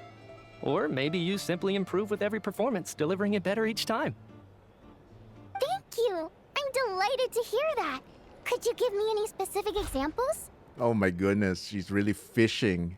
Oh, yeah. The piece you sang today, for example. Beneath the frozen river? The fish lady is fishing. Hey, what's with you? I'm just praising a good performance. Oh, it's sentient. I always used to find that such a bleak and lonely song. But the more you listen, the more you realize that it's not as cold and nihilistic as it appears. When you really dig down into it, there's a certain level where you're surprised by the emergence of hope. Wow, I'm impressed. I didn't expect you to pick up on that. Actually, I only tried out that angle after talking with a composer. Oh? Who's the composer? Are you gonna name him? Or her? Still, Beneath the Frozen River wasn't on today's program. Fake fan! Oh, really? But it's a classic. You sing it every time. Oh my goodness, revealed! Mitya, fake fan! Almost every time. Oh, well then, let me say a few words about that other all-time classic, Flying in the Wind from the Mountain Sparrow. Oh my goodness, this is a meme. Like that nerd shot. That nerd position that Inefa did in her trailer. I didn't sing that one today either. My voice wasn't quite up to it, so I switched it out at the last minute. Oh my goodness, Mitya, fake fan! Oh, but, Fake fan, exposed! Sorry, Mr. Mitya, but you were at the theater today, yes? Of course I was. Remember? I said hello to all the troupe members before the show started. You, Odette, and the others. So, what did Odette sing today? Elegy of the Snow-Winged Goose, of course. Correct. I see. You find my singing boring, don't you? That's why you don't remember a single song. Looks like I'll need to cut a few from the program next time. My goodness, Mitya, fake fan exposed. No, that's not it. I swear.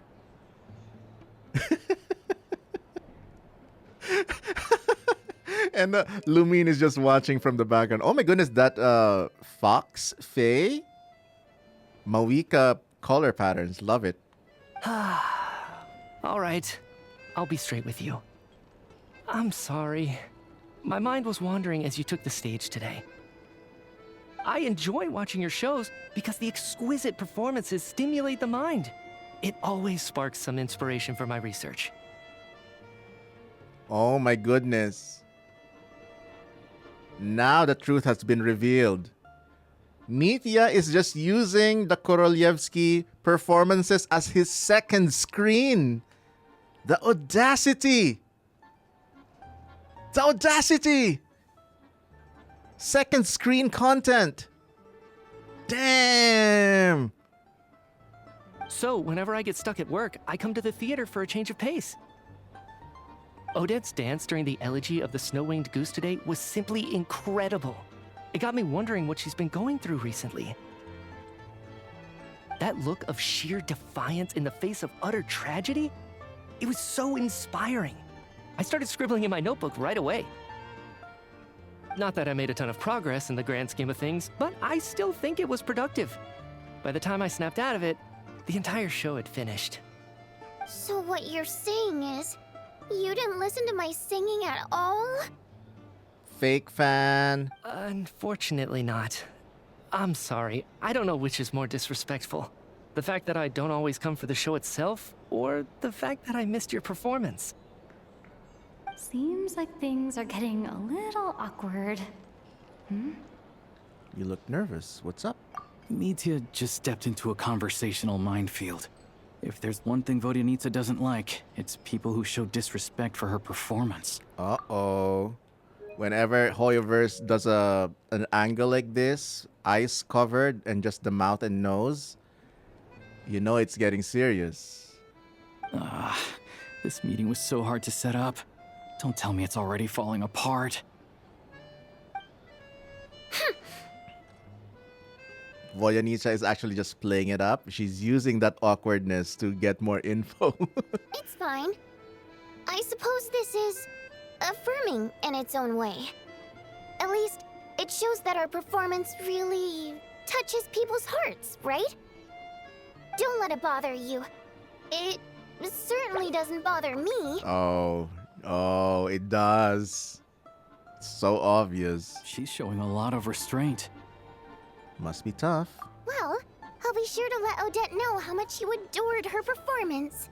Please don't say that. I always love your performances too. It's just that inspiration struck at the wrong time today. I'm usually all ears. I know, I can tell. That's why I value your opinion. I'm sure some people can't stand it when others praise their coworkers right to their face, but not me. No, sir. Oh my goodness. She's so passive aggressive. I love it. Fair enough. I still feel kind of bad though. The scarf. Doing the heavy lifting. But you know what I really can't stand? People who only show up to the theater to pretend that they're cultured. Makes me sick to my stomach. Oh yeah, 100%. There are too many of those people around. By the time they're walking out the door, they've forgotten all about the show. What's wrong? You look furious. I don't know if you've heard about the boss of the Iskra manufacturing plant. He isn't even a theater investor, but he always demands the same privileges as actual investors. Now we're getting to the crux of it. Box tickets only, premium drinks, even the right to request specific songs. Well played, Vodyanitsa. Seems like she's harnessing her rage to steer the conversation back on track. See? She knows. Now that you mention it, I've interacted with that guy before. I gotta say, everyone holds him up as an example of a benevolent businessman, but I don't know. I don't see it. My goodness, I want that ice cream right now. Yeah, he couldn't care less about what's happening on stage. He's just there to flaunt his social status. I hate that I have to prepare programs for guys like that. What's the big deal with that factory he runs anyway? I asked around a bit and heard some pretty shocking stories. Sounds like he's just another greedy capitalist. My goodness, she's good. She's good. Oh, really? Yep, the things people are saying are pretty damning. Low wages, insanely long working hours, equipment running around the clock.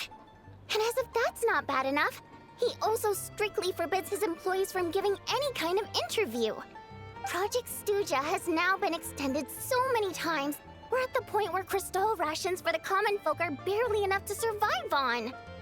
Yet he even wants to get his greedy hands on them just to boost his own profits.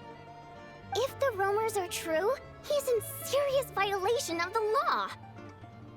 Interesting. So you've heard about it too? So he knows something. What? So it's really true? Who knows? I've only heard the same rumors you have. But there's no smoke without fire. The Rooster's been coming down on us hard lately, demanding that we track and trace every single batch of Crystal. My coworkers in the Department of Energy have been tearing their hair out over it. The Rooster? I didn't realize he cared that much. Yeah. Even though there are no restrictions on Crystal trading, the poor will wind up freezing to death if we let the rich buy as much as they want. That's clearly unfair. Looks like we'll need to arrange an investigation into the Iskra manufacturing plant as soon as possible. Mission accomplished. I never knew you kept up with current affairs beyond the theater, Miss Vodyanitsa. You really have a heart for the common person. Most Fae in your position have long been indifferent to the plight of humans. Oh, there it is. We now see the linchpin. We see the linchpin now. The linchpin. It's Electro. Yeah. Well, those of us who choose to live It's in patched. human cities are naturally going to pay attention to any significant upheaval. Isn't the Rooster a Fae himself? Oh. That's good to be confirmed. I'm just surprised to learn that even someone with as much experience as him is getting so stressed out over Project Snezhnaya. What is the end goal of this project anyway? Dun dun dun. There we go. This is it. We're finally going there. I'm sure Mitya can sense on some level that she's fishing for information. But since their conversation is so relaxed, he might just let something slip. It's stressing me out too. If I'd only made better progress with my research, things wouldn't have dragged on this long. Oh, so your work is related to Project Snezhnaya? That's right. The Armory Palace needs a brand new energy source. Not the power of the Light Realm, and not elemental energy. Abyss. Right now, the only thing that meets the requirements is the power contained within stellar linchpins. Oh. Stellar linchpins. But harnessing that power is costly. Each step of the process requires enormous amounts of Kresnik crystal, from extraction to quantification to attempts at conversion. Now he's got triggered to just be yapping all about it. Progress has been painfully slow, and the team is getting burned out as time goes by. Sometimes, I see people staring into space as if in a trance. Could it be that this new energy source has side effects? Not delusions, am I right? No, it doesn't affect us, because the energy is used for... Uh-oh. Uh-oh. He caught up. Okay. Oh, okay. I got it. Stop choking me. Sorry. I can't talk about that. The scarf knows. I think we're all just exhausted. We've been working ourselves to the bone for so long with so little progress to show for it. It's no wonder people are struggling to stay motivated. Seems like I owe you an apology. I shouldn't have gotten so mad at you for not paying attention during the show. Don't worry about it. I count myself lucky, to be honest. I don't envy the people who work closely with the Tsaritsa herself. I'd much rather be in my current position. At least I don't have to shoulder any major responsibilities. So they're trying to develop a completely new kind of energy. It's a shame we didn't get to hear more. Yeah, censored by a scarf. Who would have thought? Oh, dear. It looks like my time is up. I'm afraid I have to leave.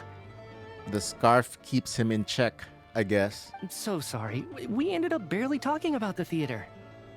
That's okay. It was a pleasure chatting with you, really. Let's make up for it next time. Yeah, hopefully once the work pressure eases up a little, I'll be able to focus more on the performance, and then we'll have more to discuss. We touched on some confidential issues today. I'd be grateful if you could keep it between us. No promises. Could have gone worse. Nice job. Why was Mitya in such a hurry to leave, though? He's busy. Uh-oh. Sorry, routine inspection. Oh, he probably sensed that Valerie is onto him. Was the 25 minutes the time that Valerie gets alerted, maybe?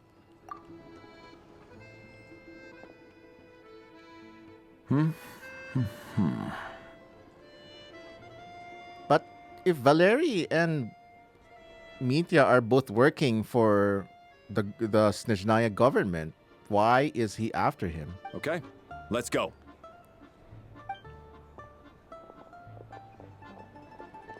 So he wasn't rushing to get back to work. He must have calculated that Valerie would find him here in exactly 25 minutes. That's frighteningly accurate. One of the main duties of the Special Assignments Battalion is to ensure that important figures stick to their schedules. Sounds like Mitya's arch enemy then. All right, time for us to get going too. Excuse me, check please. Oh, I like his horns. Emerald? We'll settle our check too then. Oh, hello there. Mr. Mitya paid the check before leaving. Oh? Baller, Mitya. He also asked me to pass on a message. He said it was an honor to share his tea break with Miss Vodyanitsa and her two friends. Wait. What? Oh, he knew. He knew that we are listening. So he knew we were here all along? This raises a lot of questions. Did he deliberately mention the new energy source so that we'd overhear it? He probably already knows who the traveler is as well. Maybe his work isn't confidential after all. Maybe the key here is the purpose of this new energy. I guess that's the next thing to look into.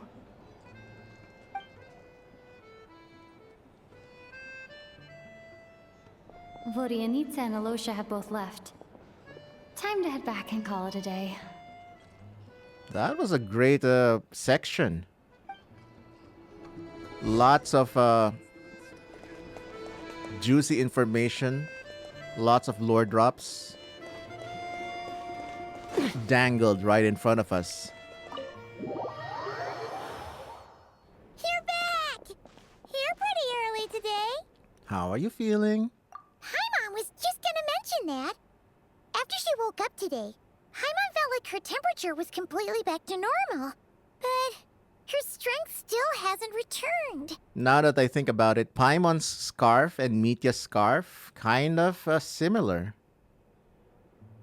Still, there's some good news.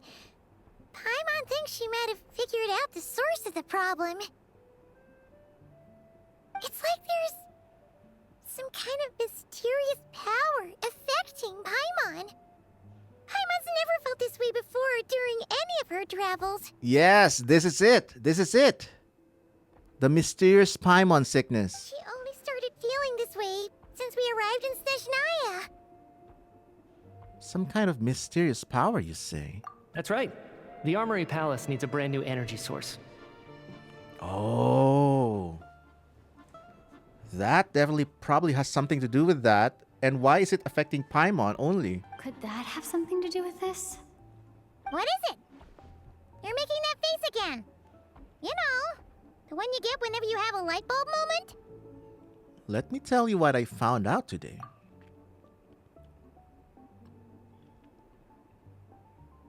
So, they're trying to develop a new energy source here? And you think that might be why Paimon's feeling unwell? Yes. Well, Mitya denied that the energy they're researching has any side effects. Although, he did say that people working on the project have been having issues with their concentration and short-term memory. He hasn't met Paimon. And even so, those are completely different symptoms from Paimon's. This power you mentioned, can you sense where it's coming from? It's pretty faint, so it's kind of hard to tell. But, if anything, it seems like it's coming from roughly the same direction as the Armory Palace. All the more reason to find out the purpose of the research.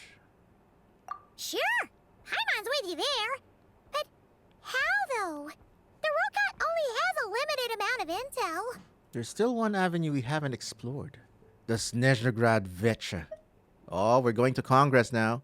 Oh, great point! They argue about Project Stuja every day.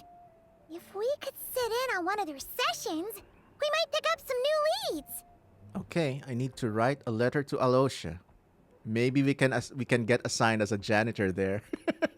But we'll get instantly recognized by the other harbingers. Good idea! Oh yeah, while you were out, Paimon tried all the yummiest looking desserts in the Potvoria restaurant. This one seemed right up your alley. So, Paimon saved some for you. Come try it once you finish writing your letter. Oh, I was craving this one earlier. Through. Miss Vodyanitsa, prima donna of the Korolievsky troupe. What a surprise meeting you here. Will you be sitting in on a session of the Veche? Sorry, I'm not taking interviews today. Oh, reporter. Oh good, you're here. The session's about to begin. Let's get inside. Please wait, Miss Vodyanitsa. Could you introduce me to your new friend? Sorry, lady, we're busy.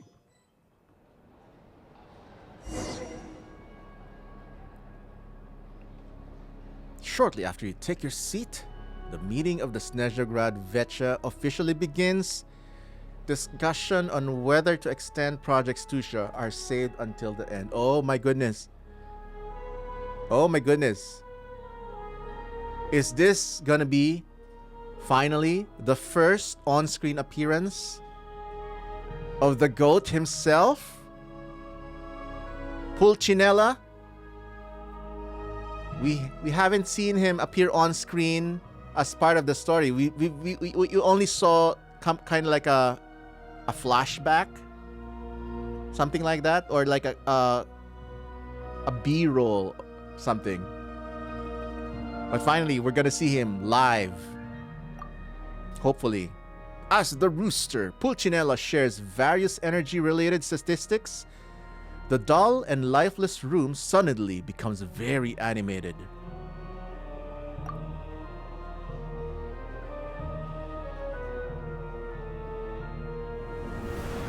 The music, man. Oh, here we go.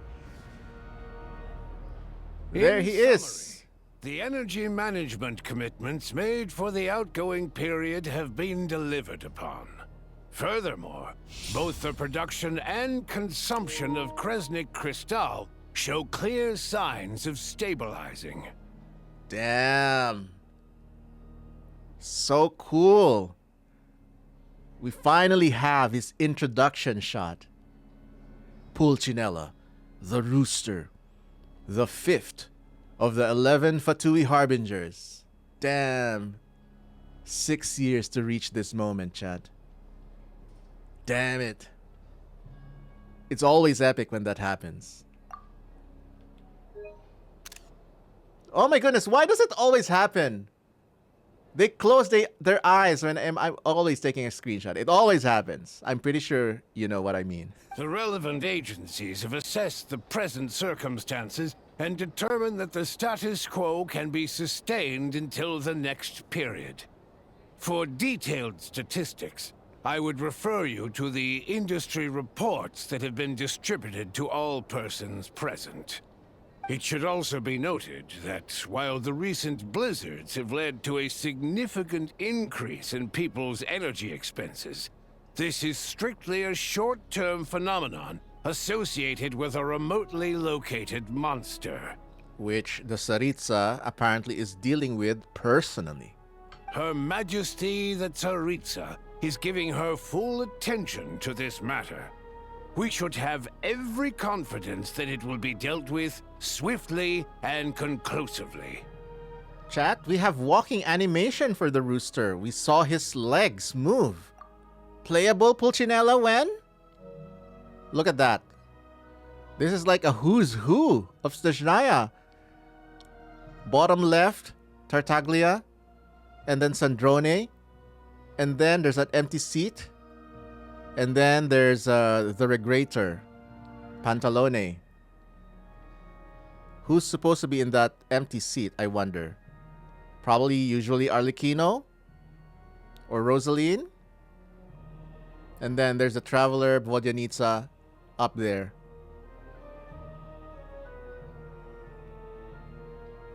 We still never have a playable chibi male. Maybe Pulnicella is the first chibi male.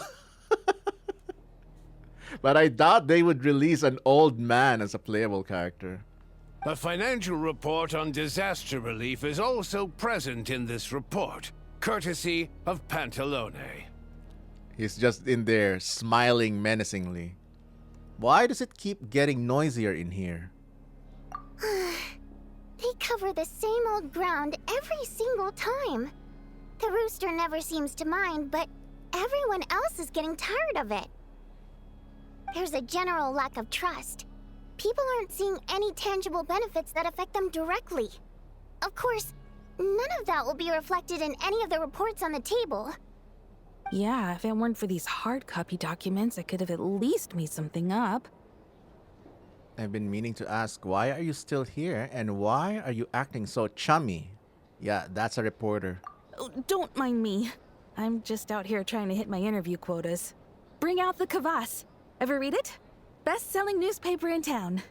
If I remember correctly, you guys don't even have a sales permit. You have to sell from stalls on the street. Oh, it's a rogue newspaper organization. Okay then. Best-selling street stall newspaper in town. Still counts. She's getting drunk on vodka. Order! Ah. Now Neuvillette has a rival, and Zhongli has a rival in shouting order. We will now open the floor to the representatives. If there are no further substantive issues to discuss, we will then proceed to a vote on this motion. This is a great shot. Wow. The aura of Pulcinella is just apparent here. But look at this, chat. Pulcinella, his cape is not split. His cape is not split. It's a full cape. It's not a split cloak. Oh no. He's not playable. No, he's not gonna be playable. It has to be a split cloak or split hair, right? That's the standard playable character design. Snezhnaya has a long tradition of treating members of the Fatui armed forces and their dependents favorably. There we go.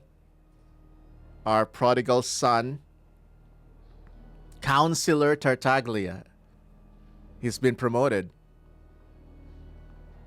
But recent surveys shows that Fatui families in remote areas have access to 15% less crystal than the average civilian family in Snezhnograd. It's been said many times before, but it bears repeating now. There needs to be a clear and consistent rationale behind how crystal is allocated, or we will soon face immense public backlash. This is such a Brady bunch right here. Perhaps you wouldn't need to keep repeating yourself if you would hear me out for once. I say again, true consistency exists only in principle. In the real world, fairness is relative. You appear to treat resource allocation as a simple function of production and population. So what about when the equipment used in production breaks down? Have you factored that into your equation? Sandrone, this is your department, engineering.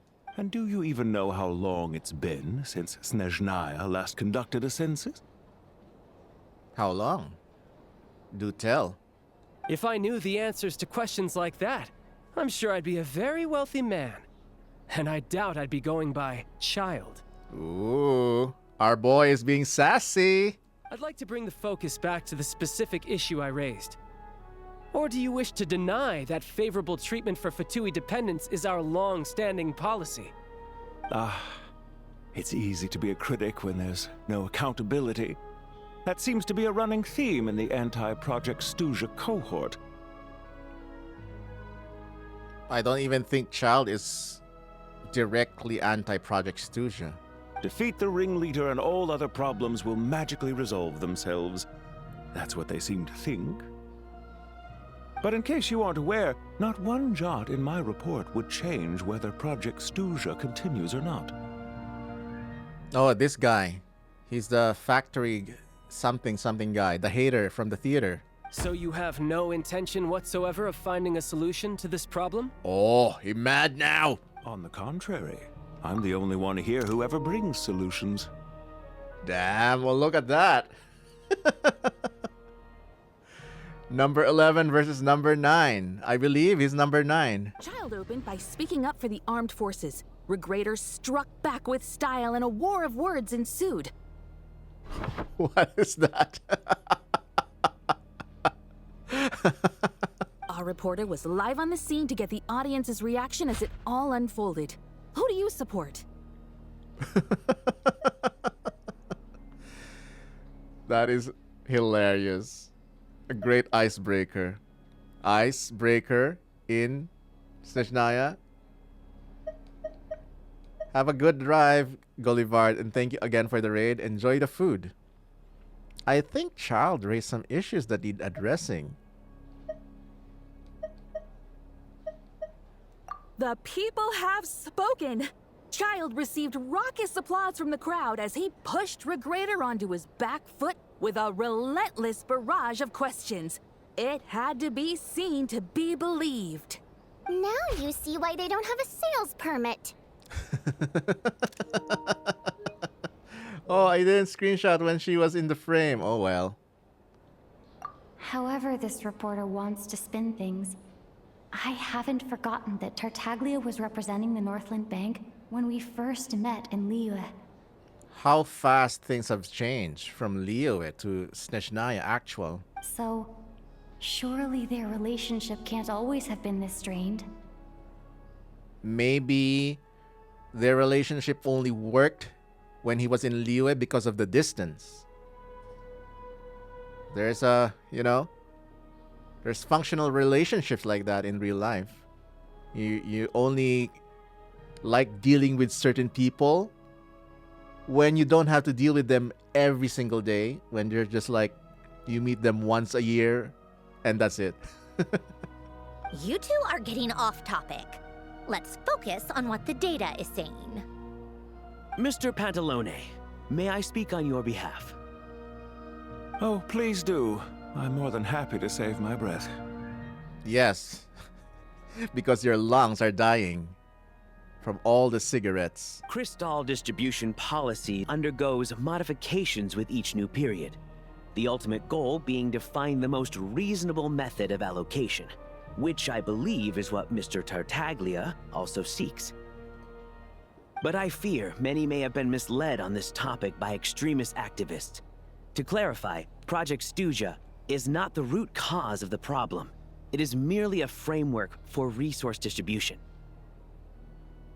The most recent reports all point to Snezhnaya's resilience and adaptability during this period of fine-tuning, and give clear indications that a distribution framework is improving with each iteration. To make drastic adjustments without first considering the risks would likely do more harm than good. It would be a waste of the hard-won experience we've gained to date.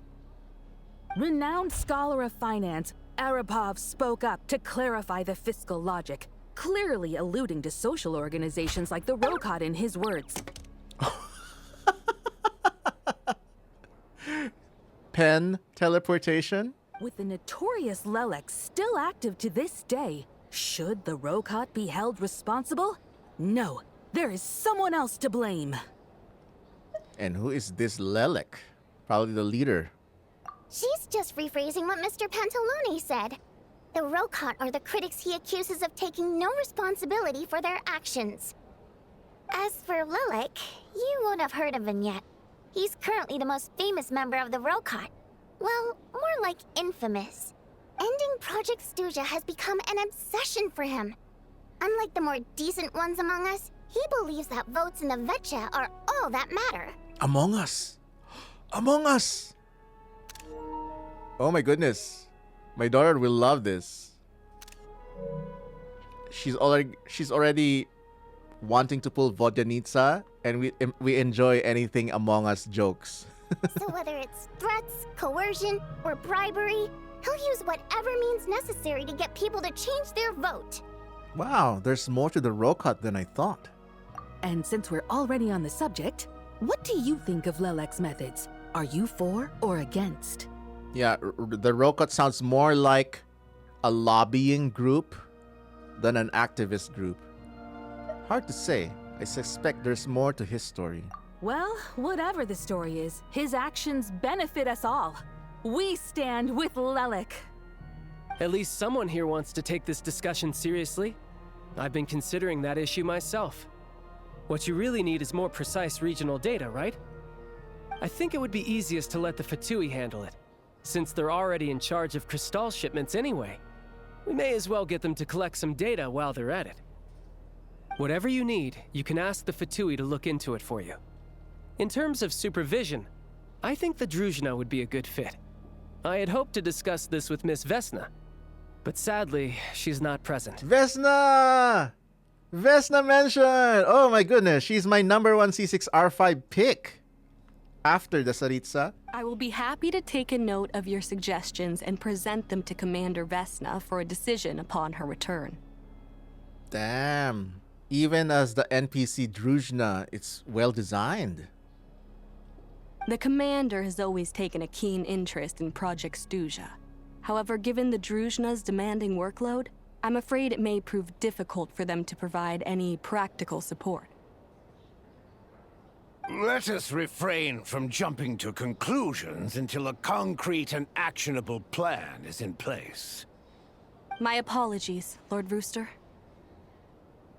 There are numerous issues to address here, including manpower, time sensitivity, and reporting lines. Damn, Rooster's design is so detailed, and the way he fixes his glasses. Oh my goodness, he's got so many details. He's got so much detail in his design that it would be a shame for him to not be playable at all. Just that feather collar. That feather collar is carrying it. It's such a... The feather collar is carrying the design. I think it's so much aura. All his aura is coming from that feather collar. Nevertheless, I support drafting a proposal. Follow the usual procedure, and it can be raised as a new motion for all parties to evaluate at the appropriate time. In that case, I'd like to share one thought before the proposal is drafted. The issue of time sensitivity was raised just now, which I presume relates to the official reports. In fact, the Energy Commission already collects regular statistics on each urban center and its surrounding area. Would these be of any use? That's a good idea. I read every issue of Sviet Lolaidovka's report, and although my focus is mostly on the section about equipment operation, the energy consumption statistics also yield a lot of insights. Be that as it may, does no one see an issue with using local data to determine crystal quotas? In the long term, it seems like a very risky solution. Not if they are used purely for reference. So long as we have the report from the Northland Bank's headquarters to corroborate it, no one will be able to fool me. Oh. Very well then. It appears that this arrangement is acceptable to all parties. The aura in this man. Yeah, sounds good to me. The members reached a provisional consensus on the issue of improving treatment for Fatui soldiers. You notice the reporter jot down a few words before suddenly crossing everything out and starting a fresh paragraph. Today, the prima donna of the Korailievsky troupe attended a session of the Snezhnograd Veche in the company of a most charming young lady. The question on all our minds is, what is the true nature of their relationship? She couldn't find any sensational news from the meeting, so instead she diverted it to relationships, celebrity relationships. Write anything like that again, and I'm revoking your permission to interview the troupe. Got it? Haha. The remaining discussion covers everything from energy to healthcare, technology, and industry. All parties take the opportunity to express their stance on Project Stuzha. You ignore Mironova as she carries on writing her sensationalist report. But after a while, you start to feel that reading the news from her might actually be more interesting than being here in person. Well, that's bureaucracy for you. Now then, if there are no further contributions from those present, we shall proceed to the final vote. Hey, check it out! Is that Chugunov? What made him vote against? Why now?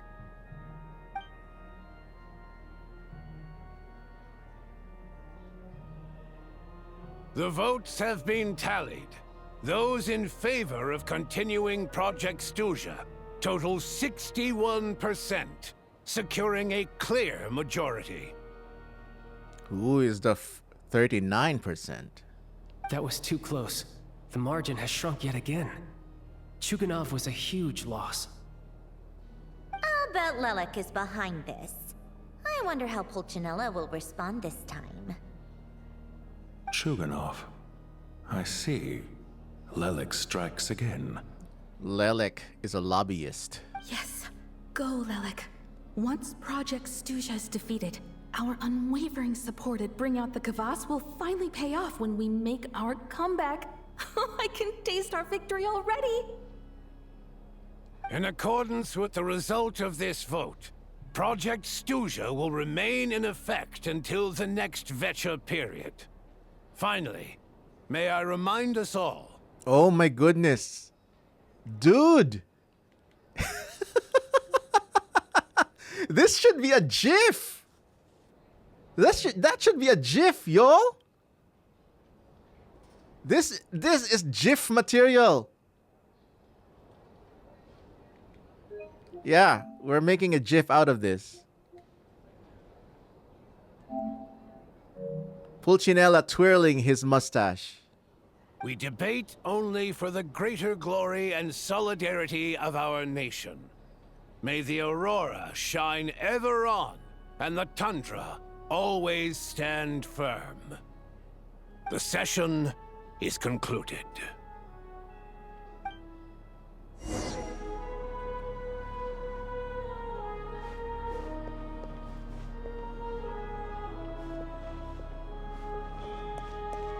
Okay. Okay, where are they? Where are the celebrities? I guess no interactions for now. And he's gone. Our goat is gone. Okay, so there are 3 seats right here. So definitely one for Pulcinella. I wonder who else takes the seat. Maybe the Tsaritsa? But who's the third one? So if it's the Tsaritsa and her prime minister, Pulcinella, who's the other one? Probably Capitano when he was still alive.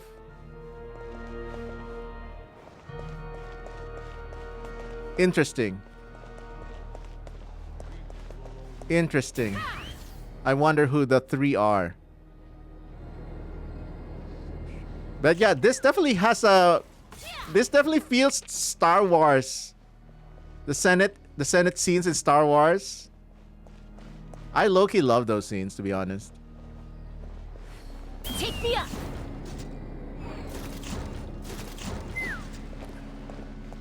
Order! Order! Probably... Oh yeah, you're right. But definitely, probably... Okay, that's right. That's right. The director of the Fatui. Pulcinella, the prime minister. And the Tsaritsa. Probably those 3. Those 3 make sense.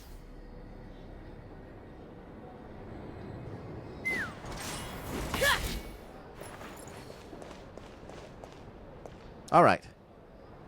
Back to the story. I have to say, I really wasn't expecting Chukunov to vote against Project Stuzha. Why? What's so strange about that? Well, in principle, Snezhnaya's business and political elites ought to be the ones least likely to oppose it. As we heard, Project Stuzha is basically just a resource distribution framework that requires everyone to cut back during the winter. Yes, that is the framework, but the goal of Project Stuzha is still unknown to us. To me. But even if the policy got cancelled, the Tsaritsa's energy needs wouldn't suddenly go down. The extra demand from the public would have to be filled from somewhere. So logically, the factories would have to take the hit. That explains a lot. I got a letter from Mr. Mitya just before today's session.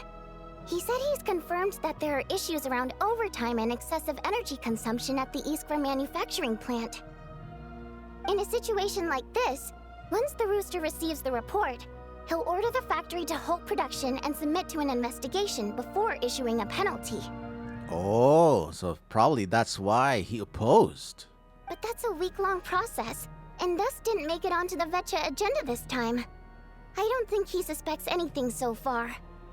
Got it. So for him, it's a choice between reducing production and stopping entirely. Exactly. And as you know, he's a very selfish person. That he is. I was originally gonna try and flip him after he received notice of the official sanctions. My plan was to convince him that the whole thing was completely unfair. Seems like you didn't need to. Rather than just sit back and take the hit while his factory stopped production, he'd be better off voting to end Project Stuzha.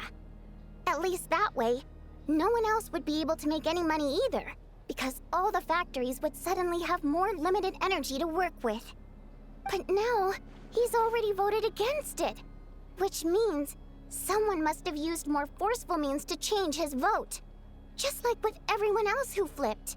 You mean Lelik? Yeah, no one knows why Lilac is so obsessed with ending Project Stuzha, but by the looks of it, he's inching closer and closer to success. Lelek must have strong motivations, given how he'll stop at nothing to achieve his goal. Maybe he knows the full truth of Project Stuzha.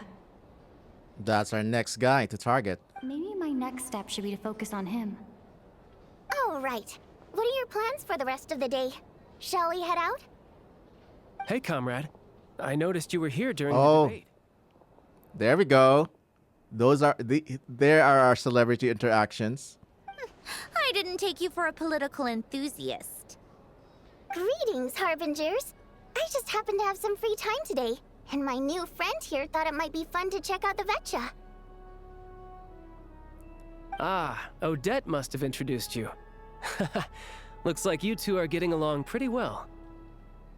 I'll leave you to catch up. I should head back to the troop. Sure. Break a leg and all that. Bye, Vodyanitsa. And Thought your it might be split fun to hair. check out the Veche, did you? Things are never that simple with you, Traveler. There's no way you're here for kicks and giggles. Tell me I'm wrong. I learned an interesting tidbit today. Some guy called Lelik. Oh, yeah. To some, he's a captivating enigma. To others, he's the bane of their existence. No one ever thought that some anonymous nobody from the Rokot could cause such a stir. I want to find out his true identity. Is it okay if I start digging around? Huh? You want to look into Lelik? Then I'm sure his days of anonymity are numbered. What do you think, Sandrone? Fine by me, I guess. If the Traveler actually manages to expose Lelik, it'll be doing Pulcinella a favor. Oh. And in return, Pulcinella will owe us a favor. And we'll be friends with Pulcinella, maybe? In return, it seems fair to let her in on what we've learned so far. My thoughts exactly. Sharing is caring, after all. Head back to Glupov and grab the files on Lelik. It's easier to just pull the records than go through the rigmarole of getting the Traveler a visitor's permit. As you command, child sir. Child sir. In that case, since we're going to be waiting anyway, I'll have someone brew a pot of black tea. Yay, tea party. One common thread among the many incidents Lelik has been involved in is that the victims are all too scared to share any real information about him. Clearly, he must have threatened them in some way. His modus operandi is to silently infiltrate the scene and leave a threatening letter behind. But neither the letters nor the crime scenes ever yield any clues to his identity. I have a feeling Lelik is just a code name, and he's actually someone we already met, probably a different playable character. So all these files have to offer are short statements by the people affected. They don't give us a lot to go on. If nothing else, it shows we're dealing with a trained professional who's versed in counter-surveillance. Yes, and to that point, he often strikes in highly secure locations. The victims are high-ranking and influential people who take their personal security very seriously. Somehow, Lelik slips right into their rooms without making a sound. There's never any eyewitnesses, nor the slightest trace of a break-in. This music is giving me Natlan Throne Room vibes, but this is a more serious and dark tone. But they have that same tempo, same vibe. If he can get in and out undetected, it means he can strike without warning. Not that that's ever happened so far, but the thought is enough to scare these people sleepless. Oh, he's become some sort of boogeyman. It's hard to believe that a human being could pull this off flawlessly every time. So they switched the focus of the investigation to Faye. Unfortunately, no one's found anything yet. Are you saying even you couldn't pull it off? Careful. Don't underestimate me. Although, truth be told, I'd probably find it hard not to blow my cover. Direct confrontation is more my style. Oh, we know. We know. We know very well. We haven't ruled out the possibility of Lelik being human. It's just, there can only be a handful of people in all of Teyvat who'd fit the profile. Faye, on the other hand, plenty would have the ability, but few would have the motive. So it's someone as strong as Tartaglia, and even more meticulous? Oh, that's gonna hurt his feelings. No, not as strong as me. You'll never find the culprit with criteria like that. Let's go with a little weaker than me. Neuvillette, Skirk. Oh.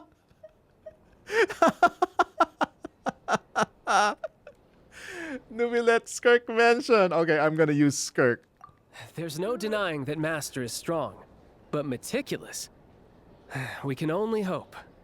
Neuvillette is meticulous. She's just trying to find a reference point. Stop getting fixated on who's stronger than who. Aw, this is cute. Sandrone is sitting down. But that's the most important thing. In my opinion, anyway. All right. Let's take it down a notch or two. How about Odette as a reference point? She's someone we all know, and I've seen her in action. Odette? Yeah, that seems about right. Her skills are solid, and she's always calm under pressure. Except she's Fatui, so the likelihood of her working against us is pretty low. But yeah, much more accurate than your previous example, at least. No, wait a moment. Maybe we should interrogate that assumption. What do you mean? Which assumption? Her Fatui identity doesn't necessarily exonerate her. And when you think about it, the Rokot would be precisely what she needs to conceal her identity.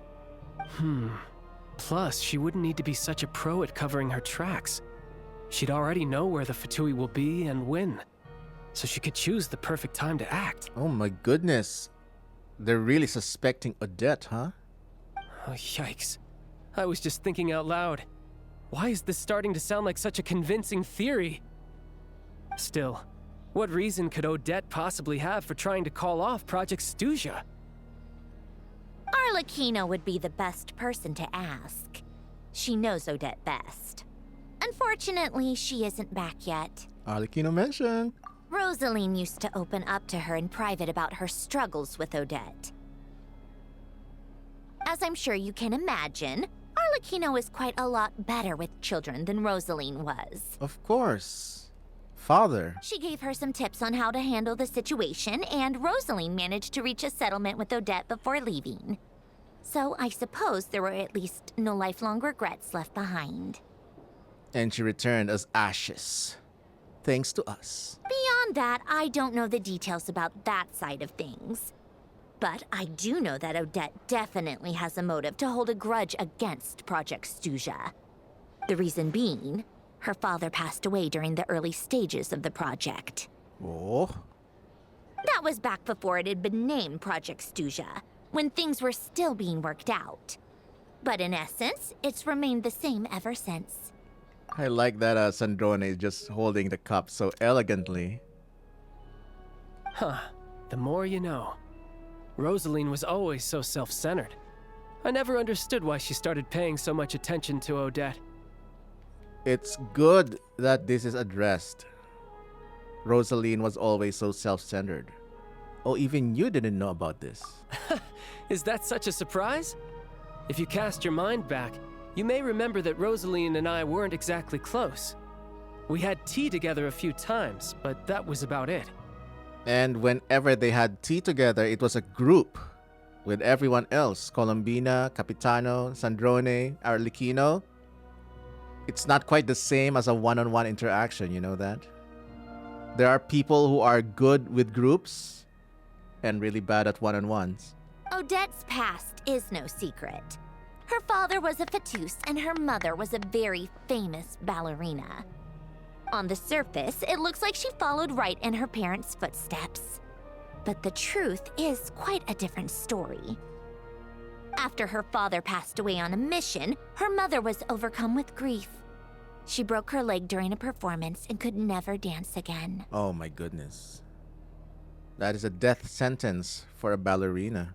Odette was only interested in ballet at the time, but this tragedy left the family with both breadwinners gone. They could barely make ends meet.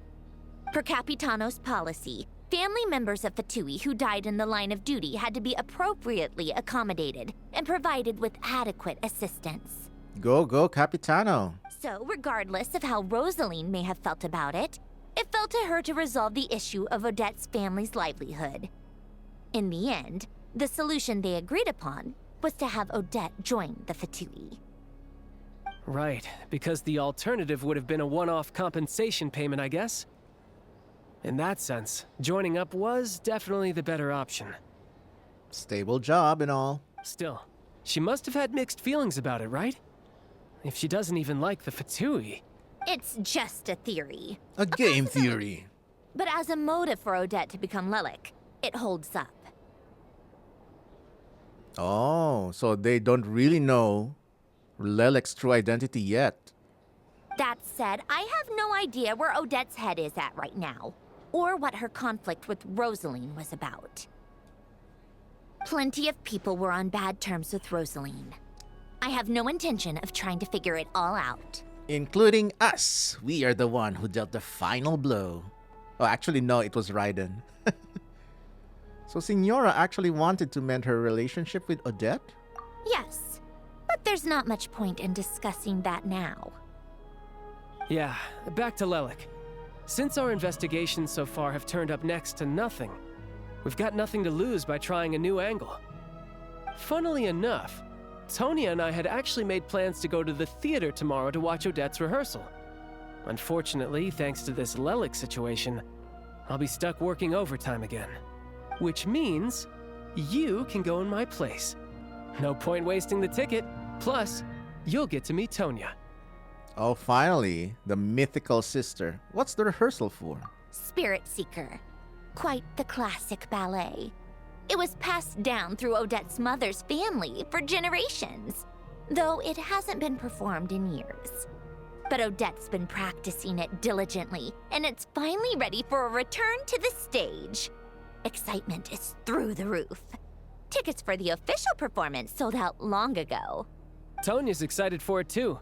She's desperate to see it no matter what. Personally, it's not really my kind of thing, but since she's my little sister, I had to figure something out. I've actually seen it several times before. The story's pretty straightforward. The lead character follows a trail of clues left behind by a spirit, gradually recovering her memories along the way. Wait, that kinda is similar to our story. We woke up with no memory, only that we should find our sibling. It's a tale of love and regret. So not exactly reinventing the wheel, at least by today's standards. But when that classic melody kicks in and the lead character begins to dance, My it goodness. always gets me. I think It this really is beautiful. is my first time seeing Sandrone do this pose. I've seen many times Varesa, Muwalani, Amber, any one of the peppy characters, they do this pose. But this is the first time I've seen Sandrone do it. She's really excited about the ballet. Not an easy dance to do justice to, though. I know it's always been Odette's dream to perform this piece, but I'm not sure she's really ready. In that case, I think that even if she is Lelik, we should wait until her performance is over before we respond. I'll let you take it from here, comrade. Nice.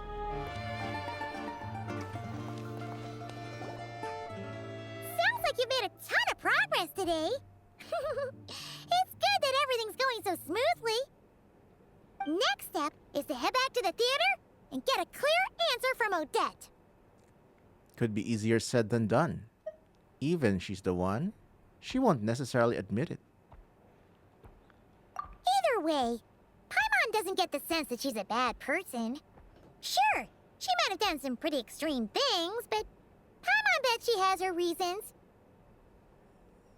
She definitely is secretive, though. Maybe this is going too far, but like, with everything she's managed to do so far, wouldn't it make more sense in theory to be even more, heavy-handed?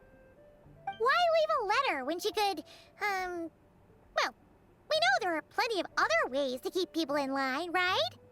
The point is, she could have gone further, but she didn't. No, I'm not a Primogem, I'm a Dodoko. So, if it is her, she's got some principles at least.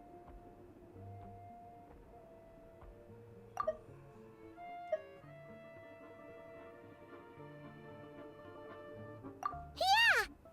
Well, all you can do is follow the facts wherever they lead. How are you feeling today? No change, really. But that thing Paimon told you about yesterday? Paimon feels like she can sense it more clearly now. Hearing you talk about your day makes Paimon itch for an adventure. If only she could be there with you so we could experience it all together. Yeah, I wish you could be there too. I'm not used to adventuring alone. But don't worry, we'll get to the bottom of this. Guess it's just one of those things. Never mind. Paimon will behave herself and keep resting.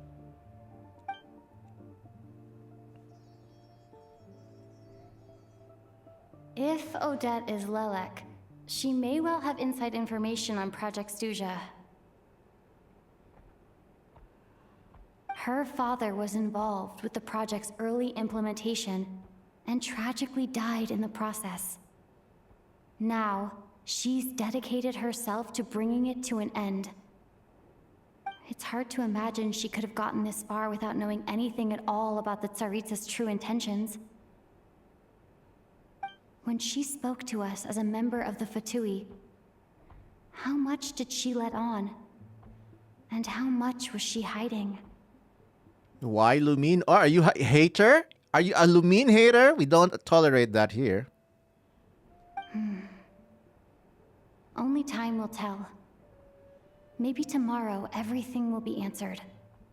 Hey look! It's snowing! Could be a tough day ahead. Make sure you wrap up warm tomorrow.